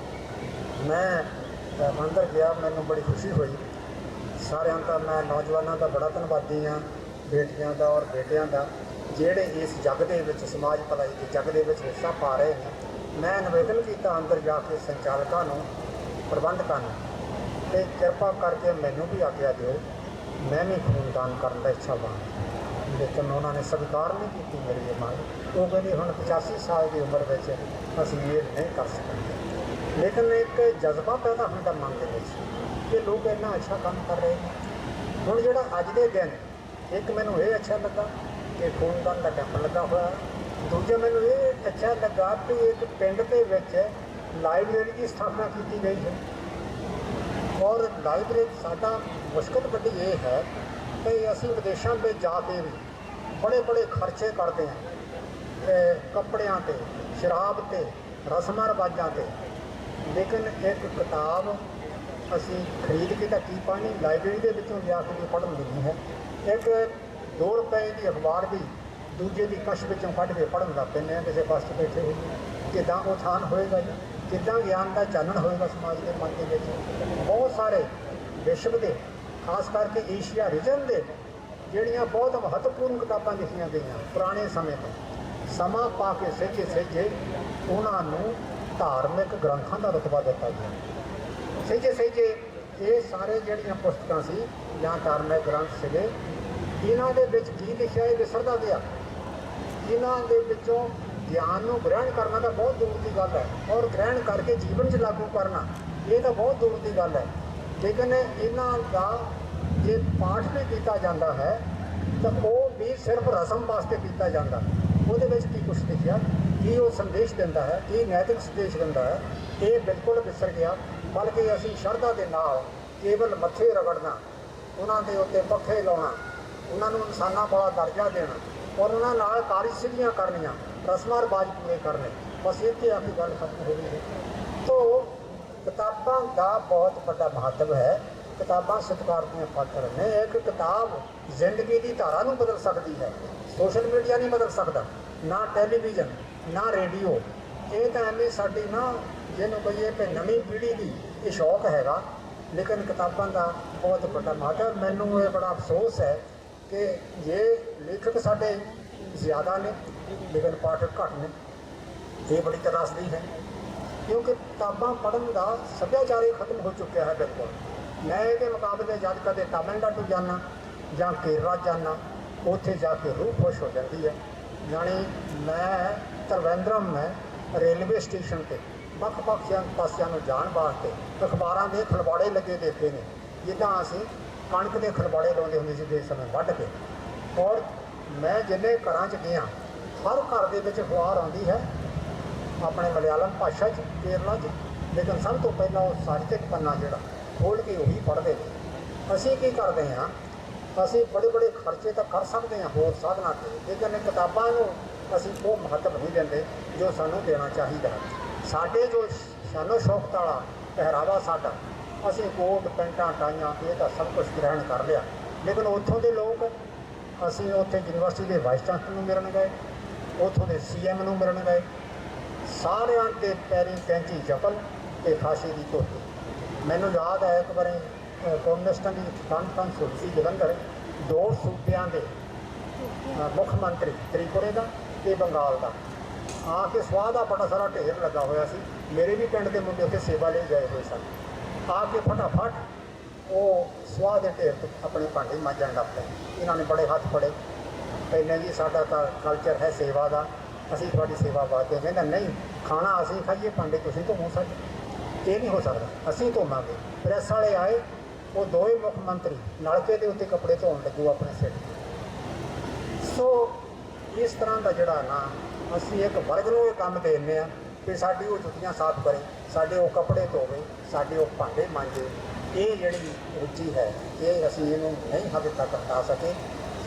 ਡਾਕਟਰ ਅੰਬੇਦਕਰ ਦੀ ਕਿਰਪਾ ਦੇ ਨਾਲ ਸਾਡੇ ਸੰਵਿਧਾਨ ਦੇ ਵਿੱਚ ਜਿਹੜੀਆਂ ਧਾਰਾਵਾਂ ਸ਼ਾਮਲ ਹੋਈਆਂ, ਉਹ ਸਾਡੀ ਅਜੋਕੇ ਲੀਡਰਾਂ ਦੀ ਚਾਲਬਾਜ਼ੀ ਕਰਕੇ, ਅਨੈਤਿਕਤਾ ਕਰਕੇ ਉਹਨਾਂ ਦਾ ਦੁਰਉਪਯੋਗ ਤੱਕ ਹੋਣ ਲੱਗ ਪਿਆ। ਹੁਣ ਤਾਂ ਇਹ ਕਈ ਵਾਰੀ ਲੱਗਣ ਲੱਗ ਪੈਂਦਾ ਕਿ ਇਹ ਧਾਰਾਵਾਂ ਨੂੰ ਅਪਡੇਟ ਕਰਨ ਦੀ ਲੋੜ ਹੈ। ਇਹ ਕਿੱਥੇ ਸੀ ਡਾਕਟਰ ਅੰਬੇਦਕਰ ਨੇ ਕਦੇ ਸੋਚਿਆ ਹੋਵੇਗਾ ਕਿ ਪੈਸੇ ਤੇ ਸ਼ਰਾਬ ਤੇ ਅਮੀਰ ਲੋਕ ਵੋਟਾਂ ਖਰੀਦ ਸਕਣਗੇ। ਔਰ ਹੈਰਾਨੀ ਆ ਕਿ ਸਾਡੇ ਵੋਟਰ ਵਿਕ ਸਕਣਗੇ। ਮੈਂ ਆਪ ਸਭ ਨੂੰ ਨਿਵੇਦਨ ਕਰਦਾ ਕਿ ਤੁਹਾਡੇ ਬਹੁਤ ਵੱਡੀ ਤਬਦੀਲੀ ਆਈ ਹੈ, ਖਾਸ ਕਰਕੇ ਇਸ ਵਾਰ ਦੀਆਂ ਇਲੈਕਸ਼ਨਾਂ ਦੇ ਵਿੱਚ। ਇਹਨੂੰ ਹੋਰ ਅੱਗੇ ਵਧਾਉਣਾ ਹੈ, ਇਹ ਲਾਲਚ ਹੈ। ਆਪਣੇ ਜਦੋਂ ਵੀ ਇਲੈਕਸ਼ਨ ਆਉਂਦਾ ਉਹਨਾਂ ਆਪਣੀ ਵੋਟ ਦਾ ਮਹੱਤਵ ਸਮਝਿਆ ਜਾਵੇ। ਇਹ ਨਾ ਕਰੋ ਕਿ ਸਾਡੇ ਸਿਰਿਆਂ ਨੂੰ ਸੜਕ ਕੱਢ ਦਿਓ, ਸਾਡੀ ਧਰਮਸ਼ਾਲਾ ਦਾ ਕਮਰਾ ਬਣਵਾ ਦਿਓ, ਜਾਂ ਸਾਨੂੰ ਇਹ ਦੇ ਦਿਓ, ਇਹ ਦੇ ਦਿਓ। ਇਹ ਇੱਕ ਕਿਸਮ ਦੀ ਸੌਦੇਬਾਜ਼ੀ ਹੈ ਵੋਟ ਪਾਉਣ ਦੀ। ਇਹਨਾਂ ਲੋਕਾਂ ਨੇ ਕੋਲੋਂ ਨਹੀਂ ਦੇਣਾ ਹੈ ਕੱਖ। ਨਿਰਪੱਖ ਹੋ ਕੇ ਪੈਦਲ ਤੁਰ ਕੇ ਸਾਨੂੰ ਵੋਟ ਪਾਉਣੀ ਚਾਹੀਦੀ ਆ। ਜੇ ਉਸ ਲੋਕਤੰਤਰੀ ਜਿਹੜਾ ਸਿਸਟਮ ਆ ਸਾਡਾ, ਜੇ ਉਹਨੂੰ ਕਾਇਮ ਰੱਖਣਾ, ਉਹ ਸਾਡੇ ਹੱਥ ਹੈ। ਡਾਕਟਰ ਅੰਬੇਦਕਰ ਨੇ ਨਹੀਂ ਹੁਣ ਆਉਣਾ ਸਾਨੂੰ ਦੱਸਣ ਵਾਸਤੇ। ਉਹਨਾਂ ਦੀ ਵਿਚਾਰਧਾਰਾ ਤੋਂ ਸੇਧ ਲੈ ਕੇ ਚੱਲਣਾ ਪਏਗਾ ਸਾਨੂੰ, ਲਿਖਣਾ ਨਹੀਂ। ਆਪਾਂ ਫੈਸਲਾ ਕਰਨਾ। ਹੋ ਸਕਦਾ ਕਿਸੇ ਵੇਲੇ ਤੁਹਾਡੀ ਸਾਰਿਆਂ ਦੀ ਸਰਕਾਰ ਵੀ ਬਣ ਜਾਵੇ। ਇਹਨਾਂ ਲੋਕਾਂ ਨੂੰ ਜਿਹੜੇ ਪੈਸੇ ਵਾਲੇ ਆ, ਲੱਠ ਮਾਰ ਆ, ਇਹਨਾਂ ਨੂੰ ਹਰਾਉਣਾ ਬੜਾ ਜ਼ਰੂਰੀ ਹੈ। ਜਦੋਂ ਤੱਕ ਨਹੀਂ ਹਰਾਉਂਦੇ, ਅਜੇ ਵੀ ਮੇਰੀ ਨਹੀਂ ਤ੍ਰਿਪਤੀ ਹੈ। ਅਜੇ ਦੇਖਦੇ ਹਾਂ ਕਿ ਨਵੀਂ ਸਰਕਾਰ ਕੀ ਕੁਛ ਕਰਦੀ ਹੈ। ਜਦੋਂ ਤੁਹਾਡੇ ਵਿੱਚੋਂ ਲੋਕ ਉੱਠਣਗੇ ਤਾਂ ਉਥਾਨ ਹੋਏਗਾ ਕਿਸੇ ਵੀ ਪ੍ਰਾਂਤ ਦਾ ਜਾਂ ਰਾਸ਼ਟਰ ਦਾ ਸਮੁੱਚੇ ਦਾ। ਤੋਂ ਤੁਸੀਂ ਲੋਕ ਪਿੱਛੇ ਨਾ ਜਾਓ, ਅੱਗੇ ਆਓ। ਮੈਂ ਕਹਿੰਦਾ ਡਾਕਟਰ ਅੰਬੇਦਕਰ ਨੇ ਇਸ ਕਰਕੇ ਬੜੀ ਕਿਰਪਾ, ਉਹਨਾਂ ਦੇ ਆਪਣੇ ਸਿਧਾਂਤ, ਉਹਨਾਂ ਦੇ ਦ੍ਰਿਸ਼ਟੀਕੋਣ ਦੇ ਵਿੱਚ ਇਹ ਗੱਲ ਪ੍ਰਤੱਖ ਹੈ ਕਿ ਜਿੱਥੇ ਦਲਿਤਾਂ ਨੂੰ ਉੱਚੇ ਲਿਆਉਣ ਦਾ, ਬਰਾਬਰ ਲਿਆਉਣ ਦਾ ਉਹਨਾਂ ਨੇ ਸੰਦੇਸ਼ ਦਿੱਤਾ ਹੈ, ਉੱਥੇ ਬੀਬੀਆਂ ਨੂੰ ਵੀ ਜਿਹੜੀ ਹੈ ਮਾਨਤਾ ਬਰਾਬਰ ਦਿੱਤੀ ਹੈ। ਬੀਬੀਆਂ ਤੋਂ ਅਸੀਂ ਇਹ ਕਾਮਨਾ ਕਰਦੇ ਹਾਂ। ਅੱਜ ਮੇਰੀ ਇੰਨੀ ਰੂਹ ਖੁਸ਼ ਹੋਈ ਆ ਮੁੰਡੇ ਦਾ ਗੀਤ ਸੁਣ ਕੇ, ਹਸਾਣੀ ਵਾਲੇ ਦਾ। ਜਾਣੇ ਇਹਨੇ ਐਡੇ ਦਸਬਾਸ਼ ਦੇ ਨਾਲ ਔਰ ਐਡੀ ਵਧੀਆ ਆਵਾਜ਼ ਦੇ ਨਾਲ, ਇੰਨੇ ਖੂਬਸੂਰਤ ਅੰਦਾਜ਼ ਦੇ ਨਾਲ ਜੋ ਇੱਥੇ ਗੀਤ ਪੇਸ਼ ਕੀਤਾ, ਉਹ ਮਨ ਨੂੰ ਟੁੰਬਣ ਵਾਲਾ ਸੀਗਾ। ਇਹ ਬਿਲਕੁਲ ਸਹੀ ਗੱਲ ਆ। ਇੱਕ ਰੋਟੀ ਭਾਵੇਂ ਘੱਟ ਖਾ ਲਓ, ਪਰ ਬੱਚਿਆਂ ਨੂੰ ਆਪਣੇ ਨੂੰ ਜ਼ਰੂਰ ਪੜ੍ਹਾਓ। ਇਹ ਬੜੀ ਜ਼ਰੂਰੀ ਗੱਲ ਹੈ। ਸੋ ਇਸ ਕਰਕੇ ਅੱਜ ਦੀ ਜਿਹੜੀ ਚਰਚਾ ਕੇਂਦਰਿਤ ਰਹੀ ਆ ਇਸ ਵਿਚਾਰ ਦੇ ਦੁਆਲੇ ਕਿ ਸਾਨੂੰ ਦਲਿਤਾਂ ਨੂੰ ਉਹਨਾਂ ਦੇ ਜਿਹੜੇ ਹੱਕ ਤੇ ਅਧਿਕਾਰ ਹੈ ਉਹਨਾਂ ਤੋਂ ਜਾਣੂ ਕਰਾਇਆ ਜਾਏ, ਉਹ ਵਿਦਿਆ ਗ੍ਰਹਿਣ ਕਰਨ। ਮੈਂ ਜੱਸੀ ਜੀ ਨੂੰ ਵੀ ਬੇਨਤੀ ਕਰਾਂਗਾ, ਮੈਂ ਵੀ ਬੜੀ ਕੋਸ਼ਿਸ਼ ਕੀਤੀ ਸੀਗੀ 6-7 ਪਿੰਡਾਂ 'ਚ ਪੰਜਾਬ ਸਾਹਿਤ ਅਕਾਦਮੀ ਚੰਡੀਗੜ੍ਹ ਵੱਲੋਂ ਡਾਕਟਰ ਹਰਚਰਨ ਸਿੰਘ ਦੇ ਨਾਲ ਰਲ ਕੇ 25-25 ਹਜ਼ਾਰ ਦੀਆਂ ਗ੍ਰਾਂਟਾਂ ਦਵਾਈਆਂ ਸੀ।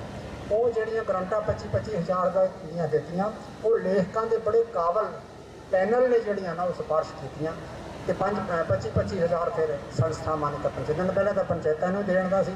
ਮੈਂ ਬੇਨਤੀ ਕੀਤੀ ਡਾਕਟਰ ਹਰਚਰਨ ਸਿੰਘ ਨੂੰ, ਸਾਰੇ ਦੋਸਤਾਂ ਨੂੰ, ਕਿ ਪੰਚਾਇਤਾਂ ਤੱਕ ਸੀਮਤ ਨਾ ਰਹੋ। ਬਹੁਤੀਆਂ ਪੰਚਾਇਤਾਂ ਤਾਂ ਹੁਣ ਰਾਜਨੀਤੀ ਦੇ ਘੋੜੇ 'ਤੇ ਚੜ੍ਹਨ ਲੱਗ ਪਈਆਂ। ਉਹ ਬਹਿਣੀਆਂ ਬੇੜੀਆਂ ਜਿਹੜੀਆਂ ਸੰਤੋਖ ਜੱਸੀ ਵਰਗੀਆਂ ਸਰਪ੍ਰਸਤੀ ਥੱਲੇ ਹੋਣ, ਇਹ ਸੰਸਥਾਵਾਂ ਨੂੰ ਵੀ ਮੌਕਾ ਦਿਓ। ਅਸੀਂ ਫਿਰ ਲਾਇਬ੍ਰੇਰੀਆਂ ਜ਼ਿਲ੍ਹਾ ਮਾਜਰੇ 'ਚ ਖੋਲ੍ਹੀ, ਲੰਗੜੋਏ ਦੇ ਵਿੱਚ ਖੋਲ੍ਹੀ, ਮੇਰੇ ਪਿੰਡ ਜਗਤਪੁਰ ਦੇ ਵਿੱਚ ਵੀ ਖੋਲ੍ਹੀ, ਮੇਲੀ ਦੇ ਵਿੱਚ ਖੋਲ੍ਹੀ, ਫਿਰ ਦਸਾਂਝ ਕਲਾਂ ਜਲੰਧਰ ਜ਼ਿਲ੍ਹੇ 'ਚ ਮੇਰਾ ਪਿੰਡ ਹੈ, ਉੱਥੇ ਵੀ ਲਾਇਬ੍ਰੇਰੀ ਖੋਲ੍ਹੀ। ਪਰ ਅਫਸੋਸ ਹੈ, ਮੈਂ ਉਹਨਾਂ ਨੂੰ ਕਿਹਾ ਸੀ ਕਿ ਲਾਇਬ੍ਰੇਰੀਆਂ ਤਾਂ ਤੁਹਾਡੇ ਹੋ ਜਾਣਗੀਆਂ, ਗਾਹਾਂ ਵੀ ਇਹਨਾਂ ਨੂੰ ਨਾ ਅਪਡੇਟ ਕਰਦੇ ਰਹਾਂਗੇ, ਹੋਰ ਕਿਤਾਬਾਂ ਲਿਆਉਂਦੇ ਰਹਾਂਗੇ। ਪਰ ਇਹ ਆ ਕਿ ਪਾਠਕ ਪੈਦਾ ਕਰਨੇ ਪੈਣਗੇ। ਬਿਲਡਿੰਗ ਬਣਾ ਦੇਣੀ, ਕਿਤਾਬਾਂ ਰੱਖ ਦੇਣੀਆਂ, ਇਹ ਤਾਂ ਹੋ ਸਕਦਾ ਹੈ, ਲੇਕਿਨ ਪਾਠਕ ਪੈਦਾ ਕਰਨੇ ਜਿਹੜਾ ਉਹ ਸਭ ਤੋਂ ਵੱਡੀ ਗੱਲ ਹੈ। ਤੋ ਇਸ ਕਰਕੇ ਮੇਰੀ ਆਪਣੇ ਪਿੰਡ ਲਾਇਬ੍ਰੇਰੀ ਮਾਸਟਰ ਬਖਤਾਵਰ ਸਿੰਘ, ਉਹਨਾਂ ਨੇ ਮੇਰੀ ਕਹਿੰਦੀ ਮਦਦ ਲਈ, ਮੈਂ ਉਹਦੀਆਂ ਕਿਤਾਬਾਂ ਉਹਨਾਂ ਨੂੰ ਦਿੱਤੀਆਂ ਕੁਛ, ਪਰ ਉਹਨੇ ਪਾਠਕ ਬਣਾਏ ਹੁੰਦੇ। ਅਤੇ ਪਾਠਕ ਜਿਹੜੇ ਆ ਨਾ, ਲਾਇਬ੍ਰੇਰੀ ਨਾਲ ਪਾਠਕਾਂ ਨੂੰ ਜੋੜਨਾ ਸਭ ਤੋਂ ਵੱਡਾ ਕੰਮ ਇਹ ਹੁੰਦਾ। ਮੈਂ ਵੀ ਤੁਹਾਨੂੰ ਬੇਨਤੀ ਕਰਦਾ ਕਿ ਪਾਠਕਾਂ ਦੀ ਇੱਕ ਕਲੱਬ ਬਣਾਓ ਇਲਾਕਾ ਪੱਧਰ 'ਤੇ। ਉਸ ਕਲੱਬ ਦੇ ਜਿਹੜੇ ਮੈਂਬਰ ਹੋਣਗੇ उन्होंने मुफ्त किताबां दिओ और हर महीने उन्होंने रावां लो कि किहड़ी किताब ने तुहानूं किस गल वास्ते उत्साहित किया, तुसीं की सीखिया, तुसीं की प्रेरणा दी है, पता लगेगा मैं सारी किताब पढ़ी है। जिन्हां जान ने दिलचस्पी नाल किताब पढ़ी हुई उन्होंने पहला नाम कि एक दूजा नाम, हर महीने के 2 नाम पाठकों वास्ते रखो। सो इस करके ये बड़ा जरूरी है कि असीं ज्ञान के प्रसार वास्ते माध्यम बनाइए लाइब्रेरियां कि कोने कोने तक जान, खास करके पछड़े घरां दे बच्चे जान। हुण इस वेले बड़ी समस्या ये है कि जिहड़े बाकी वर्गां दे लोग आ उन्हां दे बच्चे तां औखे सौखे हट भन्नो पट भन्नो जिहड़े इंग्लिश माध्यम वाले पब्लिक स्कूल आ उन्हां दे विच चले गए हैं। जिहड़े हुण रह गए आ बच्चे सरकारी प्राइमरी स्कूलों के विच वो बेचारे छोटे जिहड़े थल्ले दे वर्ग के लोगों के दिहाड़ियां करन वाले उन्हां दे बच्चे रह गए वो जा ही नहीं सकते है कि टीचर दे प्रिंसीपल दे या मास्टर के चेक चक के अंदर बढ़ सकन। तो इस करके सरकारी स्कूलों की हालत में सुधारना, आओ सारे अपना काफिला बना के आपां बजाए ये भी साडी असीं गली पक्की कर दो, इलैक्शन तो बाद पार्टियां नूं ये विश्वास दिओ साडे तुसीं धर्मशाला भी कमरा बना दो, साडे तुसीं सिवियां पर सड़क पक्की कर दो। उन्होंने कहो कि साडे प्राइमरी स्कूलों की हालत सुधारो ताकि गरीब लोगों के बच्चे उत्थे घट खर्चे के नाल चंगी विद्या लै सकन। ये इस वेले बहुत वड्डी लोड़ है। सो अज बड़ी गहन ते सारसित बड़ी सेध देने वाली चर्चा हुई है। सच ये है कि मैंने अज बड़ी खुशी इस करके हुई, मैंने बहुत खुश है कि इस विचार चर्चा च ग्रहण किया। आप सब का बहुत बहुत धन्यवाद ते मैं फिर एक बार आपका सब का शुक्रिया। बहुत बहुत धन्यवाद सरदार महेंद्र सिंह दोसांझ जी, बहुत गहरी शब्द साडे रख के गए ने। खास तौर पर मुझे दिता पाठकों के जिहड़ा हैगा आ वो क्यूरियोसिटी पैदा की जाए कि वो आप मुहारे पढ़न। किताबां की गल की है, यही है नहीं कि जिस बच्चे ने जिस व्यक्ति ने किताबां नाल सांझ पा ली ना वो कला मेले विच घुमदा बराबर है। तो जिहड़ा बच्चा जिहड़ा व्यक्ति किताबां नाल सांझ नहीं पाउंदा ना उन्होंने मेले छड्ड दिओ, वो कला ही है। सो साडियां असली दोस्त किताबां ने। सो बहुत बहुत धन्यवाद। हुण असीं उस बच्ची नूं सन्मानित करन जा रहे हैं जो मनीषा फुटबॉल की टीम विच चैंपीयन है, तो उन्होंने माता जी तो उन्होंने सिस्टर में बेनती करांगा। उस तो बाद साढ़े बहुत सत्कारत जो है बिगमपुरा फाउंडेशन के जो करता धरता संतोख जस्सी जी पंचायत यूनियन के बतौर प्रेजिडेंट जिले के वो लैके थोड़े रूबरू होंगे, जिन्होंने एक बहुत बड़ा उपराला किया 131 साला Bharat Ratna doctor B are Ambedkar ji का जन्म दिहाड़ा मनाया। तो अहम सानू जिहड़ा हैगा स्थान ते सही समय एकत्र करके एक बहुत बड़ी मिसाल पैदा की है। सो मैं अज के मुख्य मेहमान साहबान सगे बेनती करांगा गुरमीत कल्लर माजरी जी, श्री महेंद्र सिंह दोसांझ जी, एडवोकेट चरणजीत घेई जी, तो इस दे नाल ही साडे होर जिहड़े हैगे आ पतवंती सज्जन वो भी आउण अपने घर कमला दे नाल बच्ची नूं 5100 रुपए की राशि के नाल जिहड़ा हैगा सन्मान करनगी। सो ये बच्ची पहला भी सन्मानित हुई सी इस संस्था वालों। ही सत्कारयोग बुद्धिजीवी वर्ग ते ज़्यादा विस्तार नाल गल करदा होया कुछ छूटियां गल्लां करांगा, लेकिन आम तौर पर जिद्दां गल कही हुई आ पहला भी हुई आ, क्योंकि मैनू पंचायत यूनियन काम करदे नूं बहुत चिर हो गया। मैं 1997 तो सरपंच बनदा आ रहा, तो मेरा कई ऐसे मुख्य मंत्री ने बाह पिया ਜਿਹੜੇ ਕਹਿੰਦੇ ਸੀ ਅਸੀਂ ਕਿਸੇ ਨਾਲ ਗੱਲ ਨਹੀਂ ਕਰ ਸਕਦੇ, ਉਹਨਾਂ ਨੂੰ ਮੈਂ ਗੱਲ ਕਰਨ ਲਾਇਆ, ਉਹਨੂੰ ਸੁਣਨ ਨੂੰ ਲਾਇਆ, ਉਹਨਾਂ ਦੇ ਹਰੇ ਪੈਨਾਂ ਨੂੰ ਕੱਟਣਾ ਪਿਆ, ਕੱਟ ਕੇ ਜੋ ਮੈਂ ਕਿਹਾ ਉਹਨੂੰ ਕਰਨਾ ਪਿਆ। ਇਸ ਕਰਕੇ ਆਪਾਂ ਸੰਘਰਸ਼ ਵਾਲੇ ਬੰਦੇ ਆ। ਦੂਜੀ ਗੱਲ ਇਹ ਆ ਵੀ ਹਮੇਸ਼ਾ ਸਰਪੰਚ ਦੇ ਇਲਜ਼ਾਮ ਲੱਗਦਾ ਕਿ ਉਹ ਘਬੜੇ ਕਰਦੇ ਆ ਤੇ ਉਹ ਆਹ ਚੀਜ਼ ਕਰਦੇ ਆ। ਮੈਂ ਉਸ ਗੱਲ ਨੂੰ ਲੀਕ ਮਾਰਦਾ, ਖੰਡਨ ਕਰਦਾ ਕਿ ਮੇਰੇ ਸਾਹਮਣੇ ਸੈਕਟਰੀ ਬਿਠਾ ਲਓ, ਵੀਡੀਓ ਬਿਠਾ ਲਓ, ਤੇ ਮੈਂ ਸਾਬਤ ਕਰੂੰਗਾ ਕਿ ਸੈਕਟਰੀ ਦੇ ਕੌਣ ਚੋਰ ਆ ਤੇ ਸਰਪੰਚਾਂ ਨੂੰ ਝੂਠਾ ਬਦਨਾਮ ਕੀਤਾ ਜਾ ਰਿਹਾ, ਸਰਪੰਚਾਂ ਨੂੰ ਵਰਤਿਆ ਜਾ ਰਿਹਾ। ਕਿਸੇ ਇਲਾਕੇ 'ਚ ਹੋ ਸਕਦਾ ਇਹ ਘਟਨਾ ਵਾਪਰੀ ਹੋ ਸਕਦੀ ਆ, ਕਿਤੇ ਹੋ ਸਕਦੀ ਆ, ਸਾਰੇ ਸਰਪੰਚ ਨਹੀਂ, ਪਰ ਮੈਂ ਇਹ ਗੱਲ ਕਹਿੰਦਾ ਬਤੌਰ ਪ੍ਰਧਾਨ ਹੋਣ ਦੇ ਨਾਤੇ ਕਿ ਅਜਿਹੀ ਗੱਲ ਕੋਈ ਨਹੀਂ ਹੈਗੀ। ਇਹ ਜਿਹੜਾ ਸਿਸਟਮ ਆ, ਸਿਸਟਮ ਦੇ ਵਿੱਚ ਸਰਪੰਚਾਂ ਨੂੰ ਸਿਰਫ ਕਿਉਂਕਿ ਨਵੇਂ ਬਣਦੇ ਆ, ਉਹਨਾਂ ਨੂੰ ਪਤਾ ਨਹੀਂ, ਉਹ ਸੈਕਟਰੀਆਂ ਤੇ ਰੱਬ ਵਰਗਾ ਭਰੋਸਾ ਕਰਦੇ ਆ, ਅਫਸਰਾਂ ਤੇ ਭਰੋਸਾ ਕਰਦੇ ਆ, ਉਹਨਾਂ ਦੇ ਸੈਨਿਕਾਂ ਦੇ ਨੂੰ ਪਤਾ ਨਹੀਂ ਲੱਗਦਾ। ਸਭ ਕੁਝ ਸਰਪੰਚਾਂ ਦੇ ਨਾਂ 'ਤੇ ਹੁੰਦਾ, ਪਰ ਉਹਨੂੰ ਪਤਾ ਨਹੀਂ ਹੁੰਦਾ ਕੁਝ ਵੀ, ਕਿਉਂਕਿ ਉਹਨਾਂ ਦੀ ਪੜ੍ਹਾਈ ਲਿਖਾਈ ਤੋਂ ਉਹਨਾਂ ਦਾ ਤਜਰਬਾ ਨਹੀਂ ਹੁੰਦਾ। ਇਸ ਕਰਕੇ ਮੈਂ ਇਸ ਗੱਲ ਦਾ ਖੰਡਨ ਕਰਦਾ ਕਿ ਸਰਪੰਚ ਕਰਪਟ ਨਹੀਂ ਹੈਗੇ, ਸਿਸਟਮ ਕਰਪਟ ਵਾ। ਨੰਬਰ 2, ਜਿਹੜੀ ਜਿਹੜੀ ਗੱਲ ਹੋਈ ਆ ਕਿੱਥੇ ਹਾਂ ਜਿਹੜੀ ਸਭ ਤੋਂ ਵੱਡੀ ਗੱਲ ਹੋਈ ਆ ਕਿ ਦੁਖਾਂਤ ਤੁਹਾਨੂੰ ਦੱਸਦਾ ਮੈਂ, ਜਿਹੜੇ ਮੁਲਾਜ਼ਮ ਆ ਜਾਂ ਕੋਈ ਵੀ ਸਰਕਾਰੀ ਨੌਕਰੀ ਕਰਦਾ ਆ, ਕਿਸੇ ਨੂੰ 1 ਮਹੀਨੇ ਦੀ ਤਨਖਾਹ ਨਾ ਮਿਲੇ, ਉਹ ਸੜਕਾਂ ਤੇ ਆ ਜਾਂਦਾ ਆ, ਉਹ ਕਾਲੇ ਬਿੱਲੇ ਲਾ ਕੇ ਸੜਕਾਂ ਤੇ ਆ ਜਾਂਦਾ। ਸਰਪੰਚਾਂ ਨੂੰ ਪਿਛਲੇ 5 ਸਾਲ ਤੋਂ ਇੱਕ ਧੇਲਾ ਨਹੀਂ ਕਿਸੇ ਗਵਰਨਮੈਂਟ ਨੇ ਦਿੱਤਾ। ਔਰ ਮੈਂ ਚੀਫ ਸੈਕਟਰੀ ਹੁਸਨ ਲਾਲ ਨੂੰ ਪੜ੍ਹਨੇ ਪਾਇਆ। ਪੰਜਾਬ ਦਾ ਮੁੱਖ ਮੰਤਰੀ ਜਿਹੜਾ ਕਹਿੰਦਾ ਮੈਂ ਰਹਿਣਾ ਮਹਿਲਾ 'ਚ, ਉਹਨੂੰ ਮੈਂ ਪੜ੍ਹਨੇ ਪਾਇਆ। ਜਿਹੜਾ ਕਹਿੰਦਾ ਮੈਂ ਸੰਘ ਦਰਸ਼ਨ ਉਹਨੂੰ ਮੈਂ ਪੜ੍ਹਨੇ ਪਾਇਆ। ਵੀ 5 ਸਾਲ ਹੋ ਗਿਆ ਤੁਸੀਂ ਇੱਕ ਧੇਲਾ ਨਹੀਂ ਦਿੱਤਾ। ਤੁਸੀਂ ਗੱਲ ਕਰਦੇ, ਮੈਂ ਕਿਹਾ ਉਹਨੇ ਕੈਲਕੂਲੇਸ਼ਨ ਕਰਨ ਲਾਇਆ, ਮੈਂ ਕਿਹਾ ਕੈਲਕੂਲੇਸ਼ਨ ਕੀਤੀ ਪਈ ਆ, ਸਿਰਫ 64 ਕਰੋੜ ਰੁਪਈਆ ਆ ਜਿਹੜਾ ਪੰਜਾਬ ਦੇ ਸਰਪੰਚਾਂ ਨੂੰ ਦੇਣਾ ਸੀ। 5 ਸਾਲ ਹੋ ਗਿਆ ਜਿਹਨੇ ਇੱਕ ਧੇਲਾ ਨਹੀਂ ਦਿੱਤਾ। ਜਿਸ ਬੰਦੇ ਨੂੰ ਰੋਟੀ ਖਾਣ ਨੂੰ ਨਾ ਮਿਲੇ, ਸਾਈਕਲ ਤੇ ਜਾਣ ਨੂੰ, ਹਵਾ ਭਰਾਉਣ ਨੂੰ ਪੈਸੇ ਮਿਲਣ, ਸਰਕਾਰ ਉਹ ਤੋਂ ਆਸ ਰੱਖੇ ਕਿ ਪਿੰਡਾਂ ਦਾ ਵਿਕਾਸ ਹੋਵੇ, ਤਾਂ ਕਿੱਦਾਂ ਵਿਕਾਸ ਹੋ ਸਕਦਾ ਆ? ਇਹ ਗੱਲਾਂ ਮੈਂ ਪੰਜਾਬ ਸਰਕਾਰ ਦੇ ਧਿਆਨ 'ਚ ਲਿਆਂਦੀਆਂ, ਉਹਨਾਂ ਨੇ ਗੱਲਾਂ ਮੰਨੀਆਂ ਵੀ ਹੋਣੀਆਂ ਚਾਹੀਦੀਆਂ ਆ। ਆ ਜਿਹੜੀ ਗੱਲ ਲਾਇਬ੍ਰੇਰੀ ਦੀ ਗੱਲ ਕੀਤੀ ਆ, ਪੰਜਾਬ ਸਰਕਾਰ ਦੀ ਜੋ ਮੈਨੂੰ ਚੀਫ ਸੈਕਟਰੀ ਨੇ ਦੱਸਿਆ ਹੁਸਨ ਲਾਲ ਨੇ, ਮੈਂ ਕਿਹਾ ਮੇਰੇ ਪਿੰਡ ਨੂੰ ਗ੍ਰਾਂਟ ਚਾਹੀਦੀ ਆ ਲਾਇਬ੍ਰੇਰੀ ਵਾਸਤੇ। ਉਹ ਕਹਿੰਦਾ ਪੰਜਾਬ ਸਰਕਾਰ ਦੀ ਕੋਈ ਪਾਲਿਸੀ ਨਹੀਂ ਹੈਗੀ ਵੀ ਕਿਸੇ ਪਿੰਡ ਨੂੰ ਵੀ ਕੋਈ ਗ੍ਰਾਂਟ ਲਾਇਬ੍ਰੇਰੀ ਵਾਸਤੇ ਦਿੱਤੀ ਜਾਵੇ। ਮੈਂ ਇਸ ਕਰਕੇ ਤੁਹਾਡੇ ਧਿਆਨ 'ਚ ਲਿਆਉਣਾ ਚਾਹੁੰਦਾ ਵੀ ਦੇਖੋ ਪਾਲਿਸੀਆਂ ਸਰਕਾਰ ਕਾਹਦੇ ਵਾਸਤੇ ਆ? ਸਾਨੂੰ ਪੜ੍ਹਾਇਆ ਜਾਂਦਾ ਡੈਮੋਕ੍ਰੇਸੀ ਵੀ ਲੋਕਾਂ ਵਾਸਤੇ, ਲੋਕਾਂ ਲਈ, ਲੋਕਾਂ ਦੁਆਰਾ। ਤੇ ਮੈਨੂੰ ਇਹ ਦੱਸੋ ਵੀ ਜੇ ਆਪਾਂ ਕਿਤਾਬਾਂ ਹੀ ਨਾ ਪੜ੍ਹਾਂਗੇ ਤਾਂ ਕਿੱਥੋਂ ਡੈਮੋਕ੍ਰੇਸੀ ਆ ਜਾਊਗੀ? ਕੌਣ ਅਫਸਰ ਬਣ ਜਾਊਗਾ? ਕਿਹੜਾ ਪ੍ਰੋਫੈਸਰ ਬਣ ਜਾਊਗਾ? ਕੌਣ ਇਹ ਗੱਲ ਕਰ ਸਕਦਾ ਹੈਗਾ? ਇਸ ਕਰਕੇ ਇਹ ਸਵਾਲ ਅਸੀਂ ਕਰਾਂਗੇ, ਉਹਨਾਂ ਨੂੰ ਅਸੀਂ ਬਾਰ-ਬਾਰ ਕਰਾਂਗੇ, ਅਸੀਂ ਉਹਨੂੰ ਘੇਰਾਂਗੇ। ਸਰਕਾਰ ਪਹਿਲੇ ਬਦਲ ਗਈਆਂ, ਉਹਨੂੰ ਅਜੇ ਮੌਕਾ ਦਿੱਤਾ ਆ। ਉਹਨਾਂ ਨਾਲ ਗੱਲ ਹੋਈ ਆ, ਉਹਨਾਂ ਨੂੰ ਥੋੜਾ ਮੌਕਾ ਦਿੱਤਾ। ਜਿੱਦਣ ਨਹੀਂ ਕਰੋਗੇ ਉਹਨਾਂ ਦਾ ਵੀ ਹਸ਼ਰ ਉਹ ਕਰਾਂਗੇ। ਅਸੀਂ ਸੜਕਾਂ ਤੇ ਘੇਰਨਾ ਵੀ ਜਾਣਦੇ ਆ ਤੇ ਮਰਨਾ ਵੀ ਜਾਣਦੇ ਆ, ਲੇਕਿਨ ਹੱਕ ਲੈ ਕੇ ਦੇਵਾਂਗੇ। ਨੰਬਰ ਤੀਜੀ ਗੱਲ ਇਹ ਹੋਈ ਆ, ਸਭ ਤੋਂ ਵੱਡੀ ਜਿਹੜੀ ਮਹੱਤਵਪੂਰਨ ਗੱਲ ਇੱਥੇ ਹੋਈ ਆ, ਪੜ੍ਹਾਈ ਤੇ ਲਿਖਾਈ ਦੀ। ਕਿਉਂਕਿ ਮੈਂ ਪਹਿਲਾਂ ਵੀ ਕਹੀ ਇਹ ਗੱਲ ਹੁੰਦੀ ਆ, ਸਾਰੇ ਵਿਦਵਾਨਾਂ ਇਸ ਗੱਲ ਦੇ ਗਵਾਹ ਆ ਕਿ ਦੁਨੀਆ ਦੀ ਹਰ ਚੀਜ਼ ਵੰਡੀ ਜਾ ਸਕਦੀ ਆ। ਘਰ ਦੇ ਭਰਾਵਾਂ 4 ਭਰਾ ਆ, ਉਹ 4 ਕਰੋੜ ਲੱਖ ਰੁਪਈਏ ਨੂੰ ਕਰੋੜ ਰੁਪਈਆ ਬਣ ਸਕਦੇ ਆ। ਜੇ ਥਾਂ 4 ਮਾਲਿਆਂ ਨੂੰ ਮਾਲਾ ਵੰਡਿਆ ਜਾ ਸਕਦਾ, ਇੱਕ ਤੁਹਾਡੀ ਕੀਤੀ ਪੜ੍ਹਾਈ ਨੂੰ ਕੋਈ ਨਹੀਂ ਬਣ ਸਕਦਾ। ਇਸ ਕਰਕੇ ਮੈਂ ਸਾਰਿਆਂ ਨੂੰ ਬੇਨਤੀ ਕਰਦਾ ਕਿ ਵੱਧ ਤੋਂ ਵੱਧ ਪੜ੍ਹੋ। ਜੇ ਕੋਈ ਪੜ੍ਹ ਨਹੀਂ ਸਕਦਾ ਤਾਂ ਉਹਨੂੰ ਕਿਸੇ ਨੂੰ ਪੜ੍ਹਾਓ।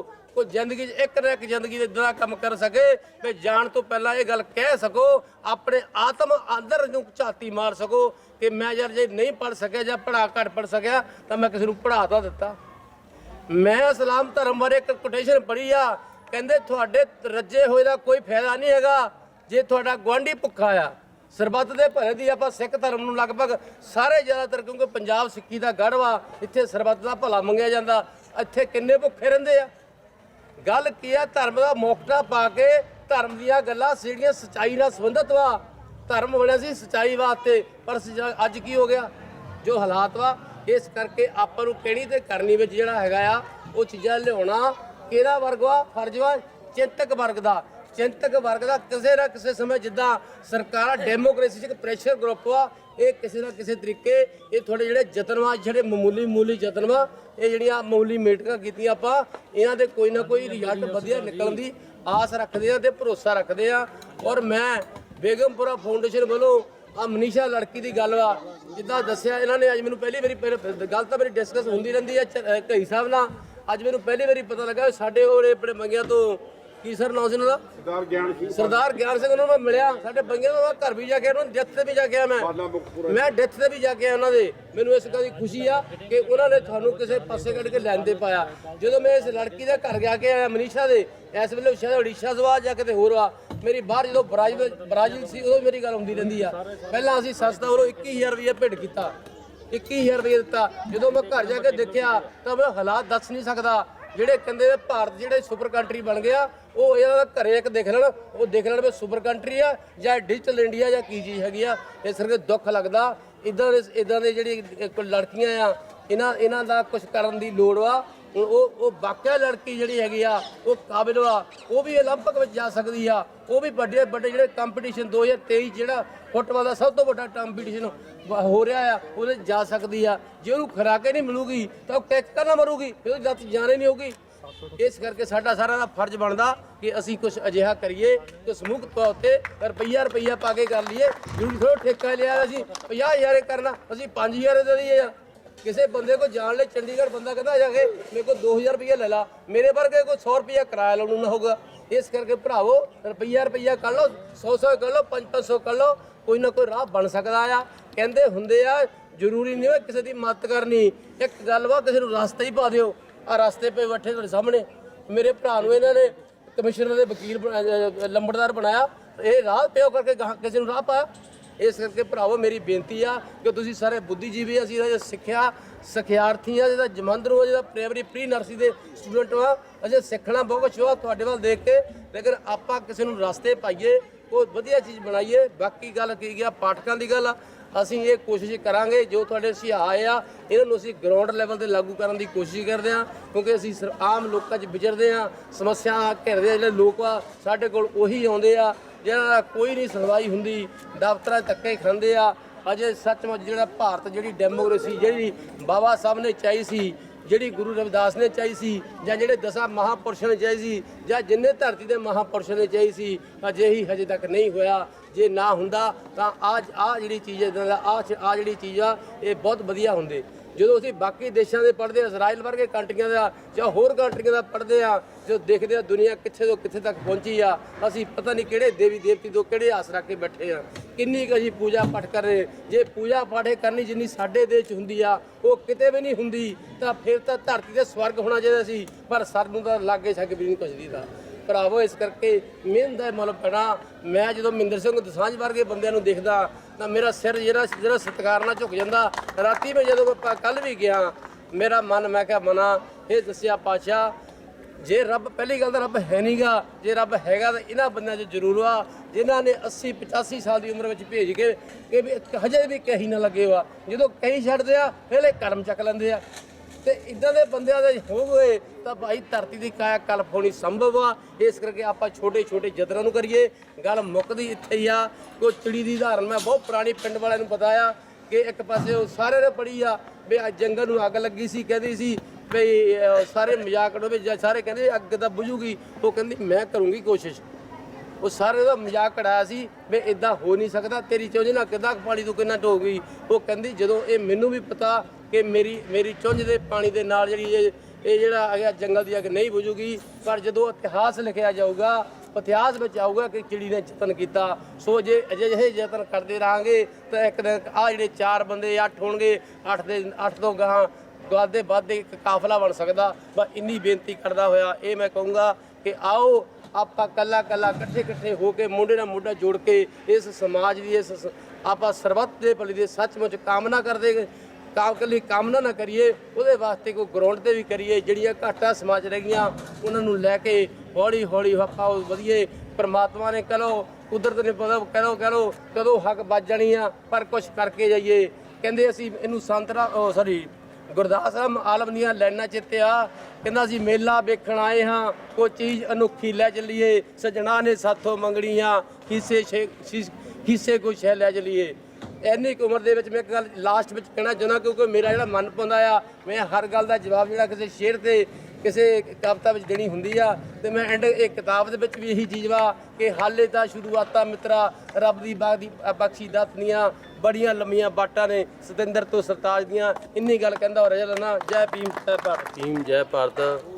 ਅੱਜ ਜਿਵੇਂ ਕਿ ਆਪ ਜੀ ਨੂੰ ਭਲੀ ਭਾਂਤ ਪਤਾ ਹੈ ਕਿ ਬਾਬਾ ਸਾਹਿਬ ਡਾਕਟਰ ਭੀਮ ਰਾਓ ਅੰਬੇਡਕਰ ਜੀ ਦਾ 131ਵਾਂ ਜਨਮ ਦਿਹਾੜਾ ਇਲਾਕੇ ਪੰਜਾਬ, ਦੇਸ਼ ਅਤੇ ਦੁਨੀਆ ਭਰ ਵਿੱਚ ਵੱਖ-ਵੱਖ ਢੰਗ ਤਰੀਕੇ ਨਾਲ ਮਨਾਇਆ ਜਾ ਰਿਹਾ ਹੈ। ਇਸੇ ਲੜੀ ਦੇ ਤਹਿਤ ਬੇਗਮਪੁਰਾ ਫਾਊਂਡੇਸ਼ਨ ਪੰਜਾਬ ਵੱਲੋਂ BA doctor Bhim Rao Ambedkar mission society ਦੇ ਸਹਿਯੋਗ ਦੇ ਨਾਲ ਅੱਜ ਖੂਨਦਾਨ ਕੈਂਪ ਅਤੇ ਪੁਸਤਕ ਰਿਲੀਜ਼ ਸਮਾਰੋਹ ਕੀਤਾ ਗਿਆ। ਅੱਜ ਸੁਬਾਹ ਪਿੰਡ ਚੱਕਲਾਲ ਵਿਖੇ 4 ਲੱਖ ਰੁਪਏ ਦੀ ਲਾਇਬ੍ਰੇਰੀ ਦੇ ਨਾਲ ਬਣਨ ਵਾਲੀ ਕਮਰੇ ਦਾ ਨੀਂਹ ਪੱਥਰ ਮਾਨਯੋਗ ਸਰਦਾਰ ਮਹਿੰਦਰ ਸਿੰਘ ਦਸਾਂਝ ਅਤੇ ਸ੍ਰੀ ਕੁਲਜੀਤ ਸਿੰਘ ਸਰਾਲ ਵੱਲੋਂ ਅਤੇ ਹੋਰ ਮਹਿਮਾਨਾਂ ਵੱਲੋਂ ਰੱਖਿਆ ਗਿਆ। ਇਸ ਮੌਕੇ ਤੇ ਇਸ ਉਪਰੰਤ ਮਸੰਦਾ ਪੱਟੀ ਵਿਖੇ ਵਿਸ਼ਾਲ ਖੂਨਦਾਨ ਤੇ ਪੁਸਤਕ ਰਿਲੀਜ਼। ਇਸ ਮੌਕੇ ਤੇ ਸੱਚ ਸਮੁੰਦਰ, ਜਿਸ ਨੂੰ ਸੰਪਾਦਨ ਸੰਤੋਖ ਸਿੰਘ ਜੱਸੀ ਮੈਂ ਤੇ ਇਹਦੇ ਮੇਰੇ ਸਾਥੀ ਸੰਜੀਵ ਕੁਮਾਰ ਐਮਾ ਜੱਟਾ ਨੇ ਕੀਤਾ। ਔਰ ਇਸ ਮੌਕੇ ਖੂਨਦਾਨ ਜਿਹੜਾ ਲਗਭਗ 50 ਦੇ ਲਗਭਗ ਯੂਨਿਟ ਜਿਹੜੇ ਹੈਗੇ ਆ ਉਹ ਖੂਨਦਾਨ ਬੰਗਾ ਦੇ ਤੇ ਬੰਗਾ ਦੇ ਆਲੇ ਦੁਆਲੇ ਦੇ ਪਿੰਡਾਂ ਦੇ ਨੌਜਵਾਨਾਂ ਨੇ ਦਾਨ ਕੀਤਾ। ਤੇ ਅੱਜ ਦੇ ਇਸ ਪ੍ਰੋਗਰਾਮ ਦੇ ਮੌਕੇ ਤੇ ਵੱਖ-ਵੱਖ ਬੁਲਾਰਿਆਂ ਵਿੱਚ ਮਹਿੰਦਰ ਸਿੰਘ ਦਸਾਂਝ, ਗੁਰਮੀਤ ਕਲਰ ਮਾਜਰੀ ਜਿਹੜੇ ਕਿ ਬਹੁਤ ਵੱਡੇ ਬੁੱਧੀਜੀਵੀ ਆ। ਉਸ ਤੋਂ ਬਾਅਦ ਫਤਿਹ ਜੰਗ ਸਿੰਘ ਜੀ ਚੰਡੀਗੜ੍ਹ ਤੋਂ, ਔਰ ਉਸ ਤੋਂ ਇਲਾਵਾ ਚਰਨਜੀਤ ਸਿੰਘ ਕਈ ਵਕੀਲ ਨੇ ਤੇ ਸਤਪਾਲ ਸਾਰੋਂ ਨੇ ਆਪੋ ਆਪਣੇ ਵਿਚਾਰ ਪ੍ਰਗਟ ਕੀਤੇ। ਇਸ ਤੋਂ ਇਲਾਵਾ ਸਰਦਾਰ ਮਹਿੰਦਰ ਸਿੰਘ ਸਰਦਾਰ ਬਰਜਿੰਦਰ ਸਿੰਘ ਸੈਨਪੁਰੀ ਸਾਹਿਬ ਉਹਨਾਂ ਨੇ ਆਪਣੇ ਵਿਚਾਰ ਪ੍ਰਗਟ ਕੀਤੇ, ਜਿਨ੍ਹਾਂ ਨੇ ਦੱਸਿਆ ਕਿ ਮਾਨਵਤਾ ਦੀ ਸੇਵਾ ਦੁਨੀਆ ਦੀ ਸਭ ਤੋਂ ਵੱਡੀ ਸੇਵਾ ਆ। ਇਸ ਸੇਵਾ ਦੇ ਵਿੱਚ ਸਾਨੂੰ ਜਿਹੜਾ ਹੈ ਕਰਨਾ ਚਾਹੀਦਾ। ਔਰ ਉਹਨਾਂ ਨੇ ਪੜ੍ਹਾਈ ਲਿਖਾਈ ਦਾ ਸਭ ਤੋਂ ਵੱਧ ਜ਼ੋਰ ਦਿੱਤਾ ਕਿ ਜੇ ਪੜ੍ਹਾਂਗੇ ਤਾਂ ਹੀ ਸਮਾਜ ਅੱਗੇ ਵਧੇਗਾ। ਔਰ ਇਸ ਮੌਕੇ ਤੇ ਸਾਰਿਆਂ ਨੇ ਇਸ ਗੱਲ ਤੇ ਇੱਕ ਰਾਏ ਪ੍ਰਗਟ ਕੀਤੀ ਕਿ ਸਾਨੂੰ ਜਾਤਾਂ ਪਾਤਾਂ ਬਰਾਦਰੀਆਂ ਤੋਂ ਉੱਪਰ ਉੱਠ ਕੇ ਸਾਨੂੰ ਭਾਈਚਾਰਾ ਸਾਂਝਕ ਬਣਾ ਕੇ ਇਹ ਜਿਹੜੀ ਹੈਗੀ ਆ ਸਮਾਜਿਕ ਏਕਤਾ ਲਈ ਜਿਹੜੇ ਜੋ ਪਿੱਛੇ ਘਟਨਾਕ੍ਰਮ ਵਾਪਰੇ ਆ, ਜਿਹੜੀ ਜਾਤ ਪਾਤ ਛੂਆਛਾਤ ਹੋਈ ਆ, ਉਹਨੂੰ ਛੱਡ ਕੇ ਸਾਨੂੰ ਸਰਬੱਤ ਦੇ ਭਲੇ ਦੀ ਸੋਚ ਨੂੰ ਜਿਹੜਾ ਆ ਉਹ ਸੱਚਮੁੱਚ ਉਹ ਬਣਾਉਣਾ ਚਾਹੀਦਾ ਆ। ਇਸ ਮੇਨ ਜਿਹੜੇ ਵਿਸ਼ੇ ਤੇ ਸਾਰੀ ਇਹ ਕਾਰਵਾਈ ਹੋਈ ਆ। ਤੇ ਇਸ ਕਰਕੇ ਮੈਂ ਜੋ ਇਹ ਕਾਰਵਾਈ ਹੋਈ ਆ ਸਾਡੀ ਸੰਸਥਾ ਇਸ ਤੋਂ ਸੰਤੁਸ਼ਟ ਆ। ਤੇ ਆਉਣ ਵਾਲੇ ਸਮੇਂ ਦੇ ਵਿੱਚ ਹੋਰ ਵੀ ਵਧੀਆ ਤਰੀਕੇ ਨਾਲ ਅਸੀਂ ਸਲਾਹ ਮਸ਼ਵਰਾ ਕਰਕੇ ਪ੍ਰੋਗਰਾਮ ਚਲਾਉਂਦੇ ਰਹਾਂਗੇ। ਦੁਬਾਰਾ ਫਿਰ ਮੈਂ ਅੱਜ ਦੇ ਸ਼ੁਭ ਮੌਕੇ 'ਤੇ ਸਭ ਨੂੰ ਲੱਖ ਲੱਖ ਵਧਾਈ ਦਿੰਦਾ।